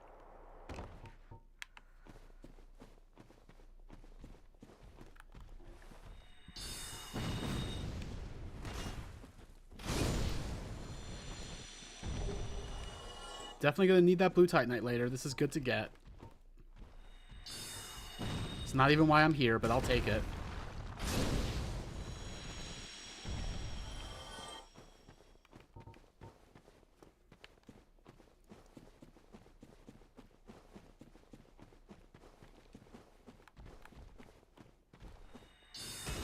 Come on.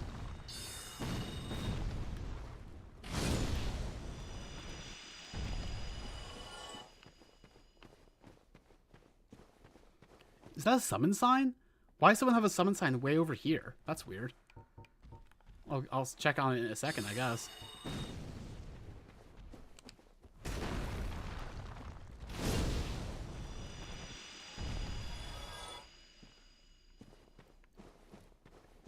JL says, yeah, you just aren't allowed to be happy in FromSoft games, except for Sekiro, weirdly.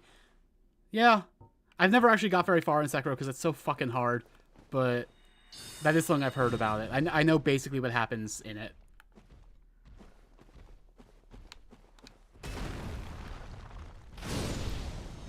That is a summon sign. Why is that all the way out here? Is it like Zieglin's summon sign? I've never noticed that before, or it's probably just the player. I somehow missed both of them with that. Oh my god. Come on. This fucking guy.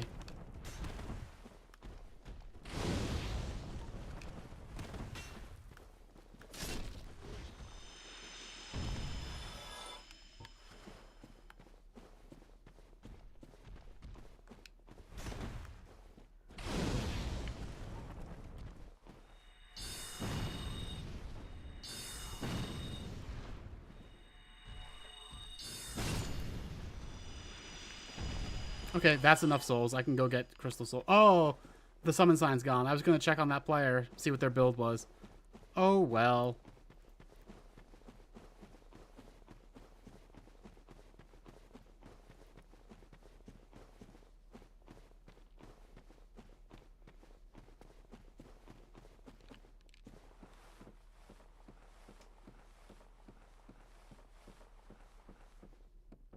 So there's a boss I totally forgot about that I want to go and get.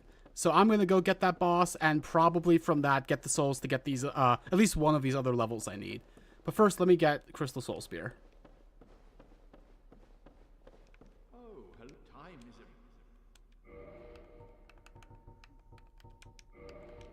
it? It makes me happy that I have that spell now. Even though I can't use it just yet. Hi, Aiden Tucker. Welcome to the stream. This is a sorcery run. It's actually not just that. I'm getting every achievement. So it's going to be 2.5 runs. I'm doing sorcery because it makes it a little... It facilitates that a little bit. Once you get to the point of being able to shotgun down bosses, it's way easier to have to do 2.5 runs. You know what I mean? And I'm almost to that point. I just got Crystal Soul Spear. I'm going to be able to get Dark Bead soon. And that's at the point where I'll start melting bosses.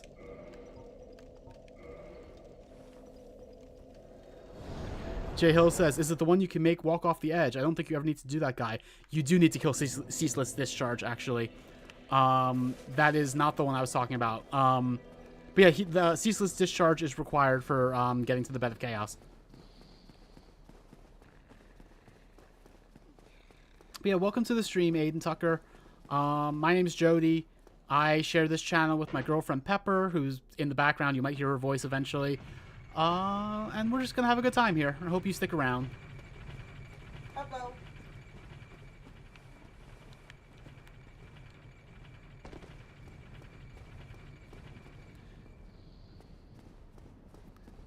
Aiden Tucker. By the way, is it okay if I just call you Aiden? Aiden Tucker says, my first playthrough, I ended up with full Havel gear with mid-rolls and 50 strength. That's fun. Like, that's not how I like to play these games, but that seems like a good time. I like to just stay light all the time and, like, no armor or just fashion armor. Hence, you know, my Dusk cosplay right now. J Hill, what boss do you think I forgot? Where am I going? There you go. You figured it out. The Bottom Demon. That's a better name than its actual name, yeah. Weapon of choice was the Dragon King axe. Oh, man. Dragon King axe is the one that comes from Gaping Dragon's Tail, right? I never really used any of those weapons. I should. I bet I'd have fun with that. My Dark Souls streams have been doing really well, so maybe I'll become a Dark Souls streamer. Who knows? Usually I play a variety of games.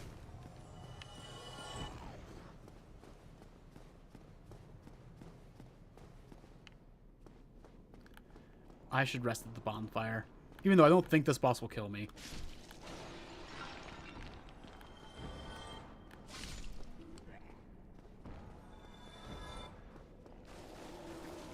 You know something, I'm realizing. For the area I'm in, for like crystal caves and stuff like that, I should probably switch back to my longsword and use great magic weapon. It would probably be a good idea for the tail cut I need to do. What am I doing? Oh, I was just resting for the sake of resting. I don't know why I'm like trying to figure this out.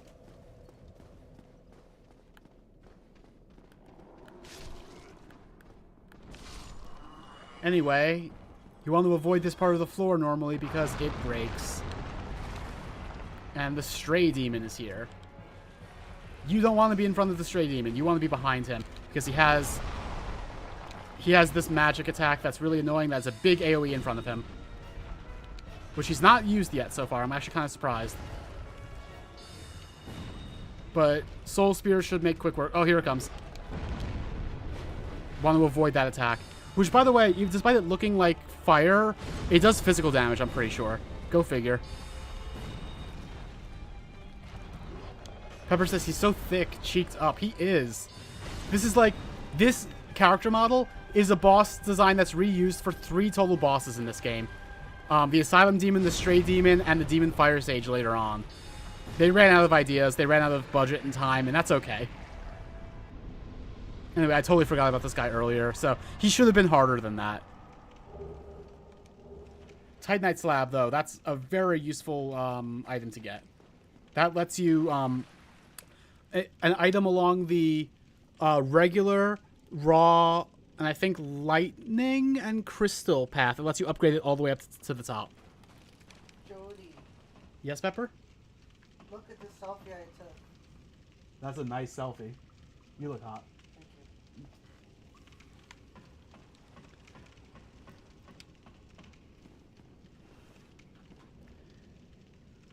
In real life, who would I have to fight? Who would I fight if I had to? Hovel or Iron Tarkus?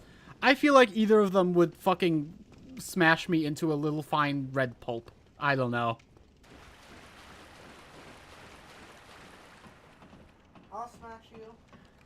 Well, okay, when you say it, it sounds hot, Pepper.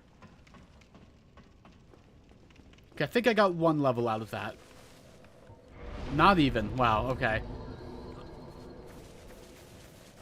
I'll kill like a couple enemies in Duke's Archives and that. Oh wait, I can warp, can I? Can I warp from here? Oh. Get out of here, Hollow. Oh, I guess I can. I always assumed you couldn't warp from here.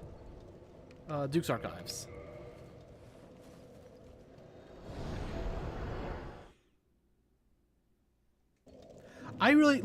I like to do strength builds in FromSoft games, but I usually use the Claymore. The Claymore is my favorite weapon.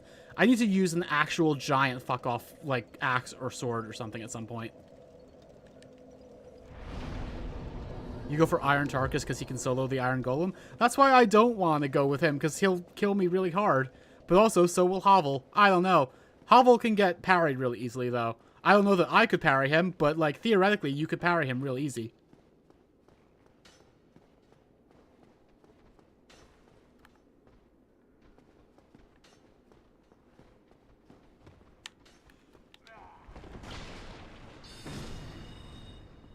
By the way, I might as well use this opportunity. Hang on. I'm going to do something just to show off to the chat something.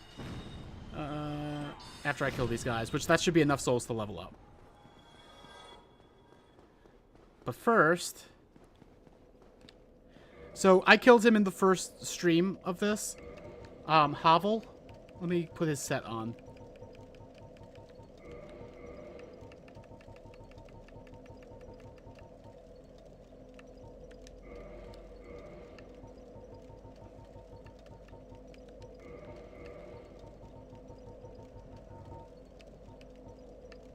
Did I skip past it? No, there it is. He is called Hovel the Rock. He's called that because his armor is literally just carved out of a giant rock, including his shield. Hang on. Poise on poise. That is correct. Including his shield, his giant shield that is just carved from a giant fucking rock with chains on it. You hit the drop to get the Avalon. I actually don't remember where to get the Avalon. Luckily, I don't need it. But yeah, Hovel the Rock. I've always thought this was really good, like, design. Like, just visual design. And then, the Dragon Tooth, which is literally a fucking dragon tooth. I can't swing it because I don't have the stats. It'll just look bad, but yeah. And I guess because it came up, let me show you Black Iron Tarkus also.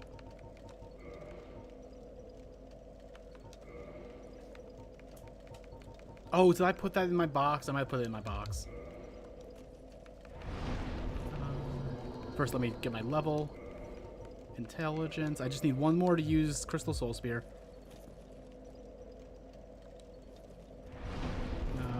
Bottomless box. Black Iron Great Shield. Oh, so by the way, like if people are doing like a heavily armored run, this is the one they use. You can just like walk through attacks and you're fine in this armor.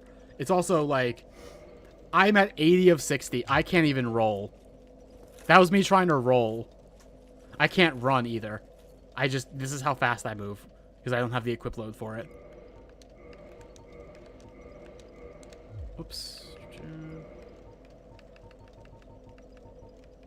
Where is the Black Iron set?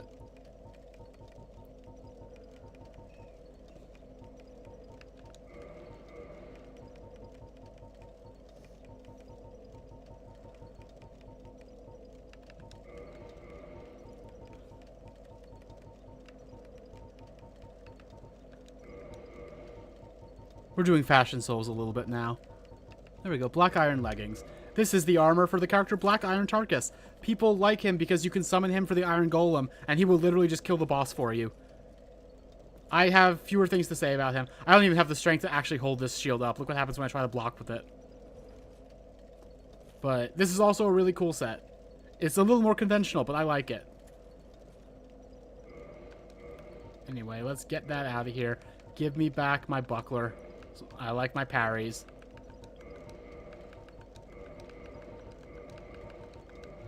I like my dress. Thank you very much.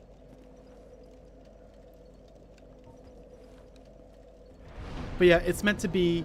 Like, there's a thing that comes up a lot in this game, which is that, like, other people you do co-op with are from different times, and very often even just other NPCs are. There are certain NPCs where you'll find their corpse with their armor on it and, like, a spell or whatever on it that they use while they're still alive, and then eventually you'll find them dead in that spot, or you'll have to kill them in that spot. So, like, Tarkus, you summon him for the Iron Golem, and then you get to Einar Londo, and he's dead in the cathedral, which is where I got that armor set. It's an interesting idea that Dark Souls 1 didn't actually do very much with, but I like it. I want one more level so I can use Crystal Soul Spear. So I'm going to just do a few more rounds in the gardens here. Aiden Tucker says, I wish you could make your own gear. Like, break down what you don't want and make new ones. That'd be cool. I feel like the crafting, not the crafting, like the upgrading in Dark Souls 1 is convoluted. And same with Demon Souls.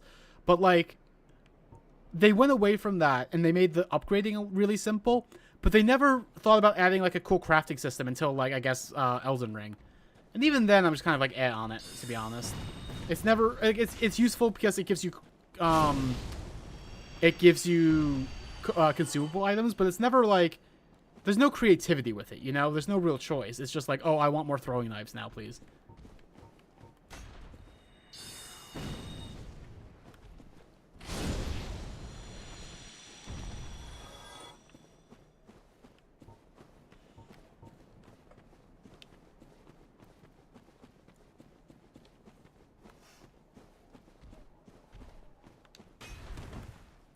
Oh, whoops. I forgot I didn't have combustion equipped right now.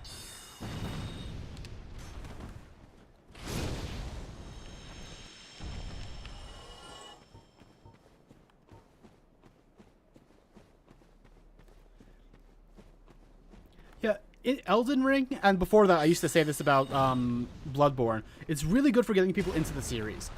Although, interestingly, I think, like, it's also way, way, way, way harder than, like, Dark Souls 1. Like, Dark Souls 1 would be a better introduction to the series because it's easy, but it's also, like, it's really arcane sometimes. There's a lot of stuff that you're just supposed to know because you know it. Hi, Bionicle Guy. Welcome back.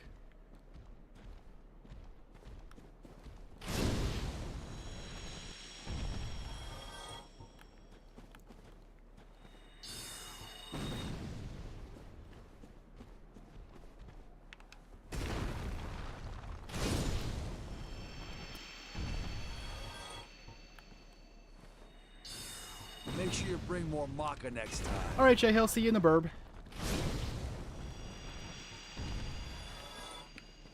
Getting a lot of blue titanite. I am happy about that. Also, I gotta remember this next time at my bonfire, I have to upgrade my Velka's rapier.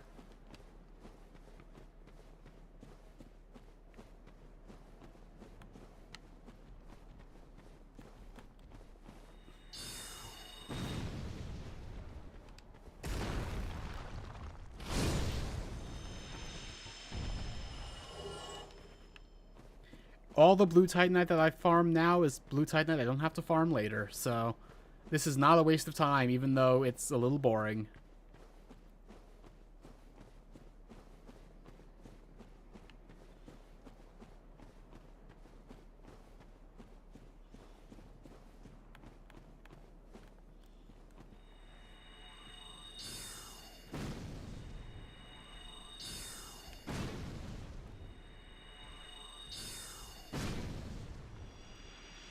You know what? Hang on. I think my longsword plus 10 is better for this area, especially when I go back to the bonfire, I'll attune Great Magic Weapon. And I think that will be like, I'm pretty sure I can actually take these guys out with like pure melee if I do that. Like, Velka's rapier is not doing it, but I think that'll do it.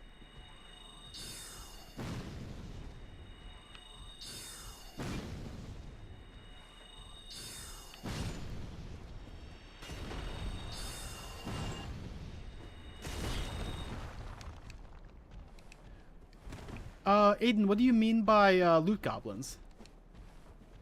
Like, enemies that steal your loot, or enemies that just have loot on them? Oh, I'm out of great heavies. Whoops.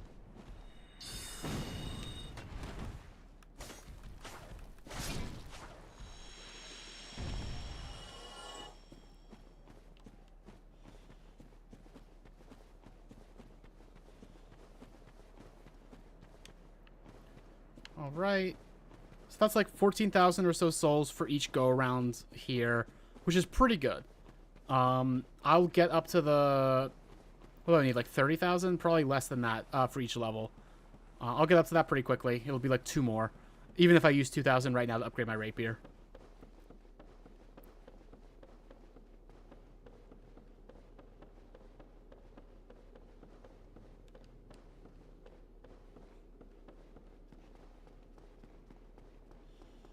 What do I need for my level? Let me check. 23. Okay, that's better than I thought. One more go around, unless it might be a little more than that because I am upgrading my rapier, which is going to cost me 2,000. There we go. Rapier fully upgraded. Let me. I'm gonna change Great Heavy for Great Magic Weapon.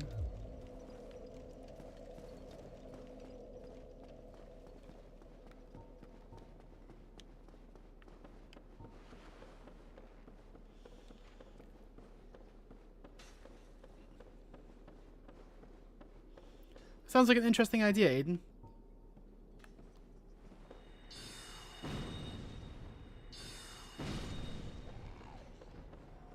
That would certainly make this run easier. Like, I have to farm some very specific enemies for very specific loot, and it takes a while. And it would be nice if there were just some things that had a chance to drop literally anything.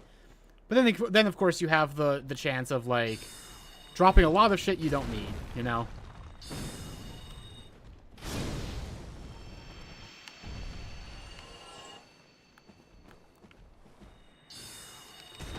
They keep dodging my soul spears. That's really irritating. I guess that's more chances later on to show off great magic weapon.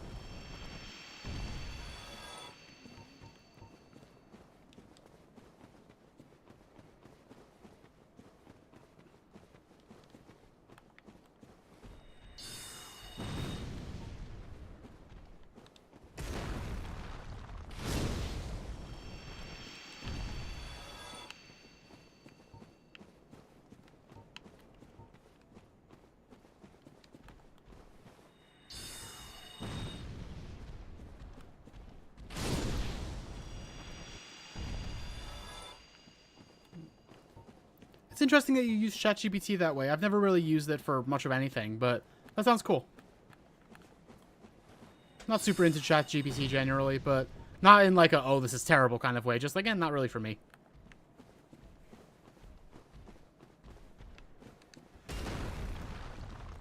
I used to not like generative AI, but now it doesn't bother me. Hi, Pepper. Pepper's back.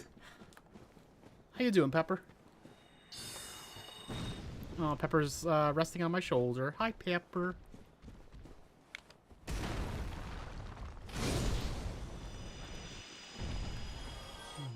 Pepper's being nice. And affectionate.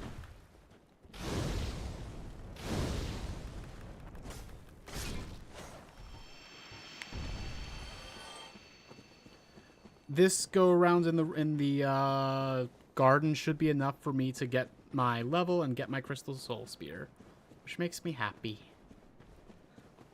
Not as much as Pepper makes me happy, though.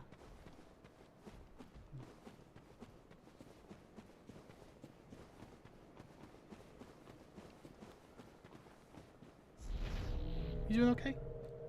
Good. I'm glad to hear that. Anyway, let's see how this damage does.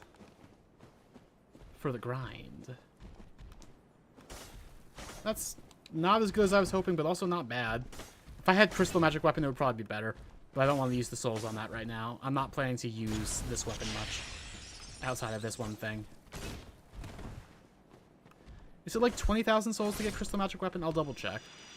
That's not the worst, but it's also not how I want to use my time right now. It might be how I'll use my souls from Seath. We'll see.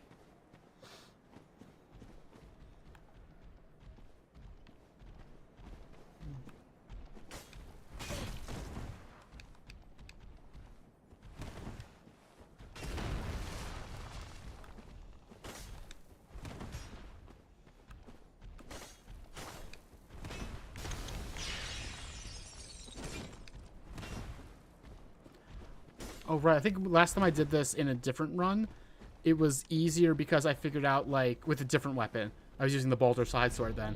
I figured out, like, it was like 3 heavy attacks and I would stagger them, so I just had to be quick with that. That's obviously not something here. Or it might be, but I don't know exactly what it is.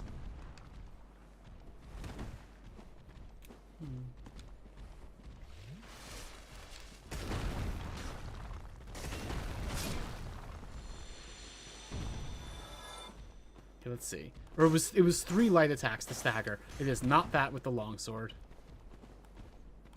Oh, it's 4. Okay. My stamina can't take that, unfortunately. No, but that was like 2 or 3. Okay, I don't know. Anyway, that's a level. Let me go get that level.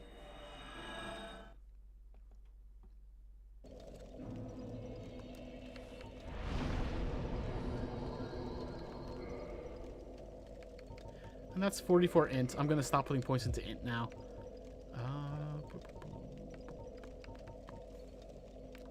Attune magic. I'm going to change combustion out for Crystal Soul Spear.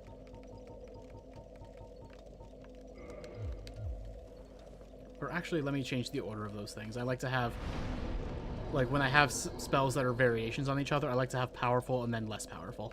So let me Crystal Soul Spear and then the Soul Spears after that. There we go. Actually, let me put Great Magic Weapon at the end, because I'm very particular about my spell order. Now let's go fight Seath. Let's go check out the Crystal Caves.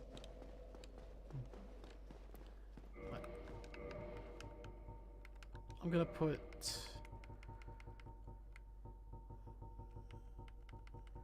Where Alright, prism stones in my quick bar. For a specific reason we will see.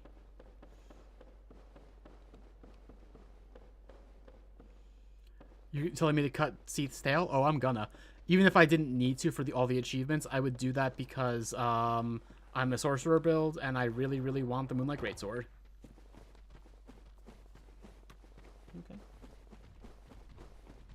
I'm understimulated. Oh, I'm sorry. But I'm okay. Do you want to play something? So, Like, play a game of some kind? I don't know what to play.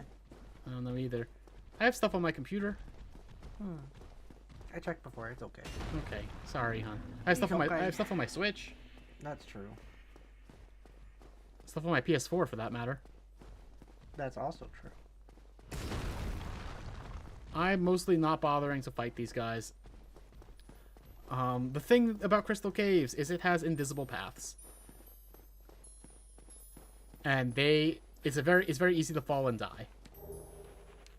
You're just like Indiana Jones. It's just like Indiana Jones. Oh. And I'm gonna use those prism stones in the same way he used that like pocket of sand.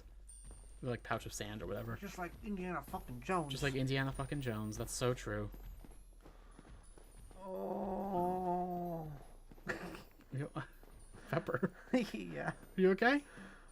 I'm understimulated, so I'm making noises. You sure are making noises. Oh. Alright, I'm gonna use my Crystal Soul Spears here because I want to kill this guy, because he doesn't respawn, and he makes the boss run very annoying when he's here. He's made of pee. He is. Why is he made of pee? Crystal Soul Spear only does 182 damage. That's wild. He'll probably take all of my Soul Spears and still be okay. Or he won't be okay. He's gonna die here. You know when people get crystallized urine? Yeah. That's what made this guy. Sure. P Crystal Golem. You're right. It's the pea crystal golem. Alright, I'm gonna have to go back to Bonfire before the boss run, but that's okay, because I'm gonna do something that I fucking hate, but I'm gonna do it. Is it me? Yes, I'm gonna do you, and I hate you. Oh, fuck okay, yeah. so you see that item out there? That's a blue Titanite slab. I fucking want it. I want it real bad. I need it for this run. Oh, Pepper's giving me a hug. My other alternative, if I want blue Titanite slabs, is I can kill these Moonlight Butterflies, which have a 1% chance of dropping one. And I want the guaranteed one. So, this is infamous. It's like an invisible maze. Gotta watch where all these things fall. And don't take for granted that if you see one in the distance, you can run straight to it, basically. Here. Now, I think this is the point where you have to move left, but let me place a prism stone and we'll check. Why haven't you written any messages? I don't know. I don't usually do that. You should write a message. The poopy stinky. You can't write that. You can only write things with the words they give you. So do like each word. The first word starts with a P. The second word starts with an O. The next word starts with an O. You can't do that. What? Oh, I guess like it's very regimented.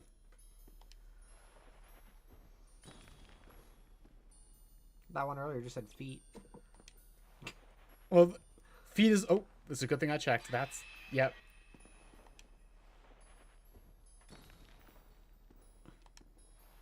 You can also use a bow and arrow for this, but that's a little harder. Using prism stones is like... This is like the main thing prism stones are for. You can also use them to check if a fall will kill you. Because they make it... Oh! They make a noise when they fall through a drop that would kill you. Have I played Borderlands? I have played Borderlands. Pepper is poking me with her chin.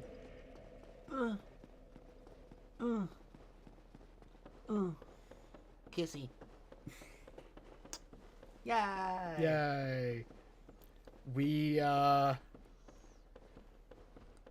So my plan, I'm gonna have to get my bloodstain back because it has humanity on it, and also I need to get that blue Titanite shard, or the blue Titanite chunk. And then I will homeward bone out, because fuck it. Bone. Yeah. Bone. Bone. Bone. Bones. Bones. You are understimulated. Bones. I can tell that. Go do something! Like what? Play something! My computer is my life. There's lots of games available to you. Oh, is Borderlands 4 coming out this year? I didn't even know it was in development.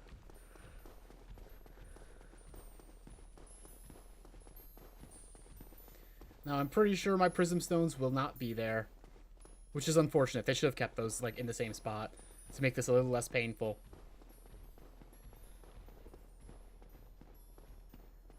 I haven't beaten Borderlands 3. I have beaten 1 and 2. When we But I have played 3. when we get an income, Yeah? the first thing we should save up for is a good computer for you. Yeah, I agree. Well, no, first thing we're saving up for is an apartment, probably. Well, yeah. I mean, past that. Yeah.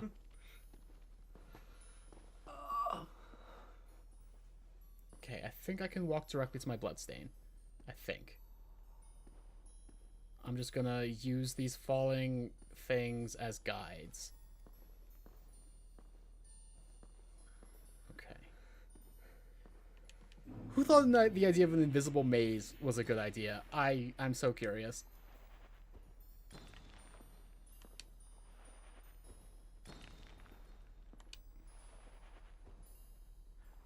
Good thing I checked again.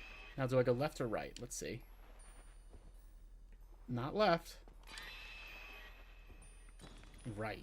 Okay. That's what I remember about why this is hard, in part because, like, towards the end, it does jog to a side, and you suddenly have to, like, know to turn. Okay, that's a good one. Can I just go forward now? So far I can. I'm pretty sure now I can just go forward. Okay. Blue Titanite slab. All right. Let's get the fuck out of here. Look at those. Like, look at the path we walked. That's ridiculous. It's so like with the prism stones or with the invisible paths, it can be hard to recognize when you're going up and down. But when you actually look at how far up and down you're going, it's kind of wild. It's kind of wild they designed that maze at all, let alone made it invisible.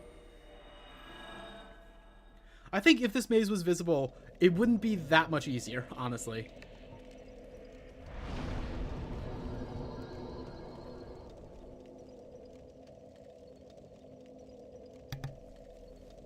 Oh.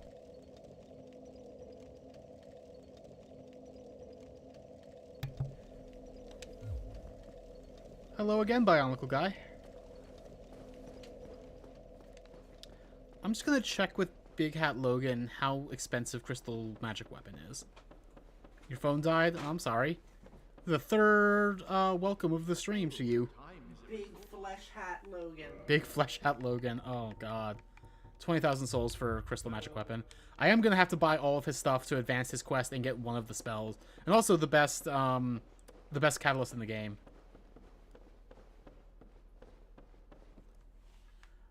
I'd be like the beam section with the monks, I think, in Anor Londo, I think. I'm not quite sure what you mean by that, Jay Hill.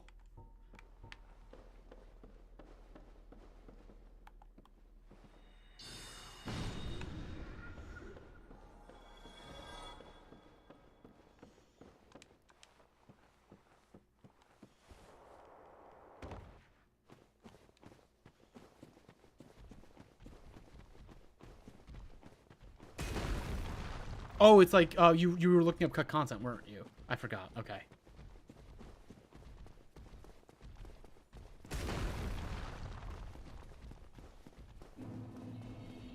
Worth saying, now that I'm in the Crystal Cave, by the way, this place is based on a real place. Like, a cave in Mexico that just has, like, it's not, there's no perilous drops as far as I know. It's not huge like this, but it is a real cave filled with giant blue crystals, and it looks really cool if you look up pictures of it.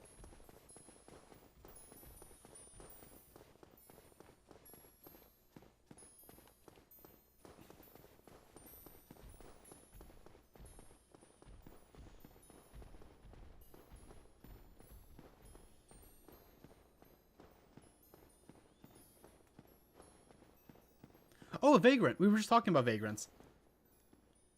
There's a vagrant on that invisible path. It's going to run off the edge, isn't it? I think I can... Okay, this is a path. Oh, it's dead. That's unfortunate. You very briefly saw a vagrant there for a second. And this is not the way to go to get to the boss, but there is an item down there, which I think is a blue Titanite chunk. I kind of want it. There's a yellow golem. I don't care. I'm just going to get it and run. Blue Titanite chunk. Okay.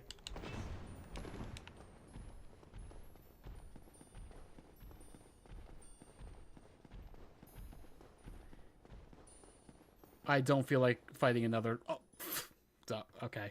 I was gonna say, I don't feel like fighting another golden golem, but whatever. Oop. Sorry, I hit the mic. I hope that wasn't loud.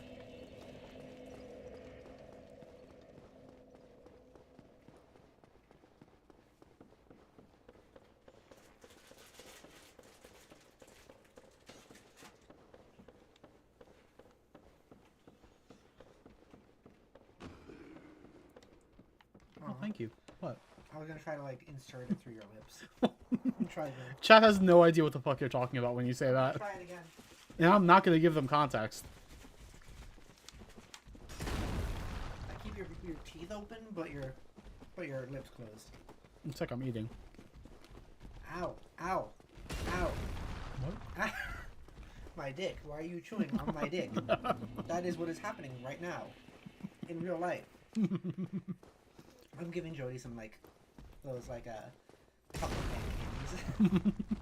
Literally the best candy ever. You really like those. I love these like they're like Cadbury eggs, but like the small ones with the shells. And not filled with cream. Yeah. Well, that was satisfying to you, wasn't I it? laid an egg in you. How does it make you feel? Alright, I should open my jelly beans. Because now Valentine's Day is over, we're immediately on to Easter candy. And Easter candy is really fucking good, actually. It's the best. Oh, Pepper, can you open this for me? I have to run.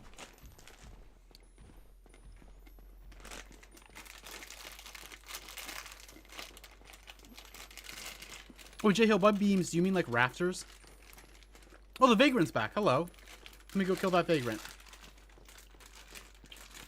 I think it's a light vagrant.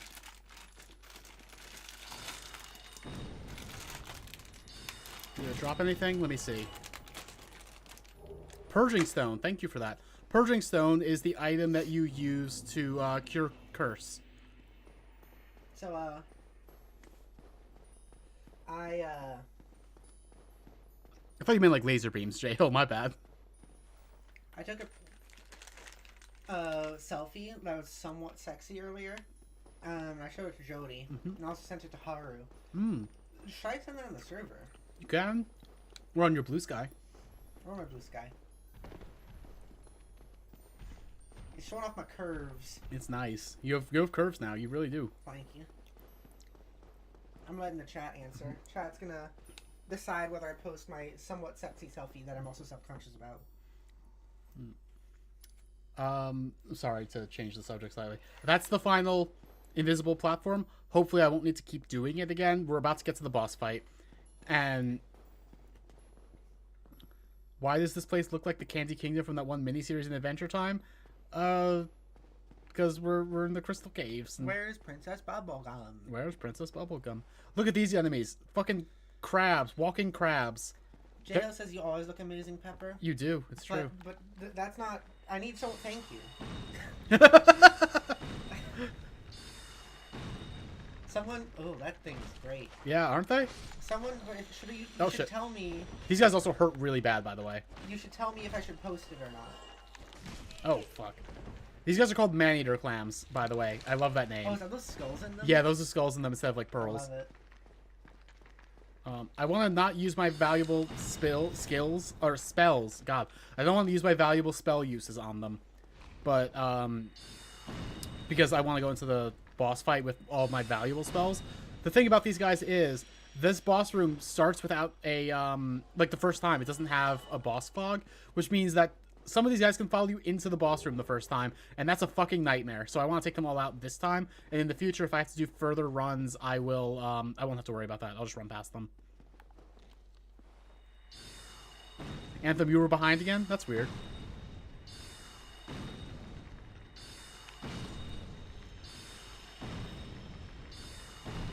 I'm gonna use up all my Great Soul arrows. That should be okay. Alright, it's posted. You all better make me feel less self-conscious. Posted in the server? Yeah, in the Discord server. Nice. Also, yeah, these guys can drop Twinkling Titanite and Purging Stones. And also, look at all those skulls. A lot of skulls. A lot of skulls. Yeah, I was gonna say, they're very glistening. Is that because they're, like, crystallized, or because they're just little, it's slimy in there? I don't know. Also, I like the their inner part of their upper shell is very pearlescent. I like the way it catches light. It's really cool. I like these guys' designs. They're just assholes to fight, especially if you don't have any ranged attacks like I do right now.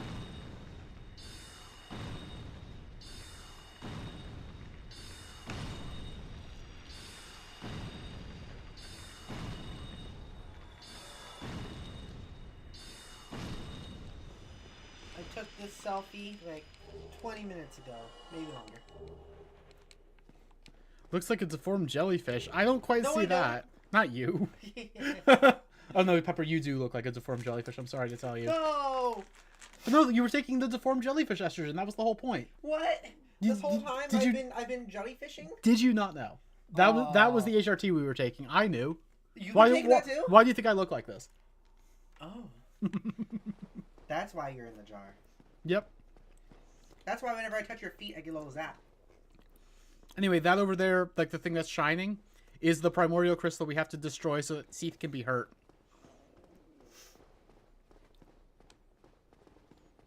I'm sure that guy's cursed in there for no reason, that other player.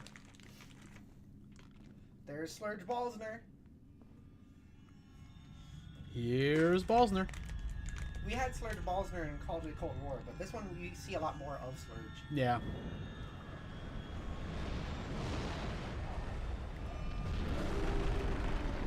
Where's Death? I know you want to smash.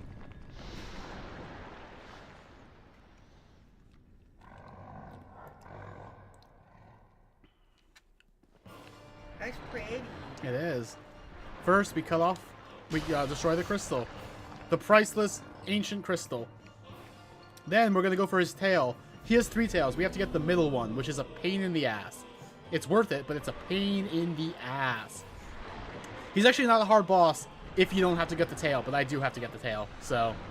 Hey, Jodi. Yes, Pepper? No one has replied to my selfie. It's been like a minute. Yeah. I'm a vain woman, Jodi. I'm sorry. I know you're feeling insecure. I'm sorry about that, honey. I told you, it's that time of month. Yeah, that's fair. Been there. Not the tree, but just like the quote-unquote ovulation way. I get you.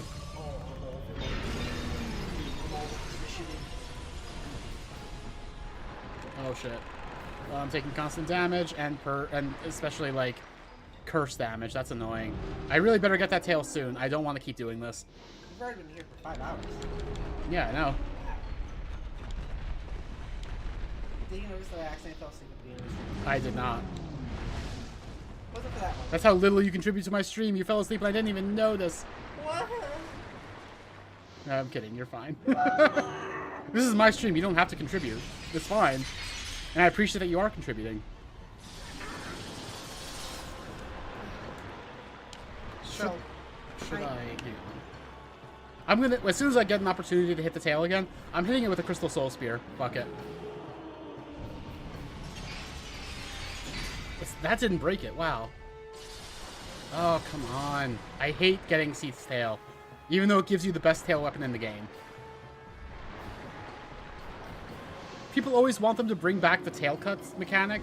I don't miss it, honestly. This is annoying. Come on, God. I'm wasting all my soul spears on this. So, Jodi. Yes, Pepper?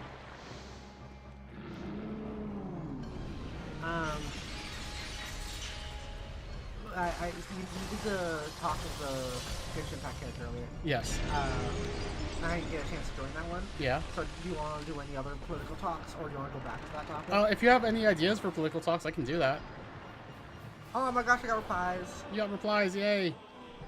My vain womanhoodness has been satiated. Yes, if I remember right, with this tail, the thing about it is you have to hit further down the tail than you think you do. So maybe I've been hitting too far towards his body. I'm just gonna say thank you. Thank you. I was called attractive and also cute. That's true, you are those things. Are you sure? Yes, you are. I am sure. Oh. I'm all about positioning. Come on, give me that tail. I don't want to kill him without getting the tail. That would be really annoying. Oh, come on. If I'm getting close to killing him and I haven't got the tail, I might need to Homer Bone. I might need to redo the fight so I can have a better chance at the tail. Which would be really irritating.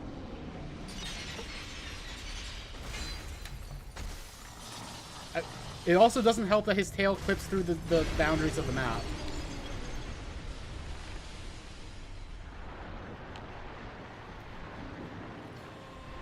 See, he's not a hard boss, really. And I have Dust's Crown on, so I take higher magic damage than I otherwise would. And I'm still doing okay, except for getting the fucking tail. He's always turning, and... ugh. God. I should come back with Dark Bead. That might make it easier.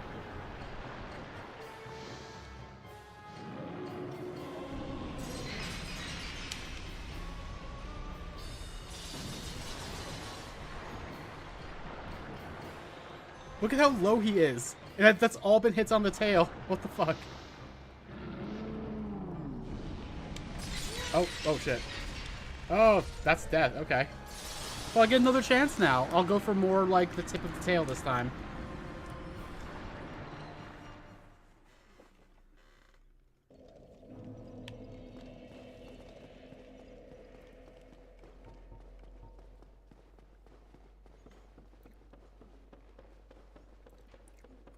I'm never sure how far down the how far on the tip it has to be, because it's not like literally only the very tippy tip of the tail.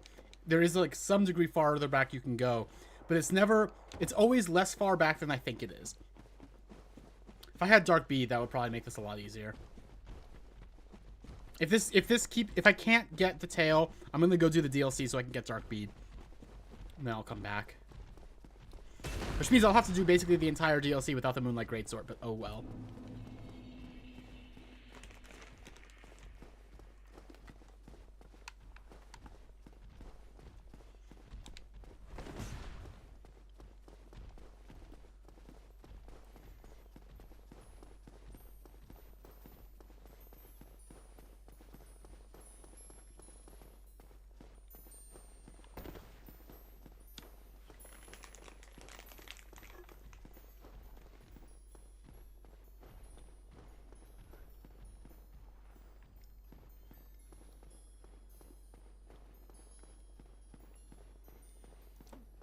Why are there rock golems? Those are crystal golems, because we're in the crystal caves.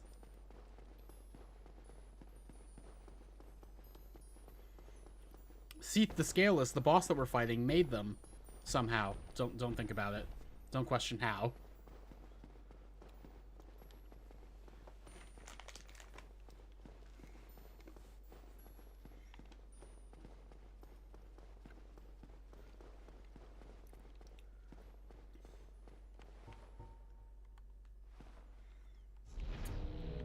It would be easier right now if I had the Lingering Dragon Crest Ring, the one that would make Magic Weapon last longer, but whatever. I don't want to spend 20,000 souls just for that right now. The crystals do look like rock candy, you're not wrong.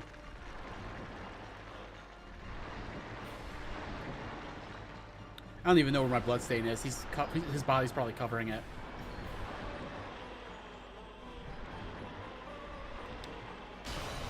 There it is.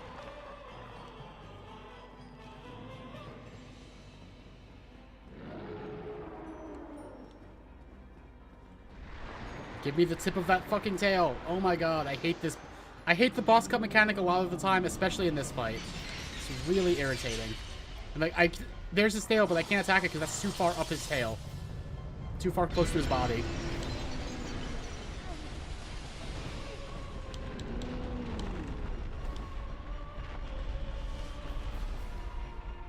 Like, the boss arena is half the reason why this tail cut is so hard to get. He shouldn't be able to clip through it like that. It's really irritating. Oh my god, and it just every time. Hi Audrey, welcome to the stream.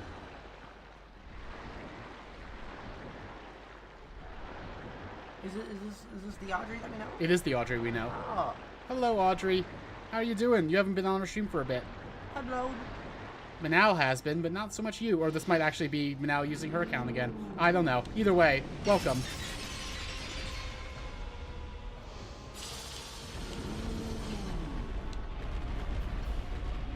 Give me this fucking tail. I need... I wish the part I need to cut wasn't always clipping through the wall. It's so annoying. Come on. I'm gonna assume from Get Rotated Idiot that that is Audrey, not Manal.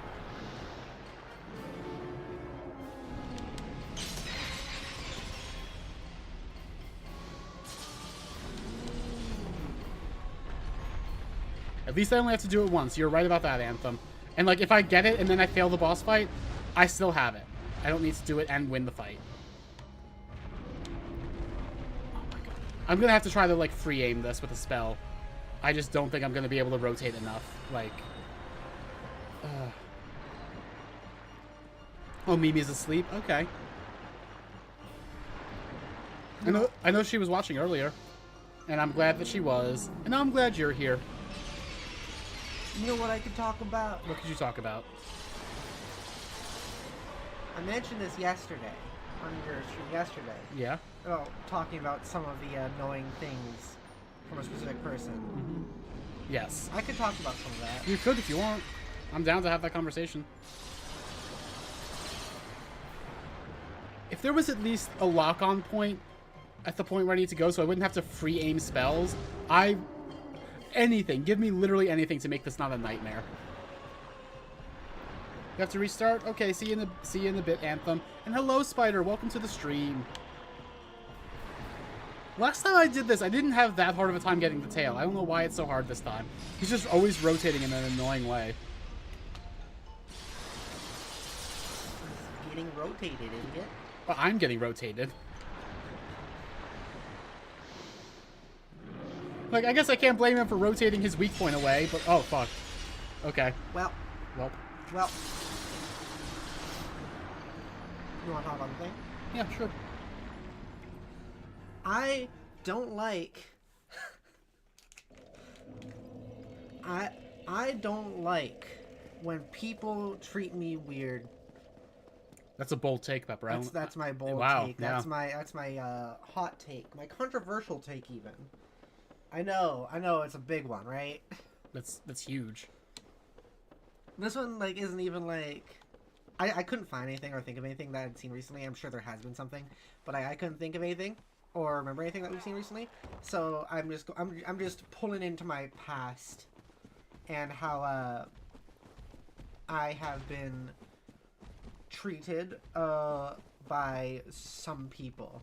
And I think that can also, like, create an interesting conversation. Yeah, okay. An interesting conversation. I might interrupt you a few times with, oh my god, this fucking tail, or something like that, but that's fine. I'm down to have this conversation. So, with a lot of, So, I think this kind of connects to how a lot of trans women are seen as still guys, quote unquote. Yeah. And there's, like, a lot of depth to that, but, like, I'm thinking of some examples of how I was treated in the past. And, like, I think there's conversations about, like, how pre-transition trans women are also treated. Mm-hmm. Do you know anything about those conversations? Yeah, I feel like we aren't treated like men, per se, but we are treated differently than we are after we come out, for sure. Like, if we didn't experience transphobia and transmisogyny before coming out, we wouldn't be trapped in the closet in the way we are. You know what I mean? Yeah. And that's not to say everyone can tell we are trans before we come out. No. But, like, there is a different sort of treatment that we are given by individuals or the general populace in society. So, like, I'm thinking back to this one friend I had considered a really close friend. Do I say names? If you want. Also, Aiden, that's a good idea. I'm going to follow that suggestion if I can. Retrieval. So do I just lure him over to it and have him break it and try to be behind him when it happens? I don't know which of... Oh, wait, hang on. That's... Oh, but the crystal's still there, so I couldn't have gotten the tail cut even though it was perfect. But it was right there. It was just sitting there right in front of me. Come on. I like this thing's design. quite a Yeah, bit. I love Seat's design. It's really cool. Is that supposed to look like a face on its dick? No, it's not. Like the glowing white blue part? No, that's not It supposed looks to. like a scream face. Okay, is he gonna get the tail now? Let's see. Yes, he did. Okay. Now he staggered for a second. So, oh, Jodi. Oh, you got this. I should have used the spell. I should have used Soul Spear. Do you want me to wait until after this? No, it's fine. Okay. So like, I had this friend who would kind of say weird stuff to me. For example, and this is a friend who would very often consider himself to be a very, let's say, quote unquote, progressive person. And there's people who are progressive, and then there's people who like to, I guess, appear progressive while more so just being performative and wanting to, in this case, look better than other people. Oh, he's big into that. He wants to look so much better than everyone, especially better than you specifically. He was really invested in looking better than you specifically.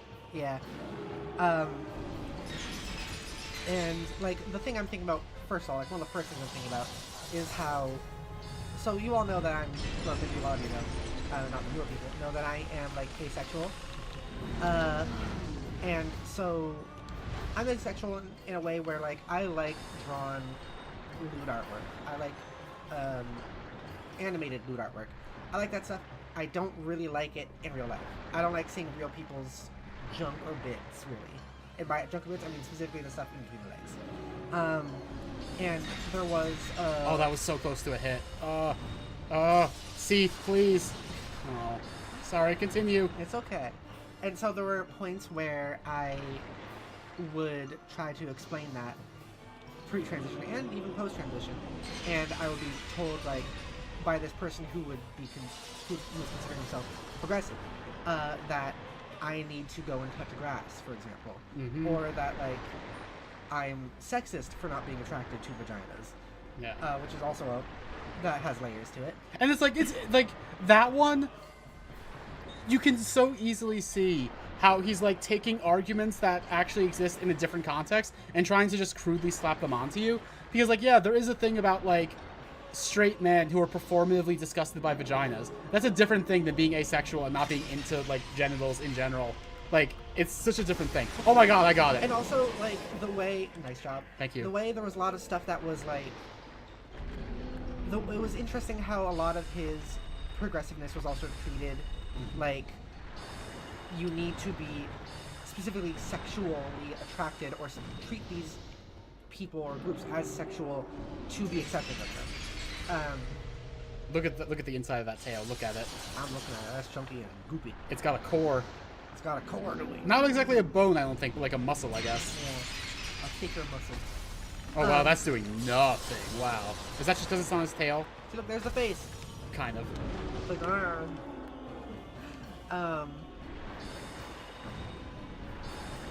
Like, another example I can think of, and like this is stuff that this person would say to me on my old streams too, which is also why my old streams are also gone.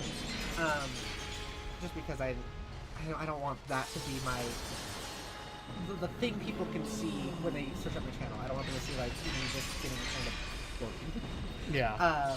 Very fair. Very fair. But like, it's stuff I've recognized a lot more now as like this kind of icky stuff.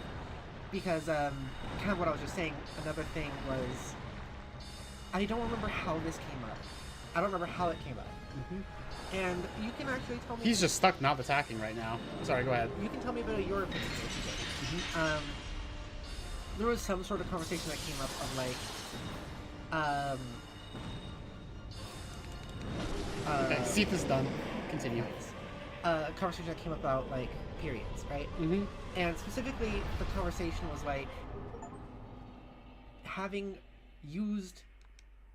Some people just like maybe gross warning someone to some people. Period pads put on your face and stuff like that, and I reacted like ew, and this person was like, "What do you mean ew?"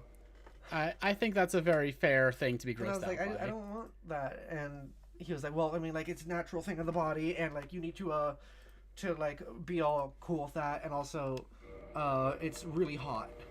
Oh.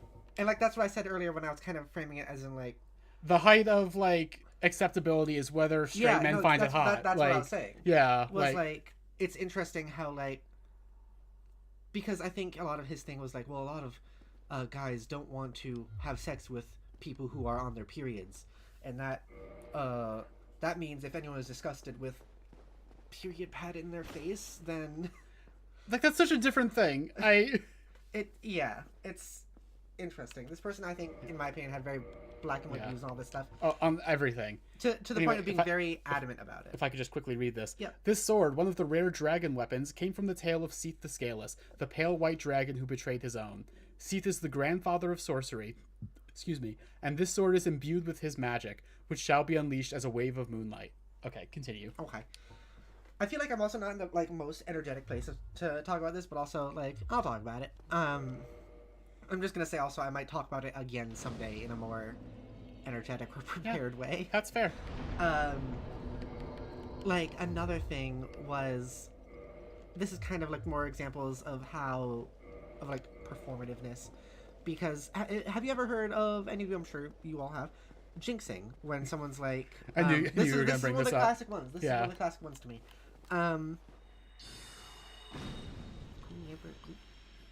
You're so cute. Thank you. So like someone will, I'm just gonna straight up say the example. I was playing Halo with my brother and also this person, and my brother Cameron, he was doing pretty good at the game, and I said like, oh wow, Cameron, you're doing pretty good at the game, and he was like, oh, don't jinx it.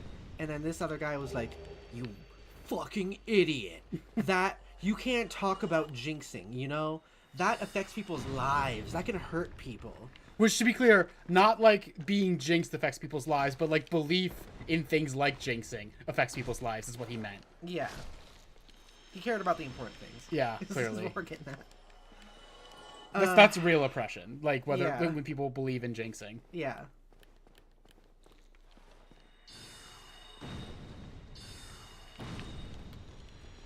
Spider says periods aren't gross to me, but you, yeah, like it's not. The idea of periods aren't really gross to me either. But like, and I also joke about like cum and all that stuff. Yeah, but like yeah. the thought of like suddenly it being like, oh, it's on my face or just anything like that. My initial reaction is gonna most likely be, ugh. And like, it's blood also. Like, come on, blood. Yeah. Even if, no matter where the blood is coming from. And like, again, I know there are people who are performatively grossed out by periods. I get that. This is not that to me. Yeah, and also I think it was kind of because he like fetishized it a bit. Yeah. Like he would always talk about like, oh yeah, I just did this sexual thing with my girlfriend on her period, and good for you, man. Good for you, man. It's just like, sure, okay. As far as please keep your blood off me. Yeah, like also IRL, I don't really like blood either. Like, I don't know. Yeah, understandable that you wouldn't really like be it. a huge fan of blood. That's fair. So I don't know, just some weird stuff like that. Anthem says you could argue that that's being sensitive to people who have a fear of blood. Yeah.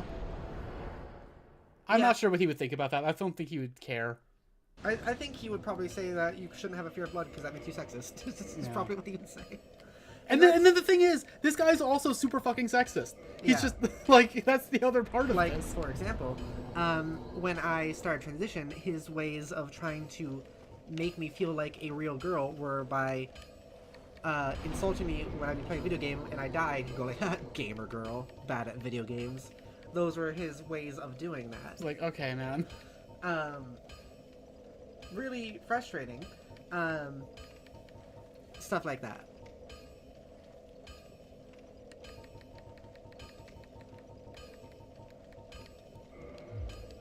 Why was that friend being weird? Well, this is just what he was like. Yeah. It's I'm sure... Or presumably what he is like also. Yeah. He's not dead. I don't want to give that impression. He and I stopped being friends like a little over a year ago. For a lot of reasons that maybe I'll also talk about on stream someday. But right now I'm just getting into these other complaints. Just his really weird mindsets on things, because he started off in a place that was, like I talked about yesterday, how I used to be not as good as I try to think I am today. I used to be a lot less accepting, or I used to be a lot more ignorant back in the day, and he was too. and I think we kind of split off in different directions about that. Like, he became... Like, the way I often imagine it is, like, he looked at... And this kind of actually goes with our conversation from yesterday about the whole... Like, the femboy conversation with the stereotypes and all that. Yeah. With trans women. He would look at the stereotypes of... Like, what... You know, remember those old videos that were like, SJW gets dunked on.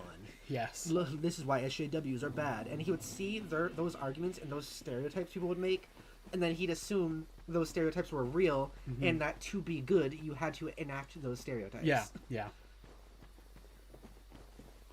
And it's just like purely not reactionary, but reactive to reactionaries, if that makes sense. Like, just purely about, like,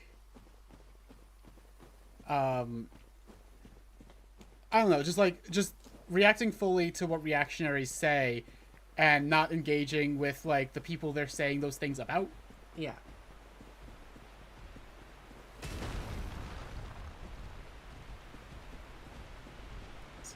I should have done this when I wasn't being chased. And I'm curious to hear if anyone here has any thoughts. Another one he would talk about was, like, he thought that... By the way, we're about to enter the DLC. There's going to be a cutscene in a second. Continue. Would this thing be okay when we talk about the one that was specifically, like, quite trans-misogynistic? Which one? Hang on one second.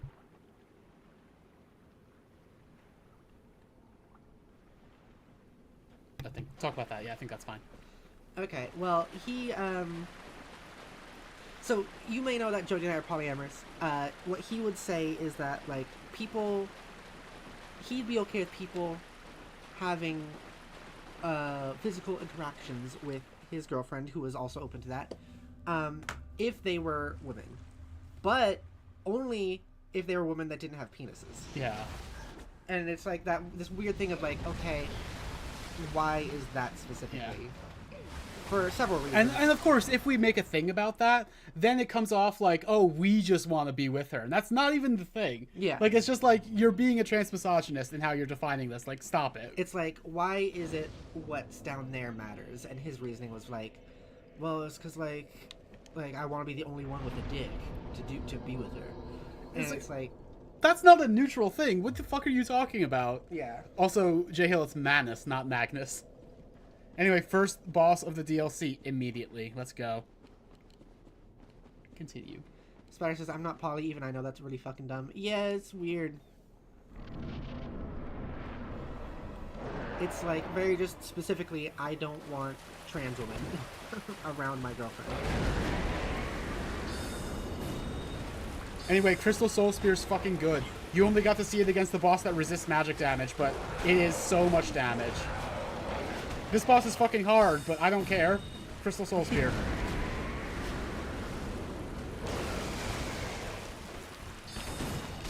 Oh, well, I guess I do care a little bit.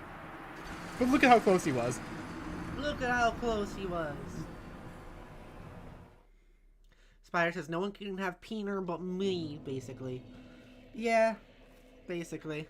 Weird like, fucking guy. It was definitely like this idea of like, I have the peener, therefore I own this woman. Yeah. Is kind of what it comes across as to me. And this guy's calling other people sexist. Like, yeah. Shut the fuck up. It's just this frustrating thought process of like, this is what like, there's a few types of like, people who call themselves allies who are really bad at being allies. Yeah. This is one type. This boss is super fucking aggressive, by the way. This boss also has a tail cut, but luckily, DLC stuff, like DLC boss weapons, do not count for the achievements. This tail is so hard to get. I'm so glad I don't have to get it. It's spiky. It's spiky. And also, oh, dang it, I lost it. It was in my brain, then it wasn't.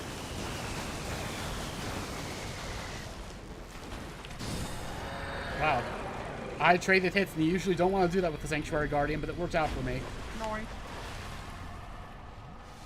Can you fight bosses multiple times in this game?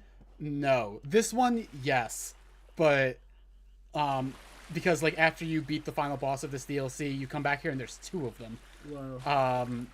For, like, no real reward, by the way. But, like, for the most part, if you want to fight a boss a second time, you have to go to New Game Plus.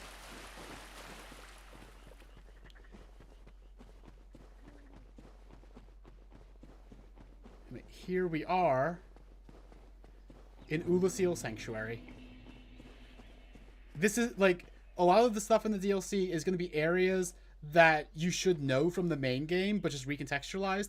But we haven't been to all those areas yet. So we're going to see them kind of reversed in that way. I don't know what I was going to say. What were you going to say? I was going to say that, like, when this stuff would also be... Whoa, look at that fucking awesome guy. Look, her. She's a woman. Hell yeah. Her name even is better. Her name's Elizabeth. You might not hear her. Well, her voice isn't that special, but it's just a very fun voice to hear coming from this.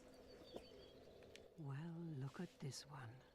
From what faraway age hast thou come? I love her. Yeah, she's great. I love her. She's one of my favorite characters. I love Elizabeth. Once you told me that she's a girl, I'm gender. Yeah. Genuinely. Hell yeah. What I was gonna say though was like, I've also talked about before, like, usually when people say weird things, like, I don't immediately go like, oh, you're bad. I will point out, and then if they double down, they're bad. That's kind of where it gets. Or like, if they talk about it, or they go like, oh, but what about this? Then it's like, that's a conversation, that's fine. But the thing is he would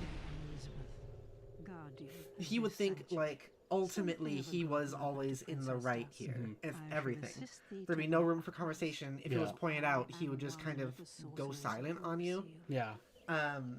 Because I often felt like he would kind of, especially when I was learning, just treat me like I was someone to specifically talk down to.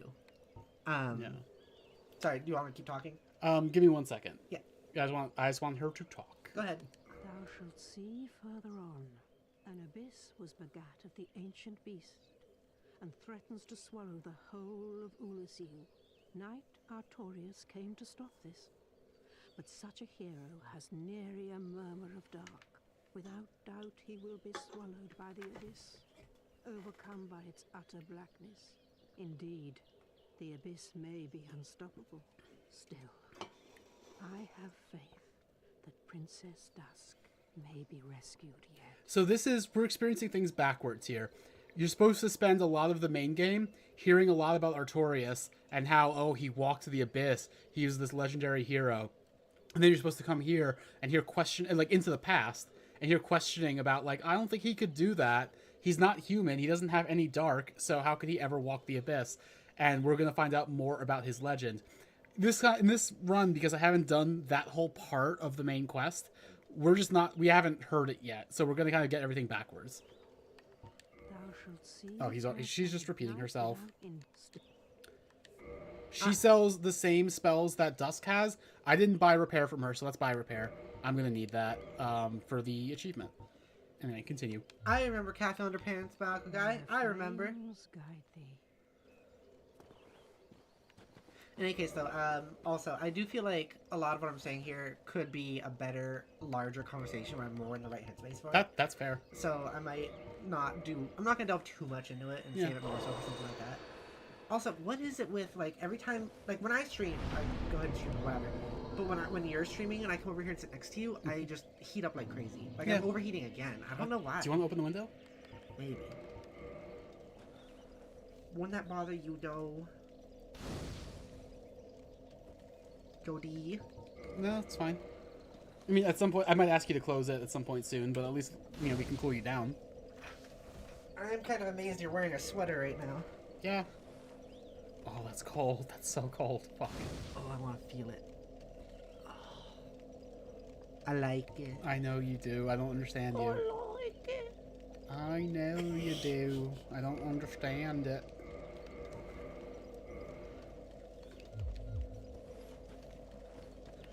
Let's see if there's any other stuff that can come across on either my Tumblr or Facebook feed. More politics? Yeah. Anyway, I haven't really talked that much, but we are in the DLC. And the DLC is really fucking hard. So I'm going to do my best to explore and not die too many times.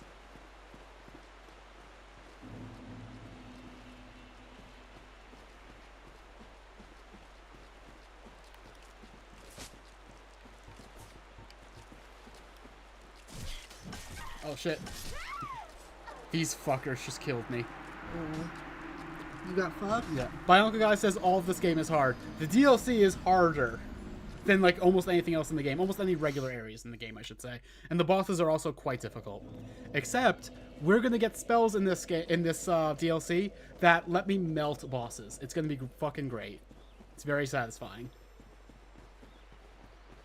Also, there's good story in the DLC. Like, good characters. Like Elizabeth, and we're gonna see Goff later. Like, good stuff.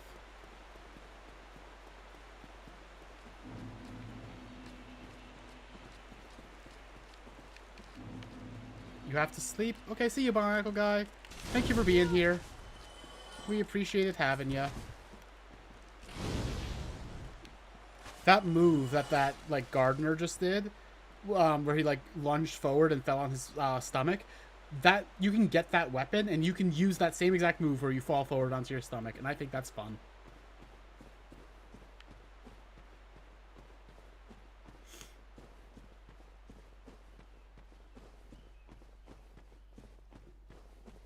This area, this whole bit here, is stuff we're gonna see later in the main game. I just haven't really been there yet.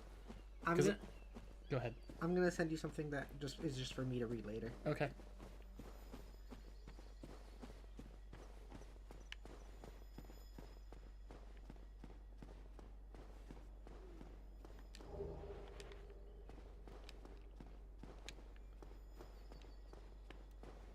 There are difficult enemies in these woods. There's the guys you've already seen, the like plant guys. There's also these giant stone soldiers. We're gonna try to avoid a lot of them because they're hard and there's really no reason to fight most of them. But there are some that are guarding items we want.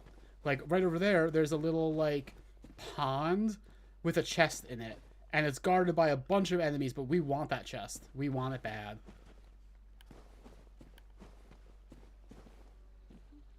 We're gonna soul spear some things. Luckily, soul spear is enough to completely like one-shot the giant stone soldiers, which is very nice. And also, there's a drop. What are you dropping for me? Twinkling Titanite. I'll take it.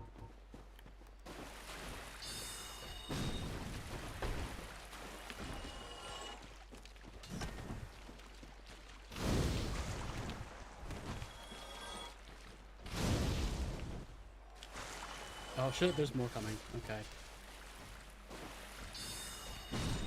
Like, this is looking easy, but I'm using up very valuable spell uses here.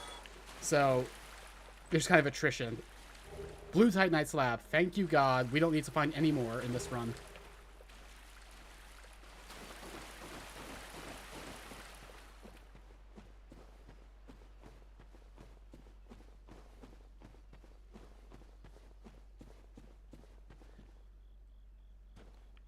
I'm pretty sure that's another armor piece over there. I don't care. I'm just going to skip these guys. There's going to be something cool in a second. Almost a jump scare. Pepper, look at this. That's cool. Yeah. That's going to be a boss later. Oh, no. Yeah.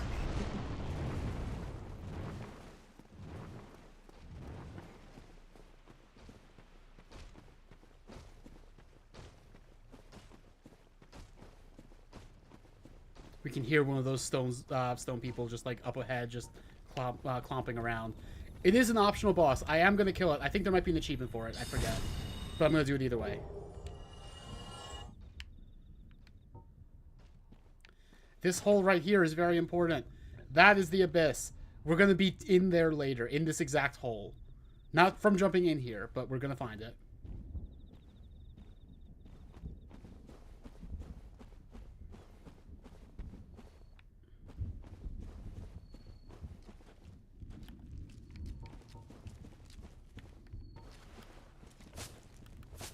The good thing about these guys is I have a very fast weapon, and it will stagger them. So if I just get one hit in, I can just kill them.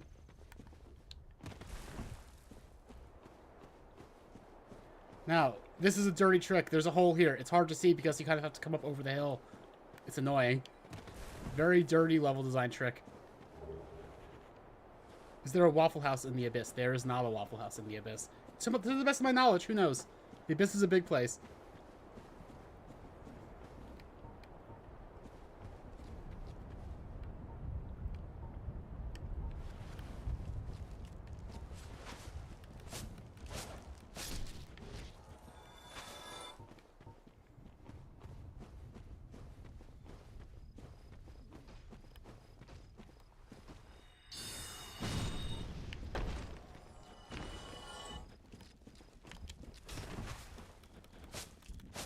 Opening the window is helping me so much already.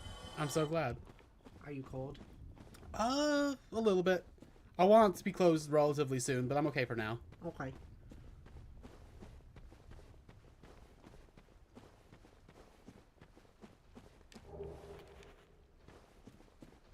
Oh, he sees me. Let's kill him. Look at how little health he has left after one soul spear. There we go. Just have to stab him in the dick once and we're good. I love that these are giant clomping stone soldiers, and then they die and they've suddenly become made out of, like, air. Just this ragdoll.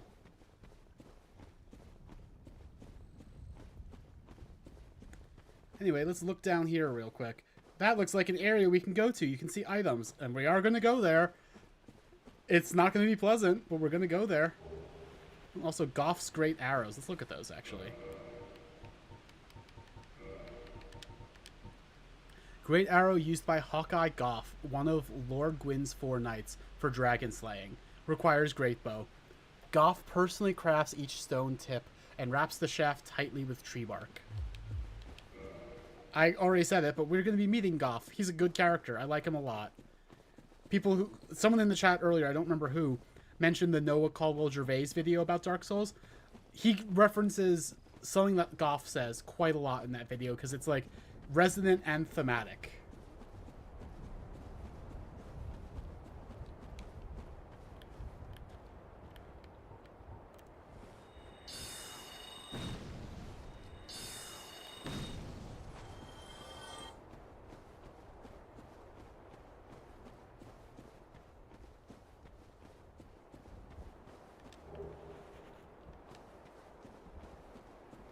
You forget the legend of the pygmy? Well, the pygmy is so easily forgotten, as we've been told.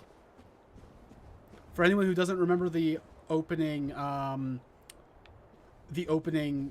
cutscene of this game, there is mention of, you know, the various lords who pulled souls out of the first flame.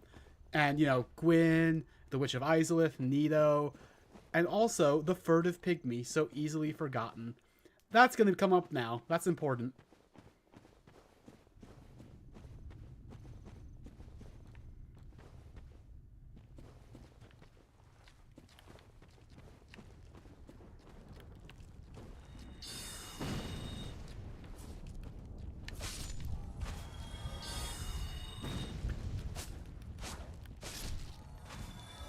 I love the design of these plant guys.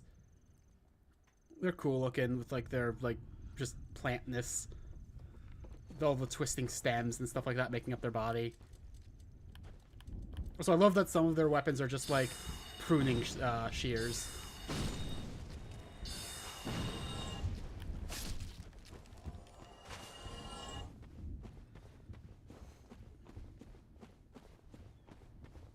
How you doing, Peppa? I'm good. I'm looking through your Tumblr. Oh, wow. My Tumblr. Ooh. Our Tumblr. Ooh, my Tumblr. I love you, Pepper. I love you, Jodi.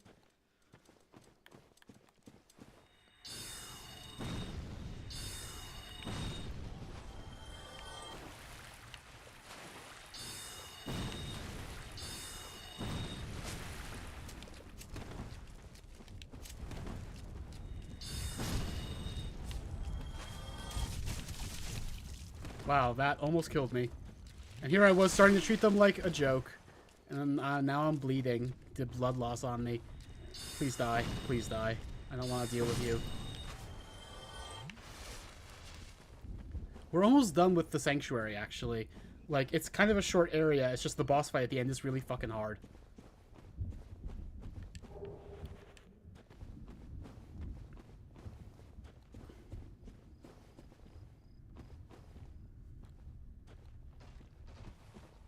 Oh, they all aggroed at once.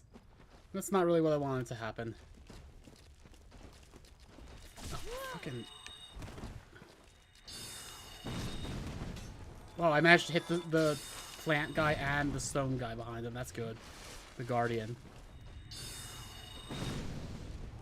That was a good use of spells on my part. Patting myself on the back.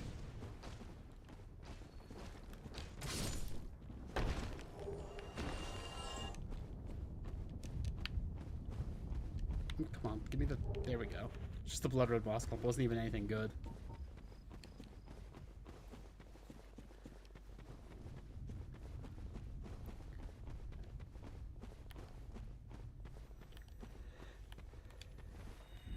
Oh, that's not gonna get him.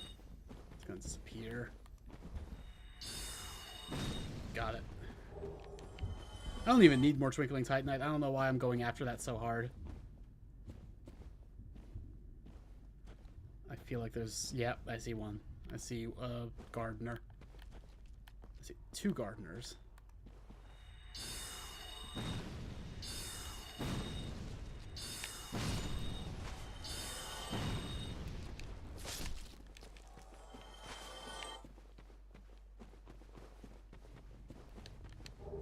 Large soul of a proud knight.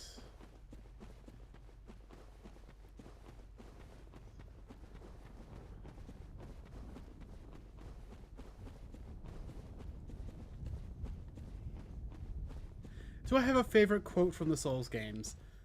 That is a good question. There's one from Dark Souls 2 that's not even a good quote, but for some reason it's stuck in my brain and now I use it to practice my Scottish accent. Pepper's heard me say it many times. Do it. I don't think I'm going to do it right now. Okay. I'm embarrassed. Because, like, what if people think my Scottish accent's actually bad? Like, it probably is. Oh, no.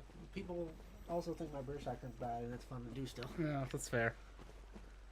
Anyway, I talked earlier about a character that people joke came from Bloodborne. This is him. Marvelous Chester. Let me guess. Snatched by a shadowy limb and dragged off to the pass.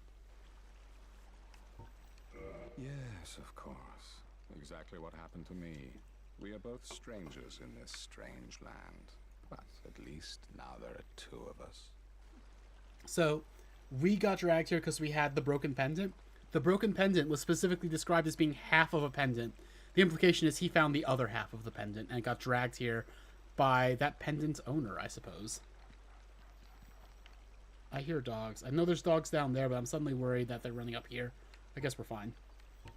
Did you happen across Night? This is important. The legendary abyss walker from the old tales? Well, if you haven't, it's just as well.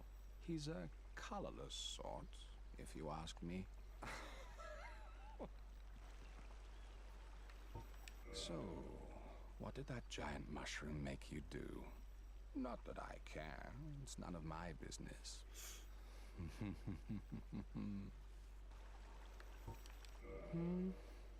I've little to talk about, really. Oh, you know me. What do I know? I was expecting him to say another line, but I guess he's going to say that later. What does he have to buy? Nothing super, super necessary. He does sell humanity. He's a good source of humanity, but it does cost 10,000 souls, so only use it if you super need him. So long. I found a couple of things to talk about. What do you want to talk about? So I went to Facebook and I remembered a couple of posts I saw. Actually, wait a second. I'm about to do a very hard boss fight. Let's see how that goes, and then we'll decide if we need something to keep us, like, talking through, like, a grind or not. Okay. Oh, wait, I don't have any of my things. Let's go back to the bonfire. So let's start. We can start talking. Okay, so this one's just simple, but these are both things I saw on Facebook. One was a post my dad shared. Okay. That just... He didn't write it, someone else wrote it, he shared it. It just goes, what radicalized you? Nothing. Not wanting people to starve and suffer is not radical, it's normal. Stop saying it's radical to be base level and pathetic. And start asking what made people into sadists. Call out sick behavior, because I'm tired of people thinking kindness shouldn't be the default. Okay. There's stuff about that. Yeah, like, okay, like, politics about, like, treating people well actually are kind of radical, because that's not the society we live in, and that's what radical means. Also, wanting to be kind is not a politics. That's not... That's... You need more than that. You need, like, theory. You need communist theory, really. Or anarchist theory, I guess, if I'm feeling nice today. But, yeah. And, well, the thing that I think is funny is, like, you can read that and just go, like, okay, basically what this post is saying, like, is people need to be empathetic towards others more often. Yeah. And then what I found funny is my uncle, who oh God, I don't talk to anymore, his reply. Oh. Did I not tell you about this? You might have. His reply was just question mark. Oh. Like, hey, everyone, you should be more empathetic. Huh? Are you sure? Your uncle, the Trumper. Yeah, just God. like literally, like, hey, everyone, you should care about each other. And then question mark. Anyway, are you sure you want to post that? Let's check out this boss fight. It is one of the people's favorites, and including this boss intro cutscene. Whoa! Oh! Yeah. I remember that. You showed me that. I did show you that. It's a fake out. Yeah, the fake out. Because that's the first time you see that enemy type, and suddenly you're like, oh, is that the boss? No, it's not. They don't even give you that much time to, like... No, they don't. Take it in. I think I've seen that guy's armor in Skyrim mods. Would not surprise me. This is a fan favorite character. For a lot of people, this is their favorite boss fight in the game. Maybe their favorite boss fight in the series. I don't go that far myself. I do think this is quite a good boss fight, though. They're shaking. Oh. Put the thing down. Oh. I didn't mean it like that. I would love if the first time that's actually an attack you have to dodge. Just the first time you're in this fight. Yeah.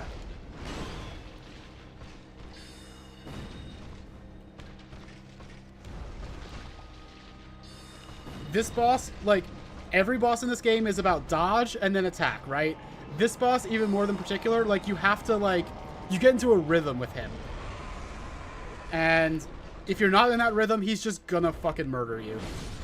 Like that. That shouldn't have hit me, but that's whatever. I'm not gonna complain. Should I go into the next one? Sure. So the next one is a little bit, probably has more depth to it. So it's an image of the branches of the American government. Okay. Like legislative, executive, judicial. And the text says, it is important that you understand that judges are not telling Trump what to do. The judges are telling Trump to obey the laws passed by Congress.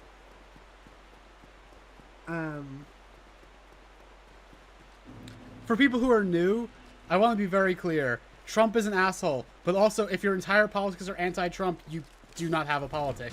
Just like I said about having politics based on empathy, you need more than that. And also kind of like let's bring us back to the practice babes. You can't just have politics about who you don't like. Exactly. Or what you don't like. You need to have a positive idea of, and then not positive as in like good and not negative, but like positive in the sense of there needs to be something you are building, not just something you're tearing down. You need to have a positive view of your politics. You need to have an actual something. Yeah, you need to be pushing towards something. You need to have an actual idea of like what you want, not just what you don't want. So like that whole thing about the branches of the government, the thing that made me laugh was a comment on that post that was just said, when one party controls all three, there is no more balance to the force. Star Wars liberals, God. People fucking comparing it. Yeah. Like, I don't know. I just get upset when people treat, like, actual politics that ruin people's lives by the thousands, millions. You can sort of see Artorias' like, glow through the fog gate. That's fun. I've never noticed that before. Yeah. I get frustrated when people who, like, talk about politics, which is the politics that are, like I said, ruining thousands, if not millions of people's lives. Definitely millions. Definitely millions. Yeah. Like, I definitely hit dodge there. Oh, killing well. so many people. I'm dead. It's just, I hate when people, like, basically compare it to their favorite media or theater. Yeah, like, it gets really irritating like really when they make it out to be, like, just a part of another television show. Yeah. It's just really frustrating to me. I should not have been able to dodge that. I got lucky. You normally don't dodge along the direction that the attack is going, because that means you have more time that you're in the same space as the blade, and your, like, iframes should run out. I got very lucky that didn't happen to me. Daniel says, yeah, you can't just hate on things without having any other ideas. Yeah, and, like, a thing with Trump is, like, I hate Trump. I want him to perish diabolically. Which is actually, like, you wanting anyone to die is actually progress for you as well. Yeah, I mean, I used to not like that. I want Trump to perish diabolically. I'm gonna use that. Perch diabolically. That's good. But like, people, something that is the most frustrating to me is when people act like he is the be all end all of everything bad in the world, or like with conservatives, Republicans, everything good in the world. Like he is not the sole devil or god of everything. There is so much going on from different people and different factors. He's not the sole contributor to what is happening on the planet Earth right now. And like the sad thing is, like his first presidency, like besides the fact that he was rude and he said the quiet part out loud, pretty average presidency for an American. Honestly, in terms of international policy, maybe a little better than average because he didn't do. Which is not to say he's good. Which is not to say he's good. It's just like people look at like he's still evil. It's just like U.S. presidents are evil, and they always have been.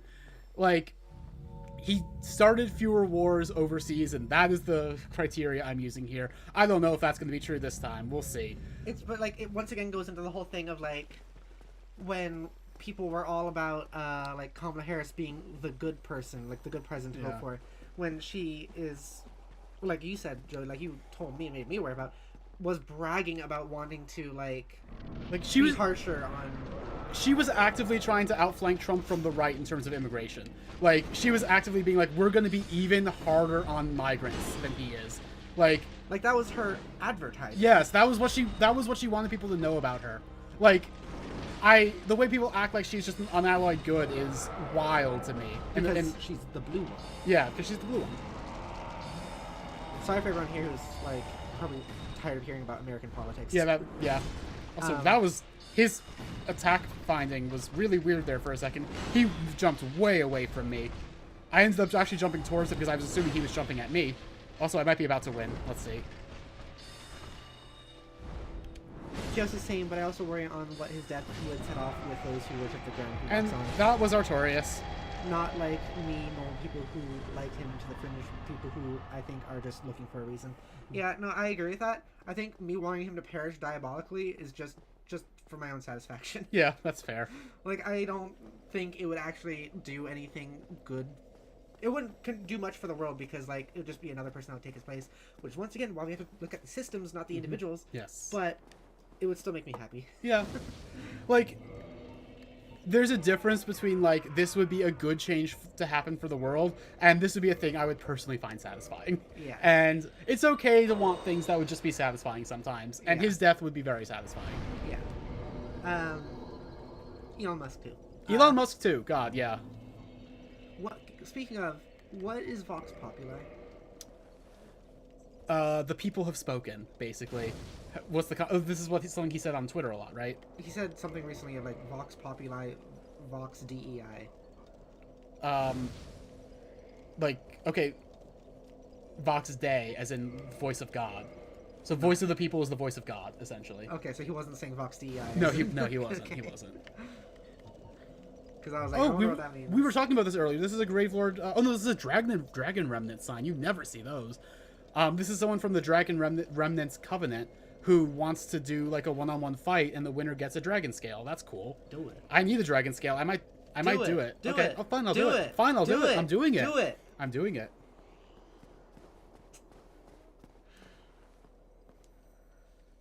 But yeah, no, I think it's just frustrating to me when people act like, I'm not even trying to belittle Trump's importance or anything like that. I'm just trying to say, like, he is part of a bigger thing. That doesn't specifically belong to him alone. Let's see if my trick from before will work on this person. This person also bowed. Yeah, this is like summoning for a duel specifically. Like, this is different etiquette. I'm also not going to heal. You're not supposed to heal in duels. Because he can't heal and I can heal, and that's not fair. Oh, what? Okay. You were facing. Yeah. Dark Souls 1 netcode. It is what it is.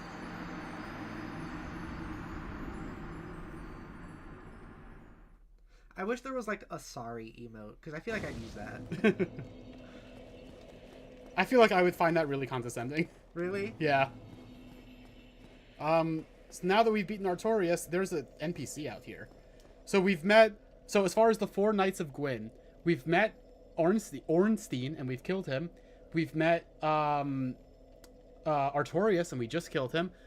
And now we're gonna meet I'm blanking on her name. Fuck. Frida. No. Oh, she's gonna say her name probably. You. Is that not the soul of the man who fell on this spot? He was a dear friend. I wish to pay proper respect with that soul. Would you be willing to part with it? She asks for Artorias' soul. This could be a difficult decision if we needed his soul weapon for like our achievements, but we don't. So I'm just gonna give it to her. Thank you. You are very kind. Please take this. I no longer need it. So these weapons actually get a reference in Dark Souls 3. They're a fun weapon to use.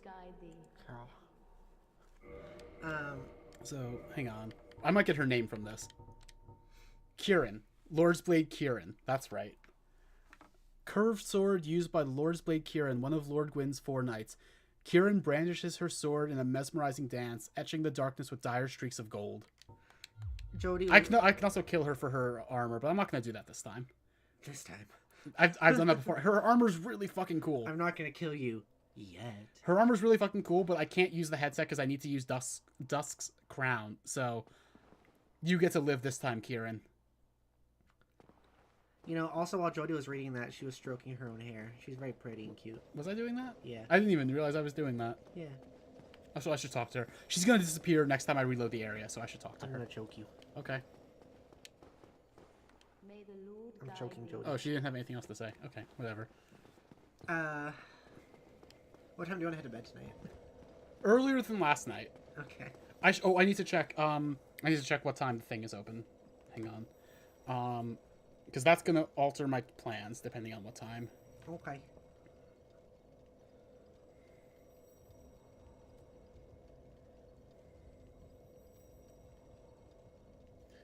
Sorry, folks. 1 second. 1 second while Jodi checks some shit.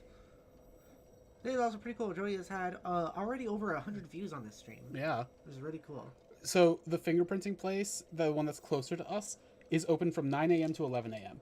Okay. We should probably leave at like 8:30, like we were planning this morning. Okay. So I should not stay I should not stay up streaming that late tonight. I might go for like another hour or so. Okay. Would you mind heating up my food for me, please? Okay. Thank you. I think I'm also gonna probably, since your PlayStation did the thing again. Oh, did it? Yeah. Oh. Which is why I moved over here. Oh, I'm sorry. It's okay. I'm probably gonna watch from the TV upstairs. Okay. And just hang out there while I watch. I'll go heat up your food first, though. I will say though that TV usually puts me at like a 15-second lag for some reason on your streams, so be aware I will be a little bit slower. That is fine. Let me choke you again. That actually scared me. I wasn't expecting you to touch me. She's kissing me. She's kissing me. She's kissing me. Sucking your brain out through your forehead. Okay, do you want these two. Yeah, thank you. Assuming you don't want the one that used to be yours. It'll be yours. Okay, thank you. No doubt.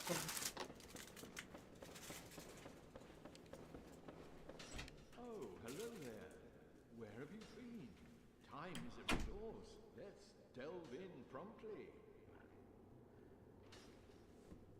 Almost every character can hollow. I'm not sure if there's any who can't actually. I guess Petrus doesn't hollow. I think that might be it. I'm here because I need to spend souls eventually to clear out Logan, so might as well do that here as much as I can right now. Can't get homing soul mass, but I have homing crystal soul mass, so that's whatever. Well, I have soul arrow. I almost bought something I already have. Don't need to buy the ones I already have. Oh, but I do because I need to clear him out for his quest. Fuck it. Alright, he has 28,000 more souls I have to spend on him, and then we can finish his quest line. Yeah, Logan does eventually. That's what's going to happen after we clear out all of his spells.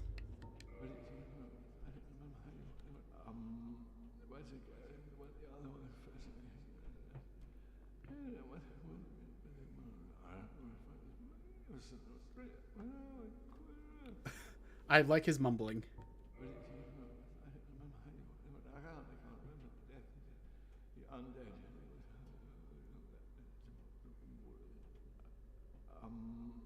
twice again when the other one fascinating.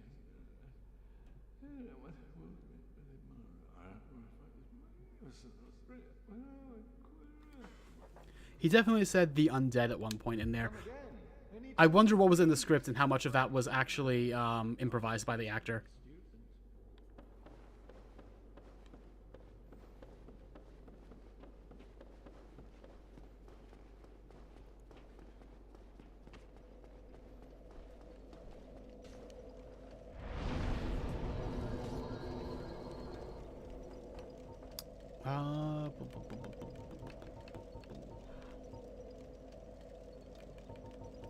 I guess let's continue with Ulasil Township. Thank you very much, Pepper. Yep. Maybe a little longer if that's okay. Thank you very much. So, let's see. The main enemy of Ulasil Township is these guys. The bloatheads, they're called.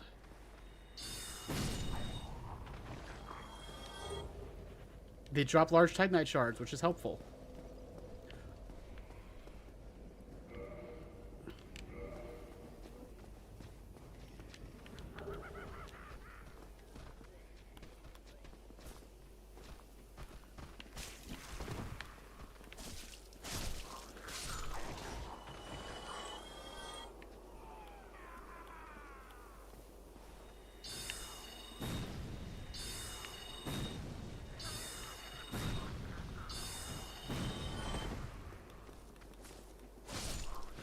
This is the section of the DLC that's actually really fucking hard, honestly.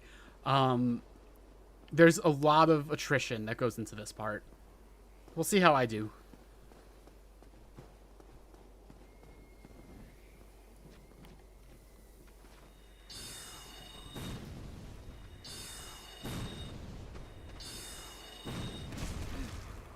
I'm lucky that they didn't both hit me. That would have probably killed me. It would have definitely, like, if it didn't kill me, it would have probably made me panic, and then I might have gotten killed anyway. So I like this. You have this town of Ulasil that is just visibly sinking into the abyss. You look down and just like structures and then abyss. Thank you. No problem. How's that? That seems good. Thank you. Okay. I am going to be eating while I play. Please let me know if my chewing is audible.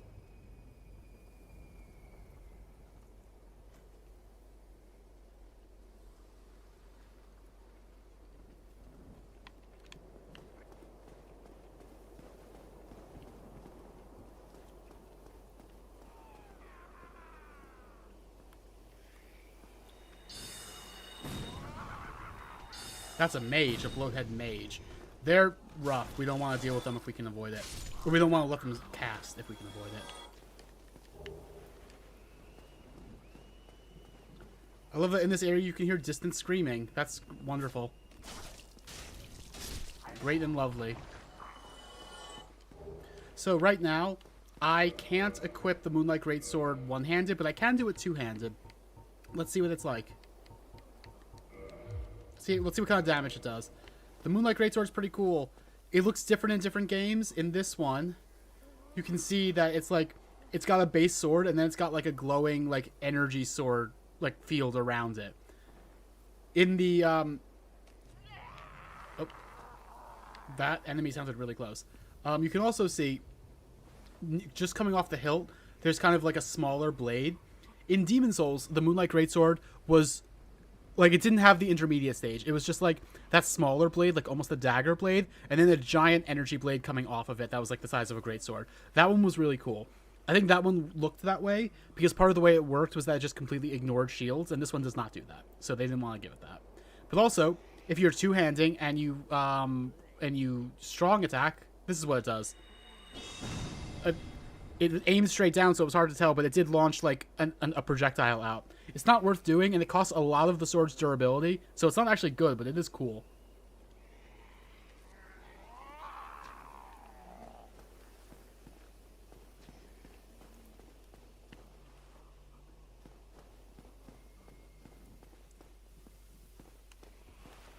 That was the enemy that was probably being loud before.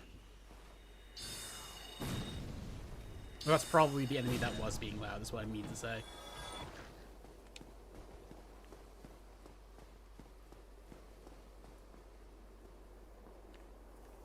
Sorry, I'm going to be pausing every now and then to take some bites.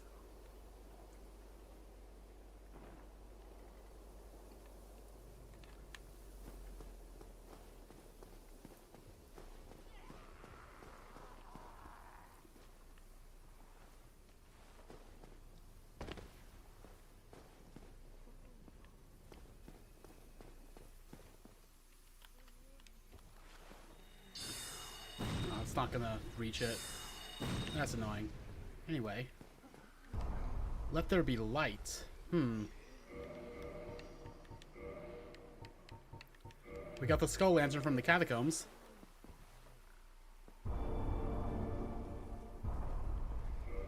I'm probably gonna keep that equipped because I don't think there's a lot of enemies I really super want to parry in this area.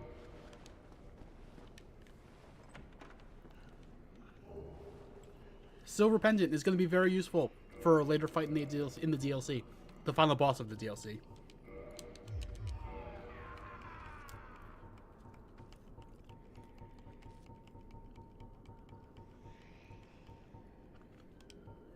Silver Pendant engraved with the crest of Artorias, one of the ancient treasures of Anor Londo, presented to Artorias for facing the Abyss, effectively deflects the dark of the Abyss, especially in its magic forms.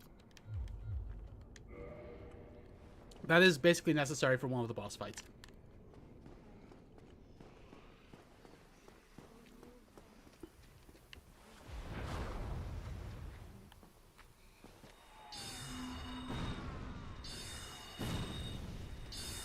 I don't want to let them get a spell off when I can't dodge like I couldn't there.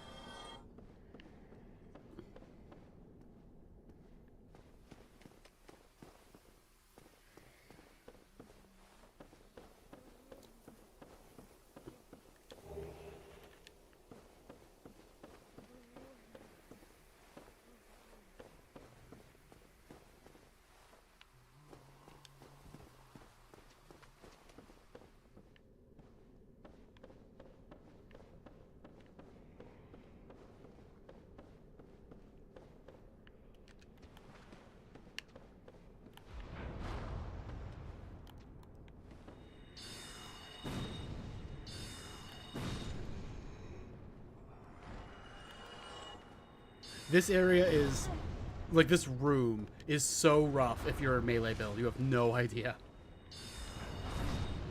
Anyway, you see them using Dark Sorcery. That is the sorcery we can get in the DLC. It is quite good.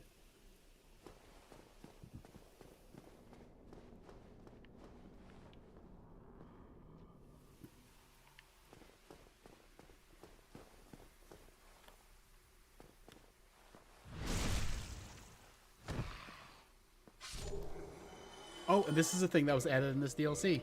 The carvings. These were kind of there for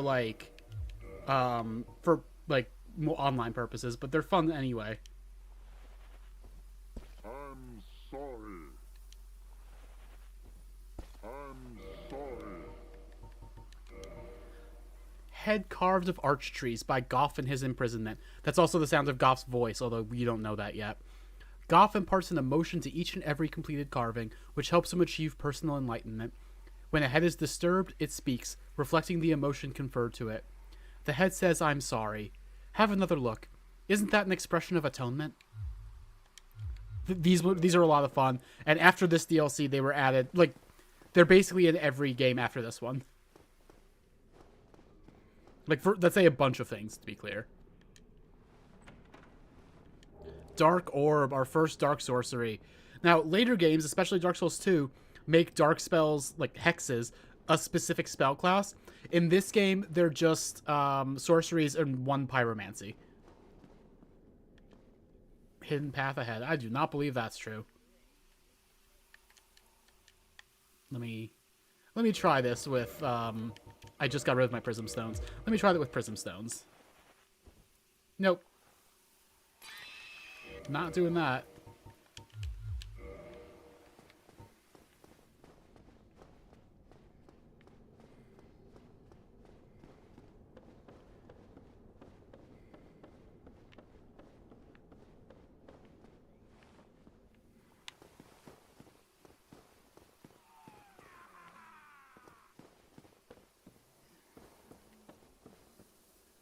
Okay. Let's not go that way. We don't have to. Let's do this way. Let's go back the way we came.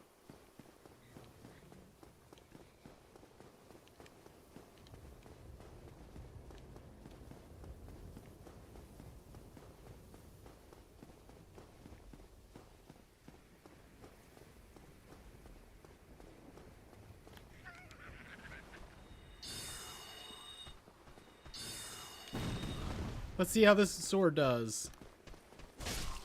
Oh, okay, that's good. Okay, I'm going to be using that, I guess.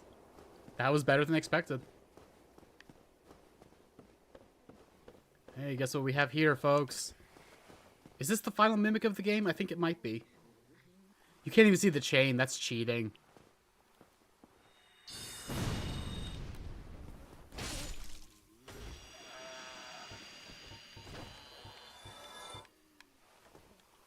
Very good carving. I'm gonna do all of these at least once. Very good. Very good.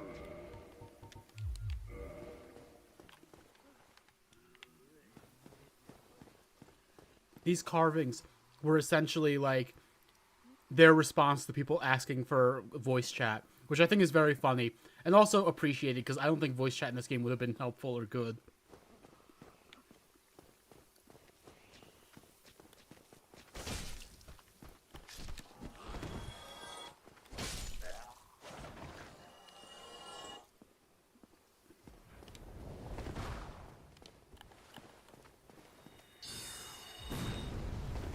Oh shit, I should not have cast there. Oh well. What have you got for me? Green Titanite shards. Okay, cool.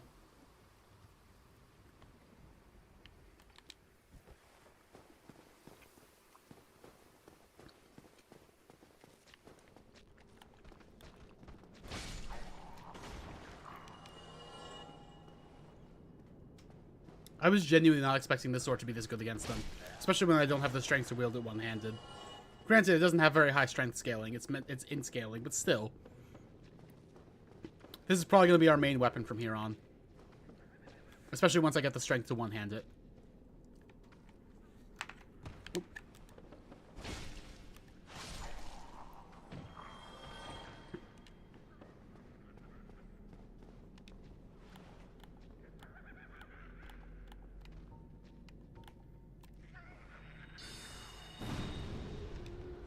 We want to take out the ranged guys as early as we can.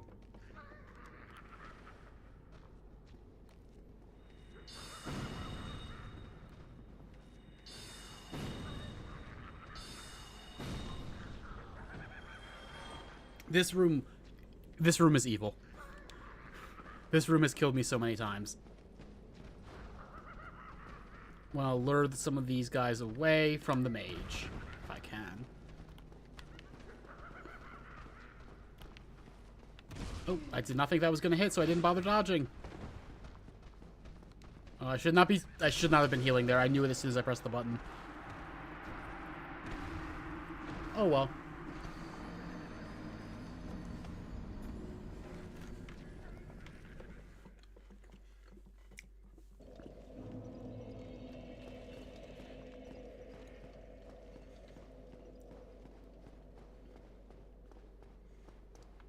Wait, why am I here? Whoops, I didn't rest at the Ulasil Township bonfire. I did good for such a hard area. Thank you, J Hill.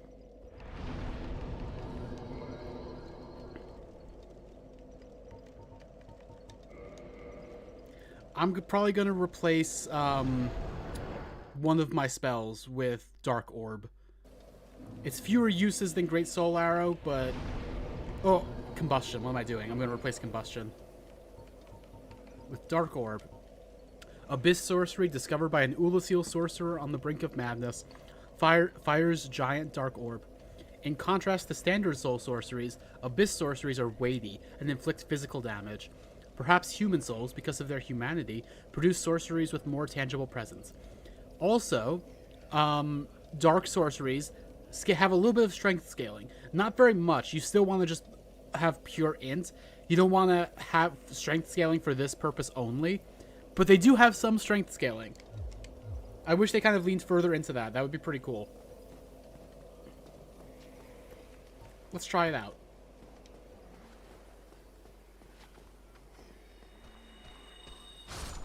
Also quite good, actually, it turns out.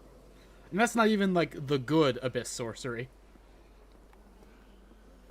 One of the good things about Dark Orb also is it has a very long range. Like, I think farther than its lock-on range.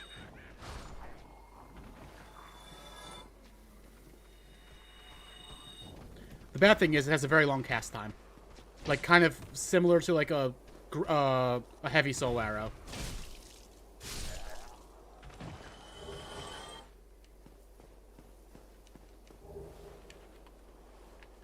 Oh, one of these guys dropped to humanity. That's helpful.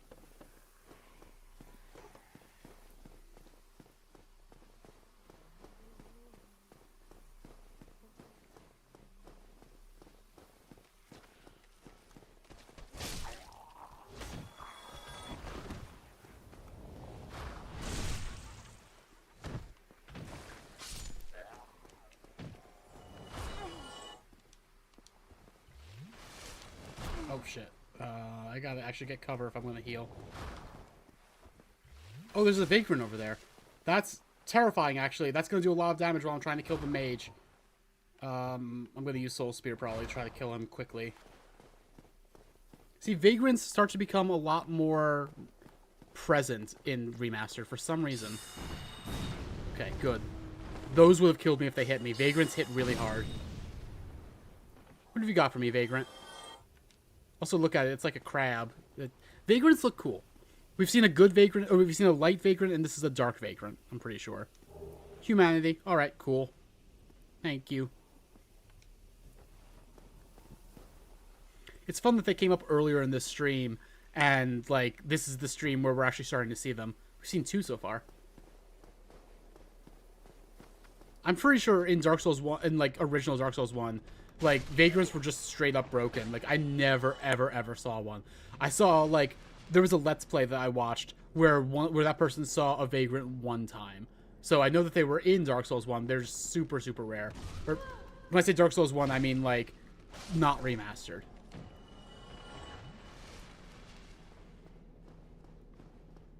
Is that one gonna fall down here? Where are you? There you are.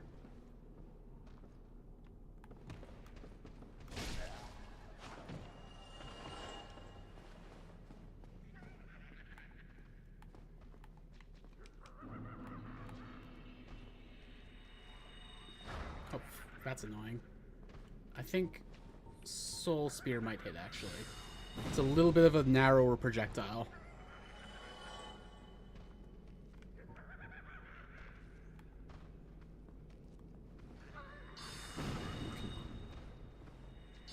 What? That one just disappeared completely. There we go.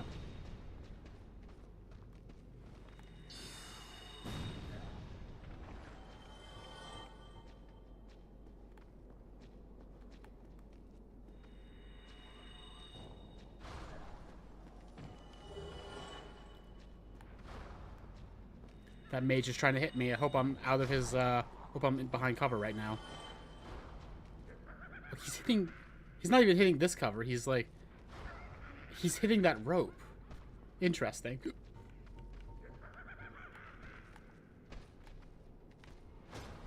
He knocked it down for me. Thank you. That's not supposed to happen. I'm pretty confident in saying. Come on, hit. Come on, attack. There we go. I was waiting for him to just do an attack so that I could, like, get out of range and do my attack, you know?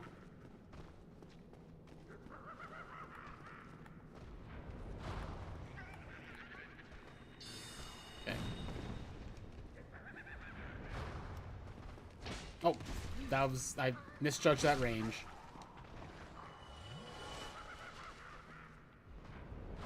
This fucking mage.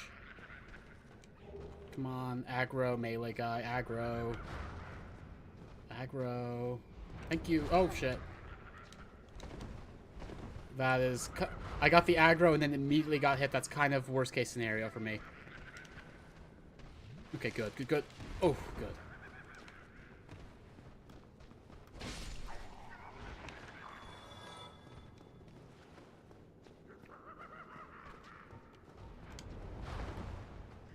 We're very close to unlocking our first big major shortcut. Oh, he's using dark fog. That could be annoying. But test up there? Okay, we're fine. I'm going to assume that was not the intention. Dark fog. It's a spell I'm not going to use very much. It's basically just like... It creates a poison cloud that poisons people.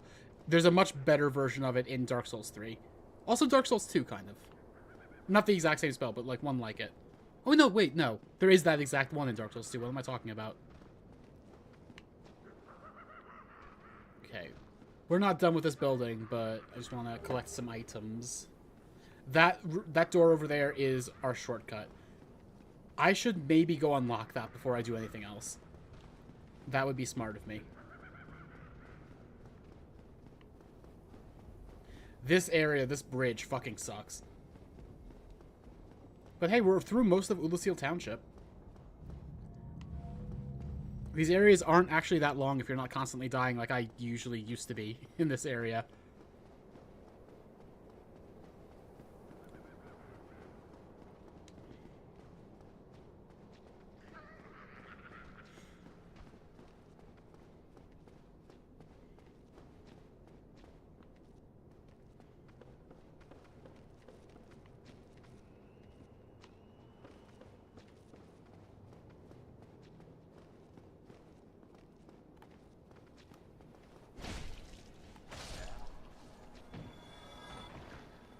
I was wrong earlier when I said there's no more mimics. There's a mimic in there. Totally forgot. Until just now. Okay, this is another Let There Be Light. I think that's the last one. Also, let's actually look at the skull lantern. I like it.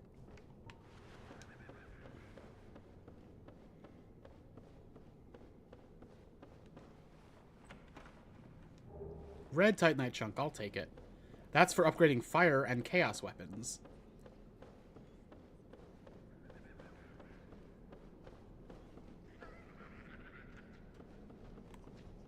Oh, shit. Oh, I'm lucky that didn't kill me. I'm actually surprised how little damage that did.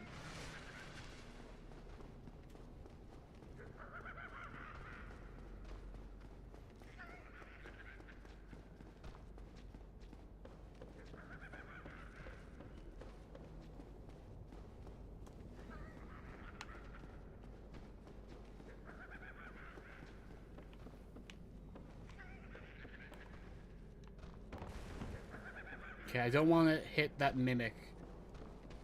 I'm sure he's placed there specifically to try to make that happen, too. I heard movement over here. Yep.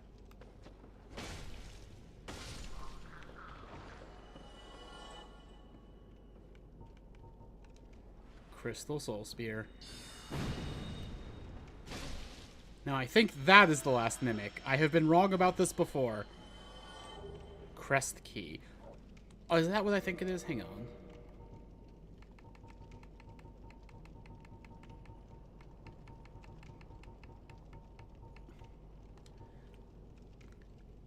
The The grooves of the crest are enchanted, the door sealed by a powerful spell. I don't actually remember what this is for. Hang on.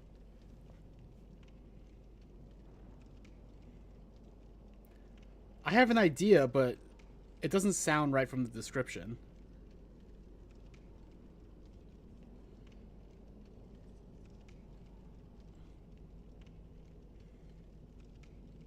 Oh, I was right. Okay. We'll see what that leads us to in a bit.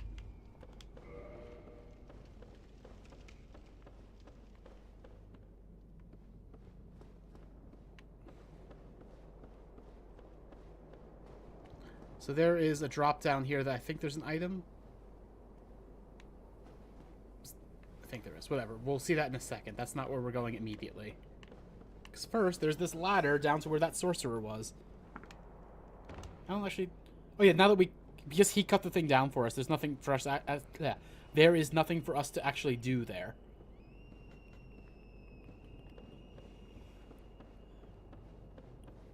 Now, we could use this to get back onto that staircase from earlier.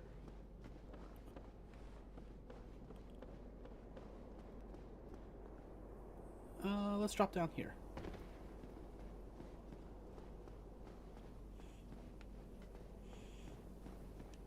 Twin humanities. I'll take it.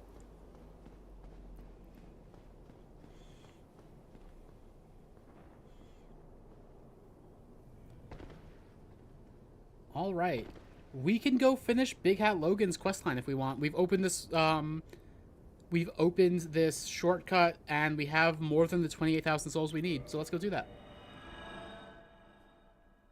I want to get rid of these souls. I don't want to have them on me in this next area because it's hard. Duke's Archives.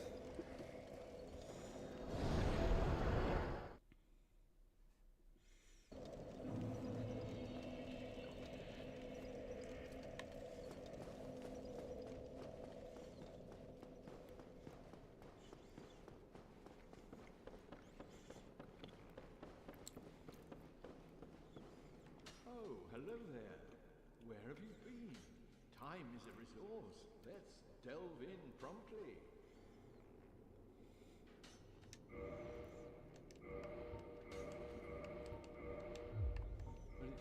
Okay, he still has that dialogue. We're gonna... Come again. The knowledge here is limitless. I would absorb it, then share it with you. I'm gonna reload the area. And this is the thing that always tricks me. You have to reload the area more times than you think you do for this to happen.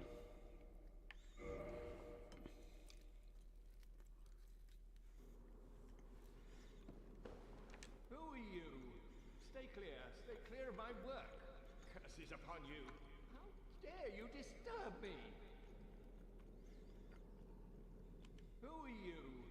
Stay clear of my work. Curses upon you. How dare you disturb me? All right then, Logan. Let's load the area again.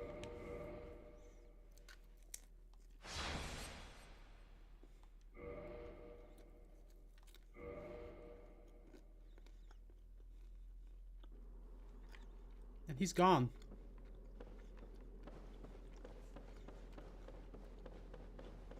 Let me actually make sure I rest this bonfire. For reasons.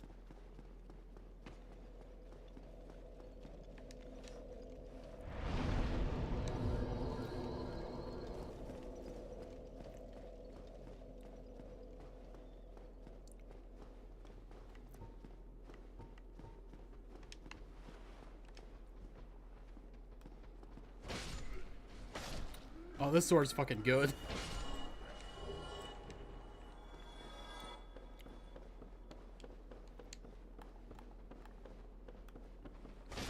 I'm gonna also use this as a quick opportunity. I'm gonna kill the 2 channelers in this room also, even though I don't have to do that to do the thing for Logan's quest. Just because, like, I'm in here. I want them to drop the channeler's trident. I might get lucky. I'm just gonna do that real quick.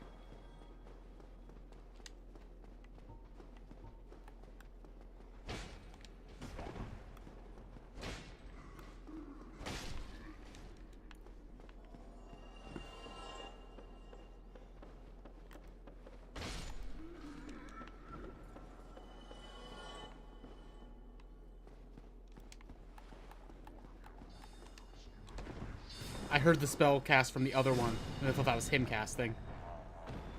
Nope, no luck so far.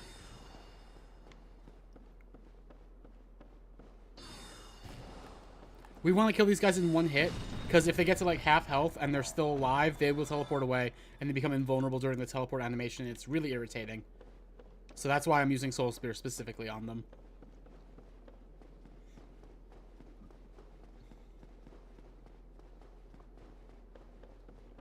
This is going to be... This route I just did is a route I'm going to have to do a whole bunch, because I need to grind for that trident, unfortunately. I'm going to also get the Chandler down there. Might as well.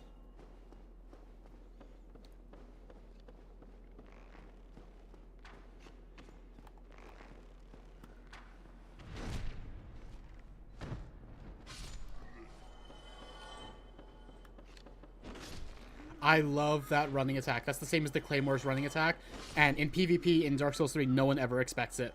I got so many wins by doing that.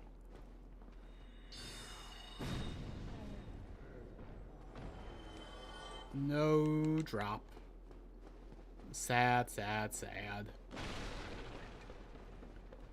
When I've done this before, the Chandler's Trident is by far the weapon I had to grind for the most. I keep hoping I'll get lucky, but I don't know.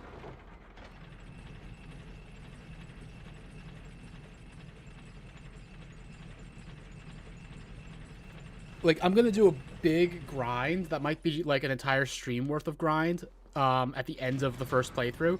And that's not just gonna be for the Chandler Trident, it's gonna be for a bunch of things. But I probably will go for the Chandler Trident then. I might even get to a point, like, I did the same thing when I did this before, but I had to, like, come back for the Chandler Trident in New Game Plus just because it was taking so long.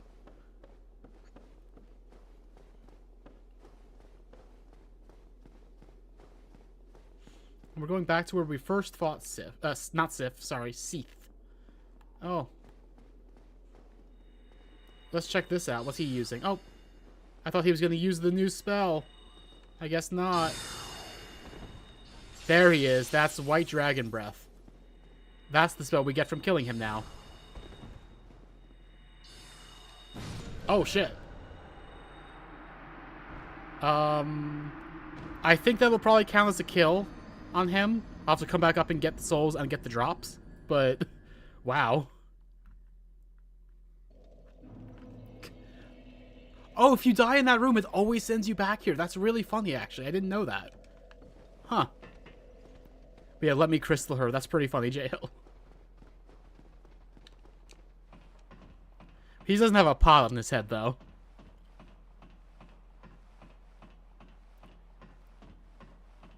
This room is so fucking big. I love it.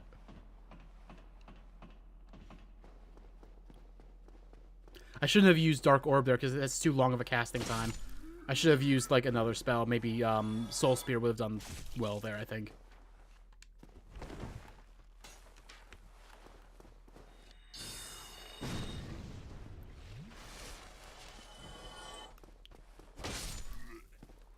Yeah, you're right, J-Hill. You're right.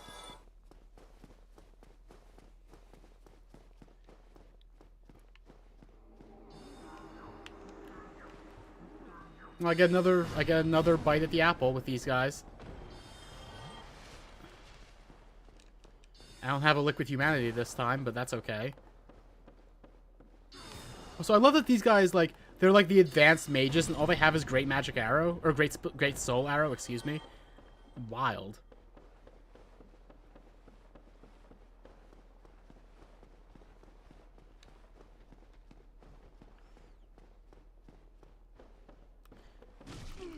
Like, they also have that buff spell they use, but that's actually a mechanic of the trident, not of, like, it's not a spell you cast.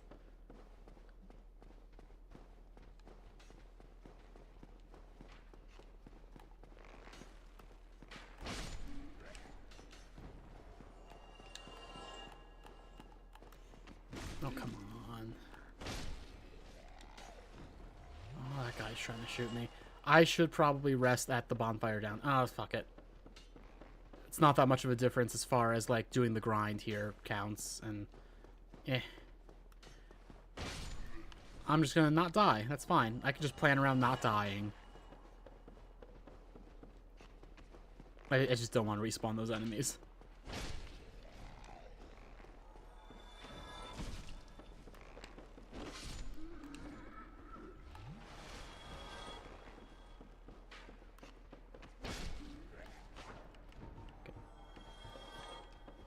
This time when I see Logan... Oh, no, Logan's dead. I don't have to worry about that. I was going to say, this time when I see Logan, I'll use Crystal Soul Arrow, but that's not even something I have to worry about. Oh, hello.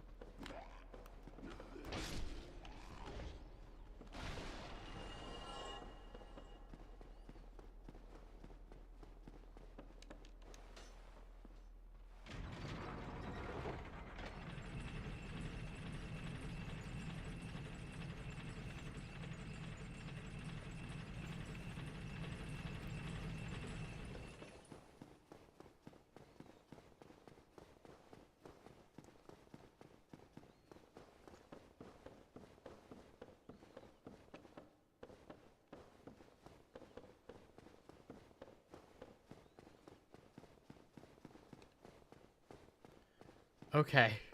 Bloodstain and Logan's drops. I don't even know how many souls he drops. Let's see. Oh, a decent amount. Sorcery, White Dragon Breath. And the Tin Crystallization Catalyst and the Big Hat.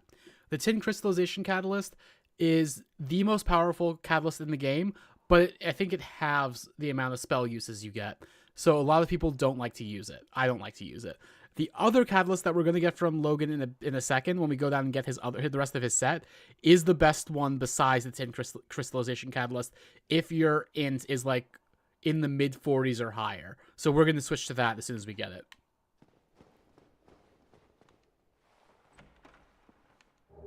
Large Magic Ember also.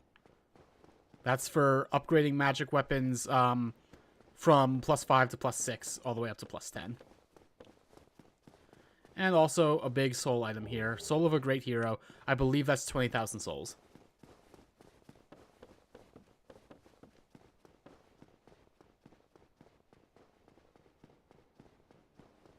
And what am I think I'm almost at all of the spells I would need for the for this. Let me check real quick.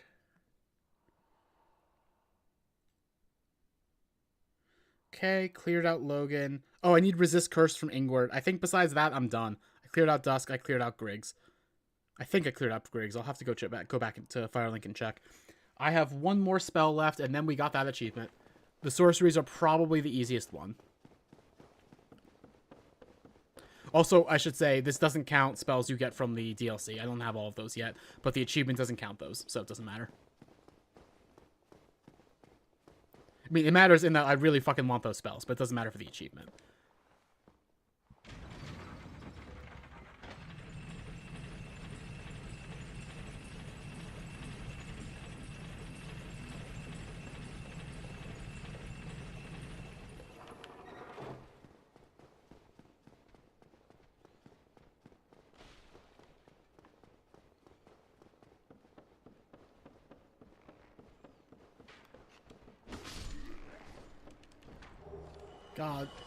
God, I love this sword.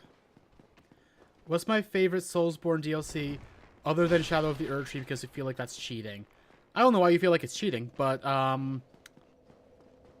it might be the Old Hunters, the DLC for Bloodborne, but also the DLCs for Dark Souls 2 are really fucking good.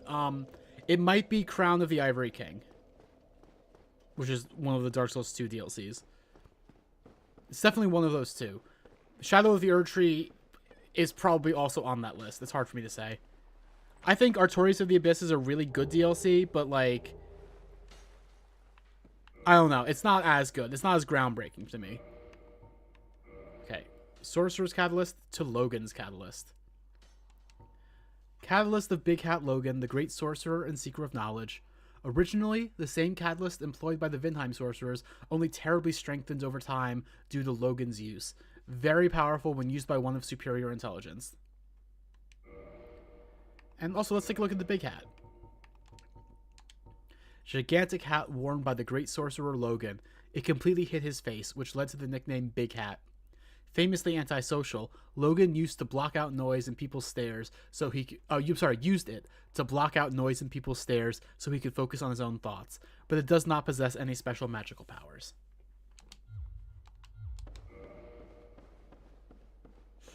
Well, Shadow of the Erdtree just feels like it's giving you a whole other campaign to go through. I mean, all 3 Dark Souls 2 DLCs together feel like a whole other campaign as well to me. And like, honestly, even the Old Hunters feels that way to me. But I do see what you mean. It's different when it's like an open world game with an open world DLC. It feels different. Let's go back to Firelink. I want to make sure I cleared out everything unique Griggs has. I think I did. I might want to clear out everything he has just because that finishes his quest line. But that's not important for the achievements, you know? Oh, hello. You made it. Then let us begin. As promised, I shall bequeath Master Logan's sorcery to you. Oh, he has his homing soul mass. I might as well. Or I could get Lingering Dragon Crest Ring, but I'm not going to use that. Homing soul mass. It's not that I'm concerned for Master Logan's welfare. Even in this treacherous land, Logan... Okay, he already said this. Alright. That should... May we... I'm going to go to the bonfire and come back. Oh, also, we have someone else to talk to here. Oh, hello again. You're both managing quite well, aren't you? It's Ziegland. I haven't found my father yet. Have you seen him? I have seen him. Really? He was down in Blighttown. He must be off. I'm sorry he's caused you trouble. He has a knack for that. But just stay put. Really? Okay, that's exhausted.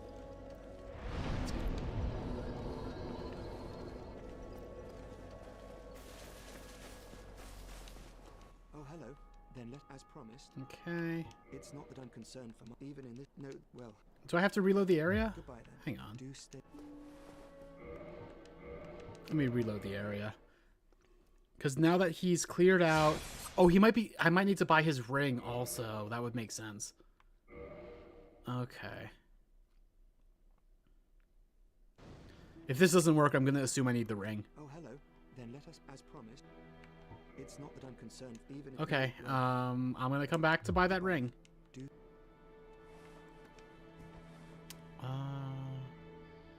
What now? I guess back to Ulasil.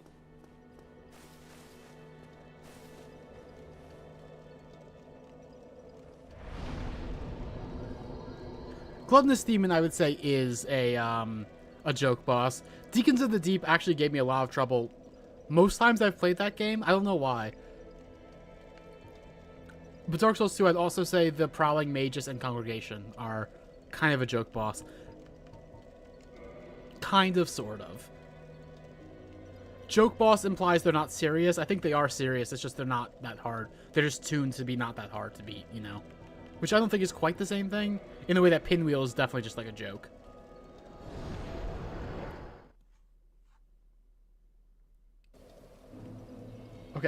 Okay, so Soldier of Godric in Elden Ring is definitely a joke boss, because it is literally just a regular enemy in the tutorial area. But, yeah, that one, I think, is the most clear-cut joke boss that we've got.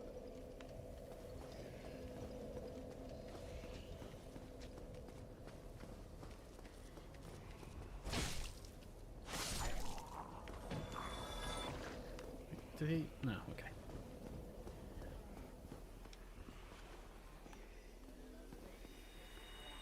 Alright, who's ready for probably the hardest room in the DLC?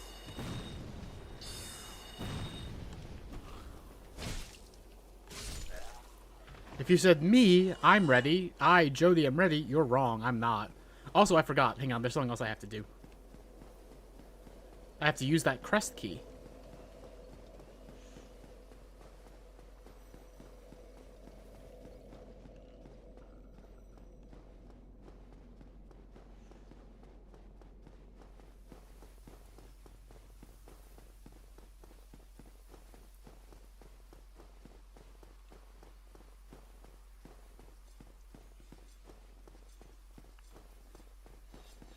Do you hear that sound? It's like someone's carving something. Press the key. I love this guy. I love his dialogue. I love him so much. A visitor, have we? Thou must be the one who freed Artorius. An old friend he was. Thanks to thee, he left this world with honor intact. And here I am, retired and blind. Of little help to thee, I'm afraid. If thou seekest to explore this domain, be wary of a black dragon. I fear thee no match for this terrible beast. There's very little to be said. What good is a dog with no hairs to hunt? But I'm lucky to be alive, I suppose. Okay, he already said that. He sells the hello carving for 5 souls. And also the thank you carving for 5 souls. I should buy some homeward bones for him. I'm running low. He also sells large titanite and green titanite, always useful. And great arrows for his great bow, which we don't get yet, but we will. Lead thy life as thou seest fit. Hello, new person. Welcome to the stream. Those are not English characters, so I don't know how to say your name, unfortunately. But welcome to the stream. I'm Jodi. I'm playing Dark Souls 1. I share this channel with my girlfriend, Pepper. Welcome. We love to have you here.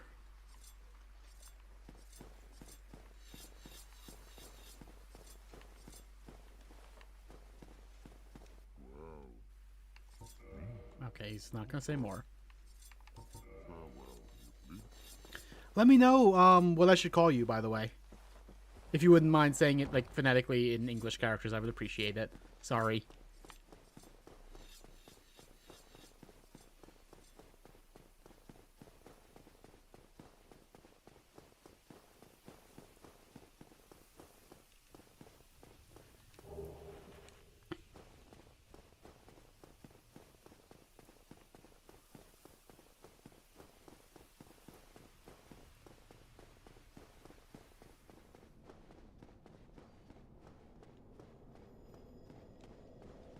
Also, I haven't shown this off. It's not important, but the Battle of Stoicism Gazebo. This is a multiplayer battle arena. I never engage with any of this, but that's what's here. I like the bonfires with blue fire as like the ways you enter. I think that's cool. I've literally never done this even once, but I appreciate that it exists. I don't know how active it is.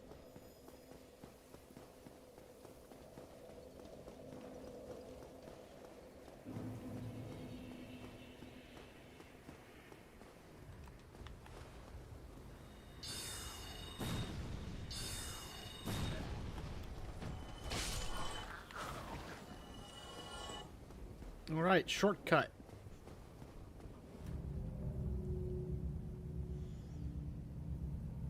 Alright, wish me luck, everyone. I hate this bridge. I hate this fucking bridge.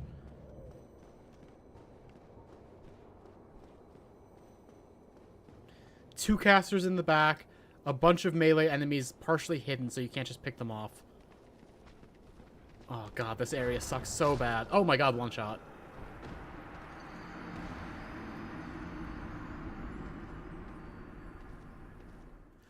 Oh, that is, J-Hill, the boss you're talking about is Midra, is one of the bosses from the Shadow of the Erdtree. Kind of hidden. You have to go through a specific dungeon to get even into the giant area of the map that he's in. But he's like the previous Lord of Frenzied Flame.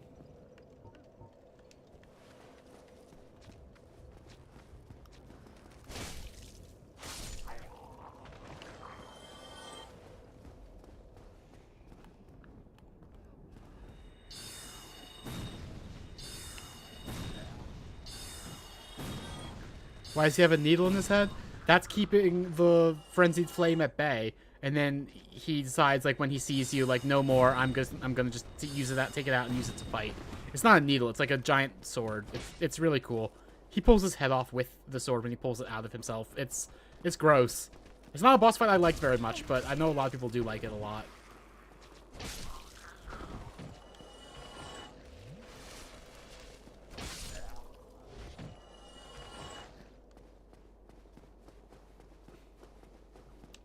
You know what? This might be helpful. Also, I forgot something. Hang on. The silver pendant might be useful here. And also, I just bought these and I didn't use them, so let me use them. Hello, and... thank you. Hello. Thank you. There we go, just so we heard them. Oh my god, I still have the rusted iron ring on. Oh my god. I killed those channelers, and I didn't even have, like, my item find ring on. Ugh.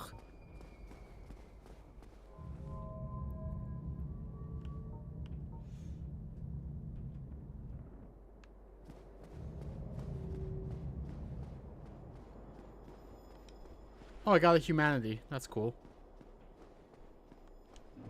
No, I have another humanity.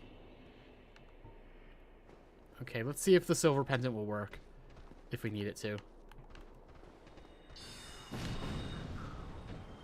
I'm going all out here. I do not want to risk.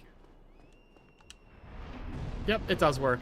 It deflects dark sorceries. It's cool.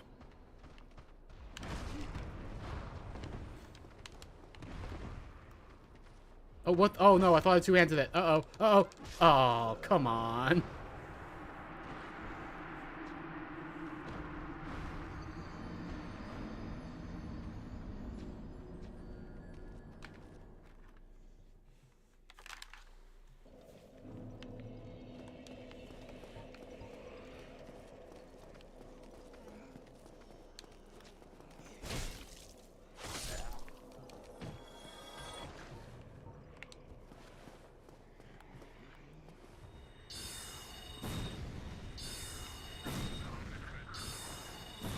I want to check something. I'm at 44 int right now. I might actually be at the place where the previous catalyst is slightly better. Let me see.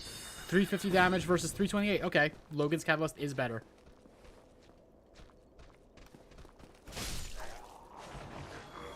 Let me trade that out. Did not mean to use that. That's okay.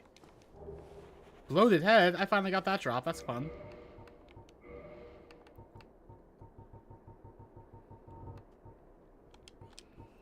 The head of an Ulasil resident whose humanity went wild after being devoured by the Dark of Manus, father of the Abyss. Excuse me. The bloated head is fissured, the cracks lined with innumerable tiny red eyeballs. With a hard outside and mucus-filled inside, no sane person could ever wear it. You might say this is actually a little bit of a prototype for the winter lanterns from Bloodborne. Yeah. It is definitely a prototype. I think that's cool.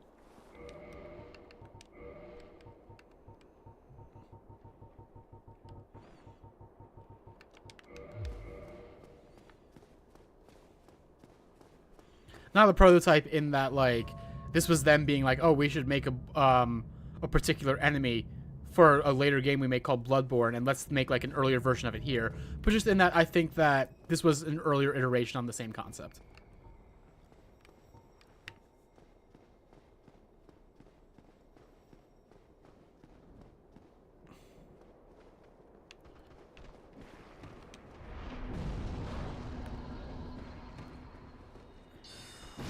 Hi, Manel. Welcome back. Yeah, that's fair that you don't know what's going on. Like, it isn't that complicated, but also there is a lot of lore and shit, and it makes sense that you'd be lost if you didn't already know that. Didn't already know, like, what that is. Okay, this time I got through this area pretty well, at least so far. We'll see if this mage is able to take me out. That would suck.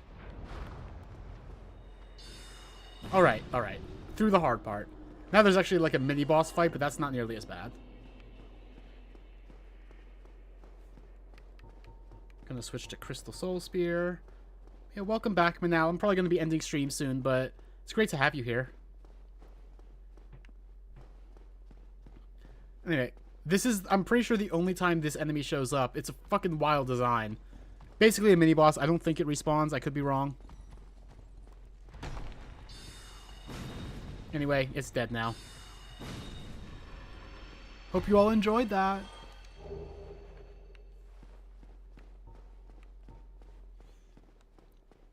Last time I did this, there's an enemy here that's going to surprise me. That actually killed me. I'm going to step back so it doesn't happen this time. That guy surprised the hell out of me and killed me. Wasn't fun.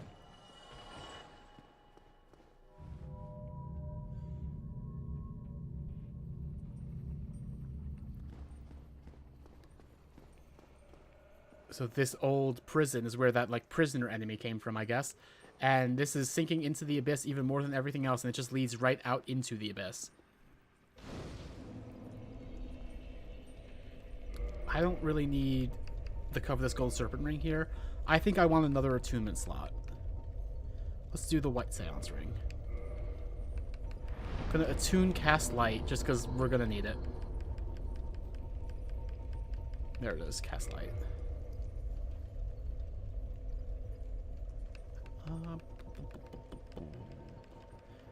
I'm just gonna go unlock like the shortcut, the bigger shortcut for the Ulasil Township bonfire. I am not gonna do the boss right now. I'm probably not gonna do the boss this stream. In fact, I said I was gonna end the stream at midnight, so I'm definitely not doing that. I should probably end the stream right now. But I want to just quickly do this if I can. And if it takes longer than that, I'll save it for next time.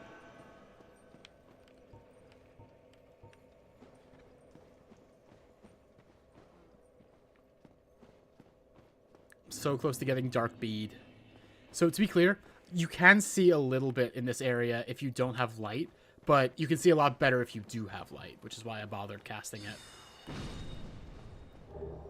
Do you see those glowing eyes of the bloat heads up there? Fingerprint thing. I'm not sure if I know what you mean by fingerprint thing. Are you sure you're not thinking about stuff from Elden Ring?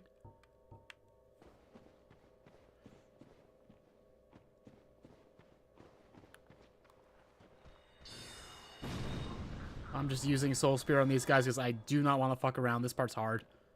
They're guarding the best spell in the game, though.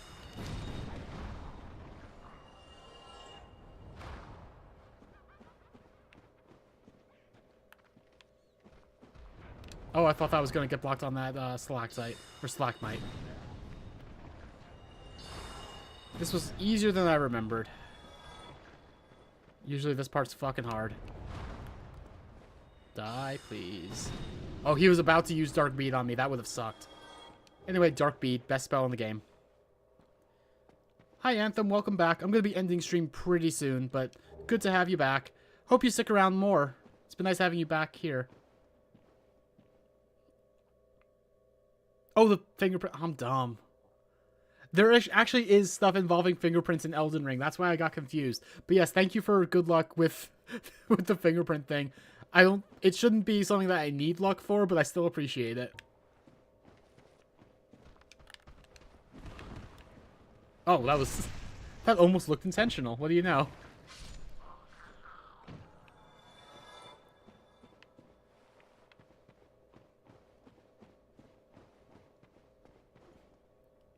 Hi, Bat. Welcome back. Yeah, they're only open from 9 to 11 tomorrow. They're open 2 hours a day, 4 days a week. And you have a 5-day, like, time limit on getting to them, and it's so annoying. And they tell you, don't resign from your job yet. You don't specifically have this job yet, but it's like, if people don't resign from their job, I don't know how they're ever getting to these fingerprint places on time. Like, I'm quote-unquote lucky that I'm unemployed, so I don't have to worry about that part, but... Anyway, here's enemies that are giant humanity sprites, like the humanity from my inventory. See? Like these. These guys, it might surprise you to learn, are the biggest, like, the enemy in the game that's most likely to drop humanity items for your inventory. Wait, what's that down there? Illusory floor, the only one in the game. Only one in the series, possibly, although there are similar things later. Also, cat.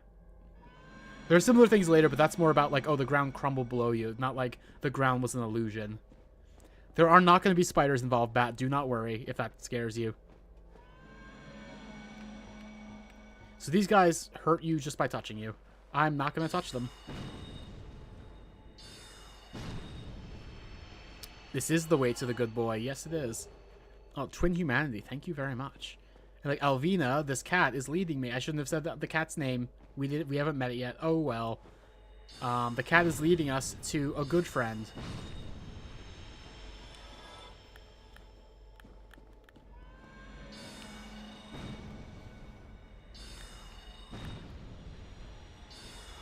Yep.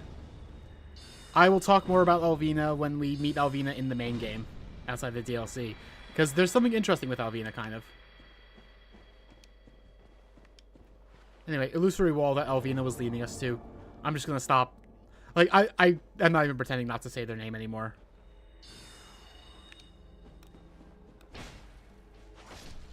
These guys are scary to get close to.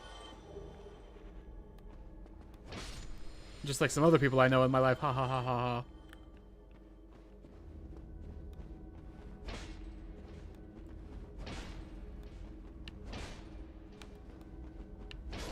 See, they hurt you just by touching you. No animation required. No animations to read. But also, there's like a magic circle over there with a dog with a sword in his mouth. Or her mouth, I should say.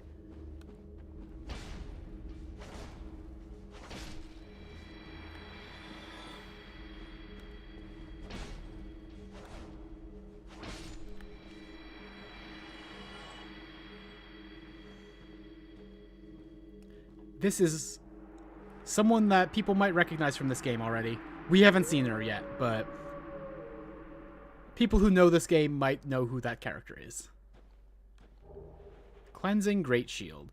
So yeah, we fought Artorias when he had a broken arm, so he was just one-handing his sword. He fought with a shield as well, and I don't even want to think about how hard that fight would have been.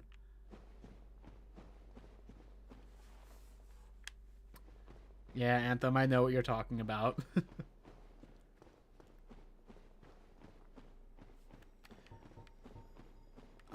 Let's cast more light just to see the difference. See, it's not a huge difference, but like now we can see that stalagmite over there, and we couldn't see it before. It helps. Every little bit helps.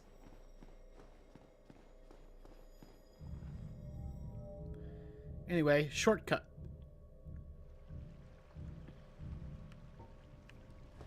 And now, guess where we are? Right outside Artorias' arena. That's part of the route that we use to get to the final boss of the DLC, which we're not doing tonight. I just want to show Dark Bead real quick, because it's fucking cool.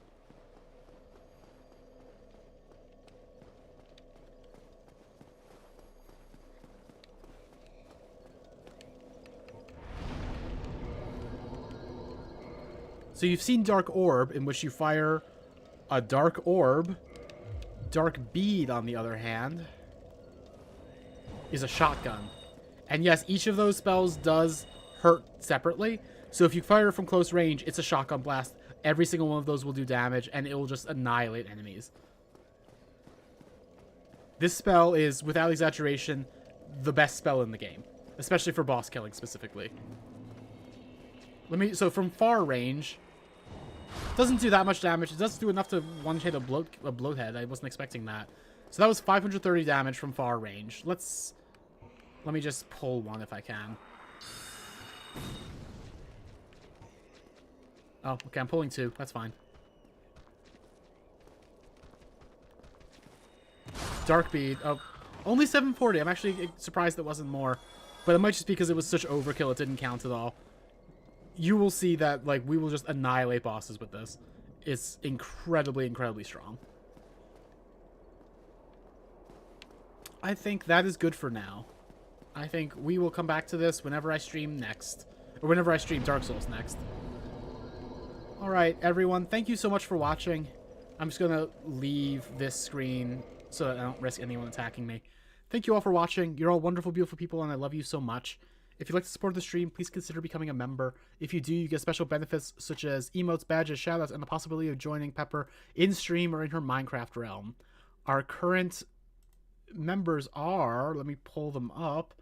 I used to be good about having this pulled up before I started my spiel, but now I don't. Okay. Our current tier 1 grubs are Shiny Warrior Wolf and Nonex. Our current tier 2 treat is Pie the Queen of Orange, and our current tier 3 full tummy is Moopy Star.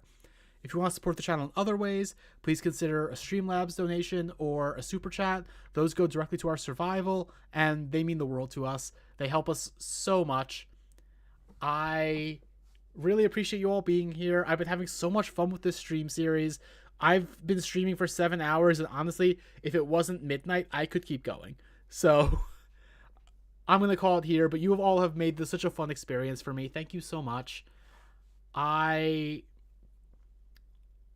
Yeah, thank you all. I don't know exactly when we'll stream next. I imagine not tomorrow. I'll have to ask Pepper what her stream plan is tomorrow. I think or what her stream plan is on Wednesday. She'll have her schedule out soon, I think. Keep an eye on the Discord server and the Blue Sky, both of which are in the description, to see the schedule when it comes out. Should probably come out tomorrow. Thank you all so much. Goodbye, bye-bye. Goodbye, bye-bye.